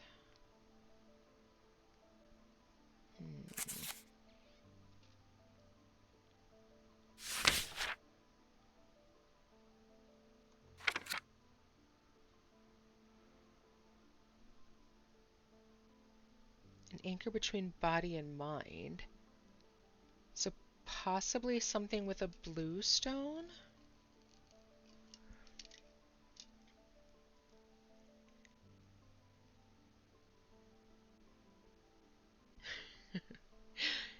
Yeah, the things in this are pretty damn cool.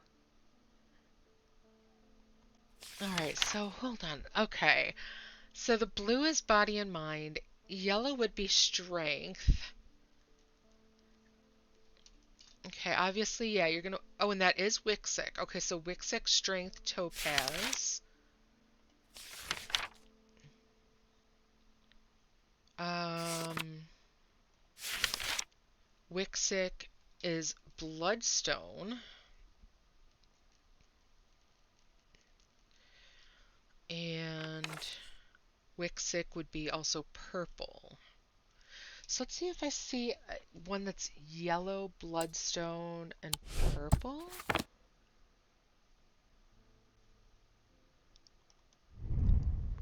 I mean, that's yellow and bloodstone, but that one is dark green. Let's go ahead and move this one down here, though, just in case.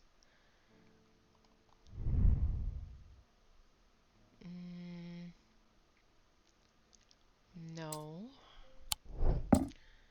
Far left. You think like this one here?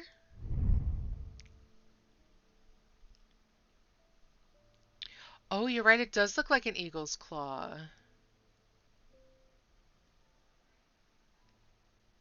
Okay, yeah, so it's iron and then a huge black gemstone streaked with red. So nothing for inner perception. It's polished and rough. You're right. Yeah, that could be it. Let me go ahead and pop this over here then. All right, so the woods behind Calgarth. All right.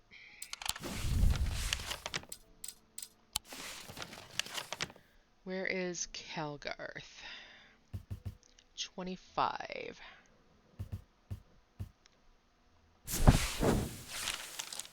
That's close enough, says a voice from the shadows. Give me the Corvin's might and I'll return your cat. I peer into the gloom, but I can't see anyone amongst the trees. I hesitate. Should I give her what she wants? But then again, I am a thaumaturge. I don't always have to do what people want. Perhaps there's a better way to find out where Jupiter is. Ooh. What is a diverging hook, first of all? I do not want to risk my cat. Diverging hook is a way to carve thoughts from the mind of another if done with skill. The third party might have no realization that the thought was ever there at all, but it is all too easy to leave a mind in disarray. Um, no, I'm not risking. I'm not risking the cat. I will give you the Corvin's might. All right. So yeah, you guys are right. It does represent the eagle, the claw. And then, yes, the bloodstone for dark purposes. So I was looking for 3 stones, but yeah, you guys were right. It's just this one. I placed the Corvin's might on the floor and stepped back as I'm instructed. And true to her word, the woman reveals where I can find Jupiter. Your cat is aboard the Merry Belle. He has come to no harm.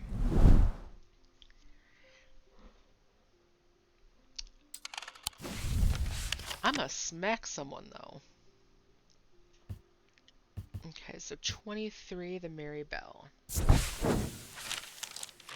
The Mary Belle is an old paddle steamer that hasn't been in working condition for many years. There is nobody aboard, or nobody that I can see at least, so I climb over the railing and start peering through the grimy windows. Well, I mean, the fact that I'm also here, I don't know, I can give her some lead shoes and, have her at the bottom of the bay. As I approach the far side of the boat, I hear a desperate crying coming from behind a windowless door. Oh, As I try the handle and it opens to reveal an unimpressed cat with mismatched eyes, Jupiter. He springs from his prison into my arms. I hold him tight to my chest and he rubs my chin with the back of his head, purring with delight. Okay, Bonnie, however, Bonnie, you are on my hit list. Aw, my baby. She's gonna find out the hard way. You do not mess with a cat lady's cat. Mm-mm. Wyatt Collings.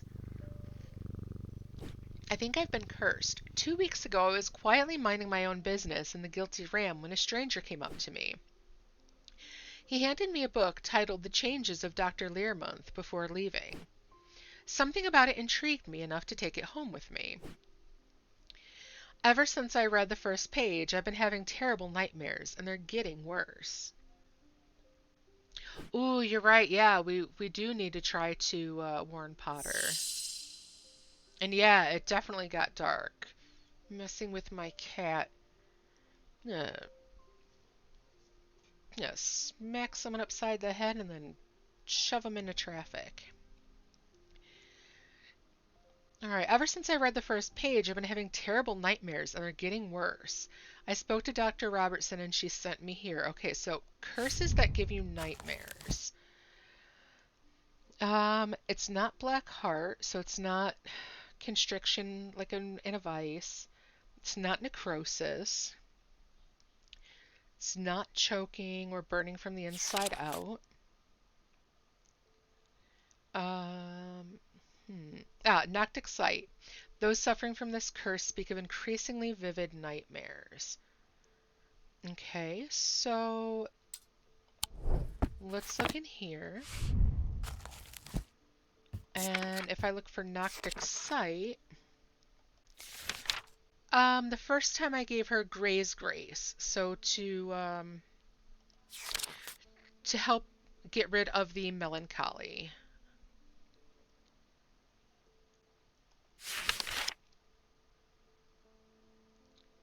Alright, so Noctic sight, I'm looking for a Moonstone Guardian. For the banishment of Hobbs fear and Noctic sight, these tend to take the form of a comforting guardian. Ooh, who is a comforting guardian with a moonstone? Bam. And right after we save our cat. It did make her worse. So I guess we shouldn't have listened to her sister. Who knows? Maybe her sister has it in for us. Okay, so yeah, the item features a moonstone and the cat could be considered a comforting guardian. I mean, are cats ever not comforting? All right, but if she hadn't been cursed, well, it wasn't to get rid of a curse. The Gray's Grace is more to almost like cure depression. Oh, nah. Even when cats are being little assholes, they're still nah. Cats are never bad, even when they're knocking everything over and destroying everything in your house. They're still awesome because they're cats.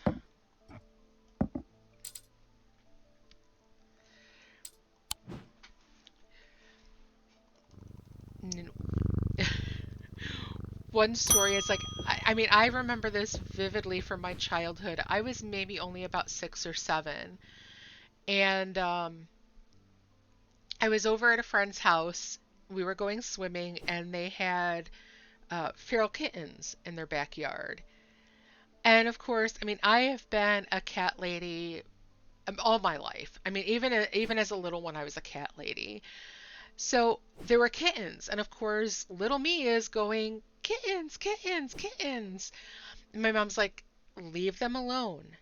They're feral. They don't want your attention. But I mean, come on, kittens. What kind of kitten doesn't want to get pet? So here's me and all my little like 6-year-old wisdom. I go over and I manage to scoop up one of the kittens. Got the crap clawed out of me for it. And of course, my mom was like, "See, I told you, don't, leave the feral kittens alone." And I left the kittens alone, but it was still one of those, like the meme goes, doesn't matter, pet a cat. Changing the wording a little bit there, but doesn't matter, pet a cat. And I would have done it again too. Absolutely.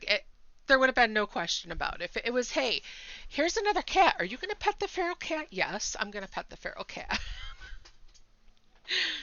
And even now, I mean, well, we have Icarus, who's a feral who comes around and we feed him.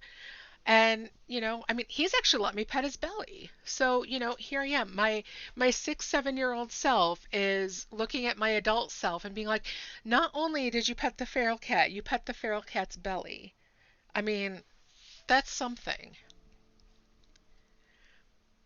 All right, Verona says, there's not much that can unsettle me these days, but I found something at Kelgarth Hall that I'd rather I hadn't. In the cellar where they found those two poor girls, I came across a bubbling black mess that was oozing from the rock itself. Seems there's a sickness in Undermere. It's in the earth and the water, and it's spreading. I suppose it falls to me to find out where it's coming from. If it's underground, then underground's where I'll start. See if I could find anything in the catacombs. I realize now that I've been a little careless. I've been getting headaches. I won't go into the catacombs without a sextrum. That's how you get your first cat. They're mewling at the owner. Oh, he. Mm, people who throw things at kitties. Jerks. Aw. Well, I'm glad you're able to bring the one home, and hopefully the others all found a good home as well. The cat that beats up dogs and cars. How does he beat up the cars? I gotta hear this one. Goes after the tires or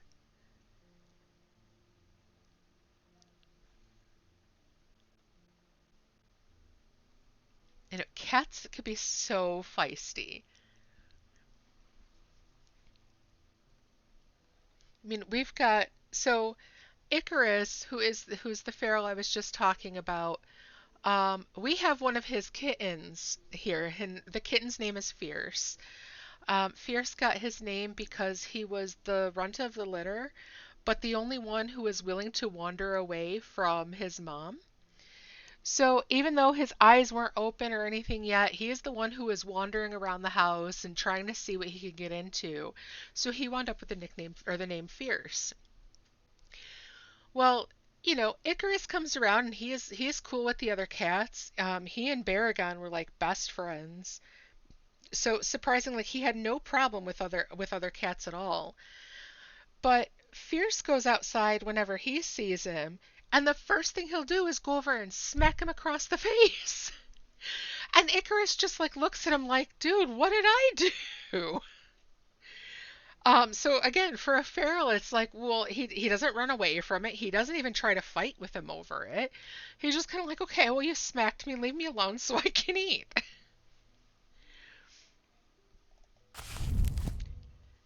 It's like, I mean, how can you not like a cat like that?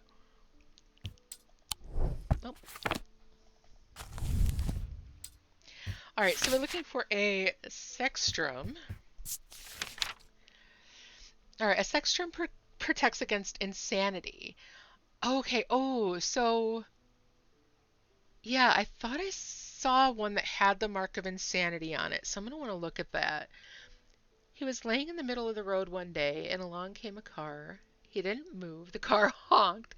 So he stretches and crawls up the road. The car follows and honks again. So TC then took a swipe at the. Oh my goodness! What a little stinker! I love him.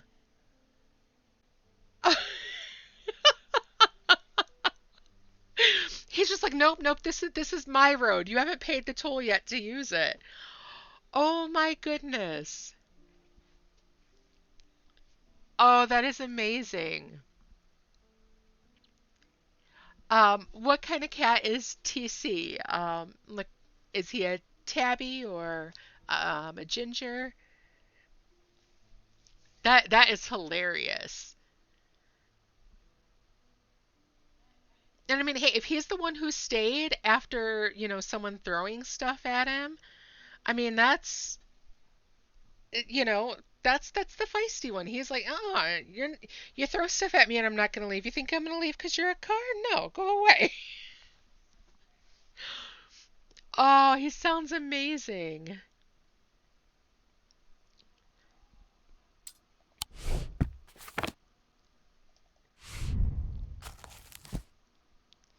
All right, so let's see. Imbuement. So the insanity is the one that looks like hooks. And then protection is that one. So let's see if we have something that shows protection and insanity. Um, there we go. That's the one that I saw that had the mark. So there's the insanity and protection runes around it. I get a sense of crackling energy that flickers in the depths of my mind. So I think this is the one that she's looking for.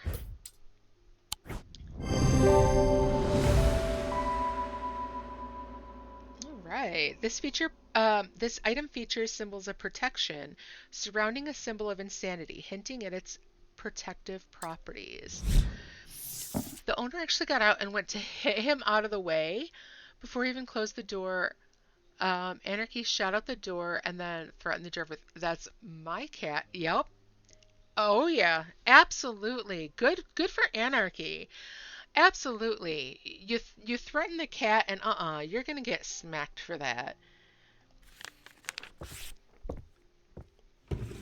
I mean, especially, I mean, dogs are very much like, you know, dogs generally can kind of take care of themselves in the sense of, they tend to have just their barking tends to kind of put people on edge. So if someone goes to try to hit the dog and a dog starts barking, but wait, like a cat doesn't have that same kind of intimidation factor.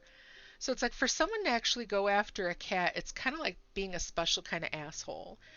Um, someone who would hurt not only a much smaller creature, but someone that generally doesn't have that intimidation factor unless they're like hissing and arching their back.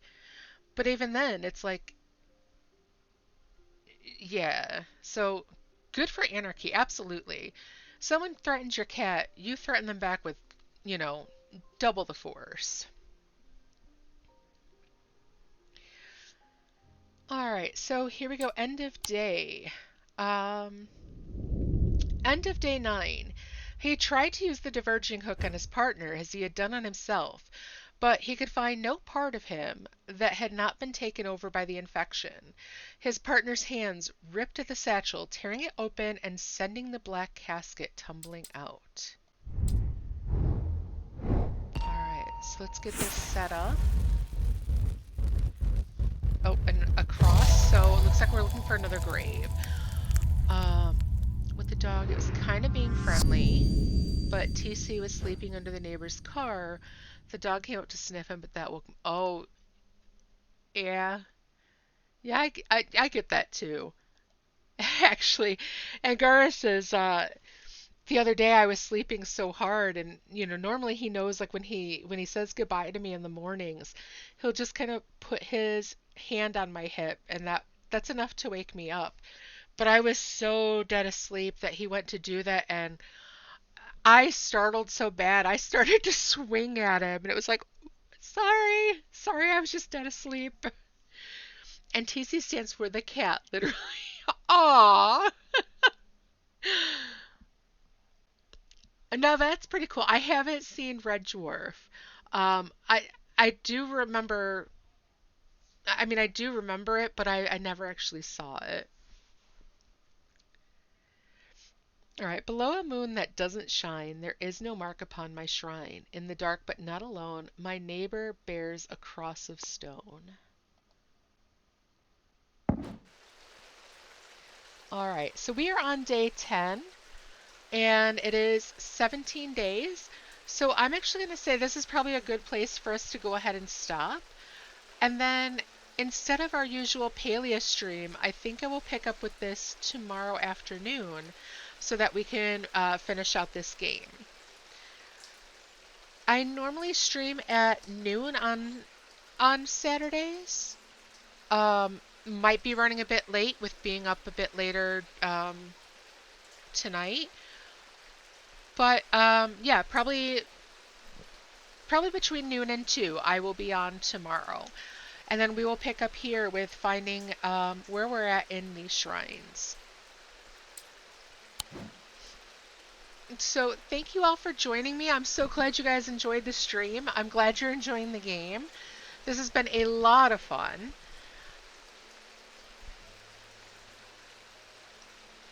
And I hope everyone had a great Halloween. Um, Hopefully I'll see you all again tomorrow. We'll finish this one up and probably do Strange Horticulture next then, just to go ahead and keep this going. Yeah, I'd love a raid suggestion.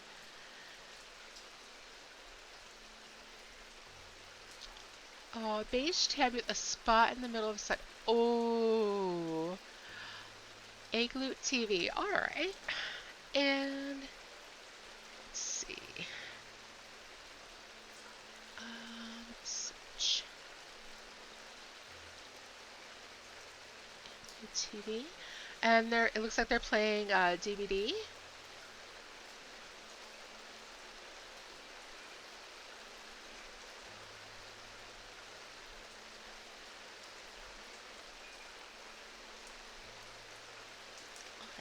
Oh, with blue eyes. What a sweetheart. All right, so yeah, we'll go ahead. We'll go to Igloo TV. Go ahead and send them lots of love.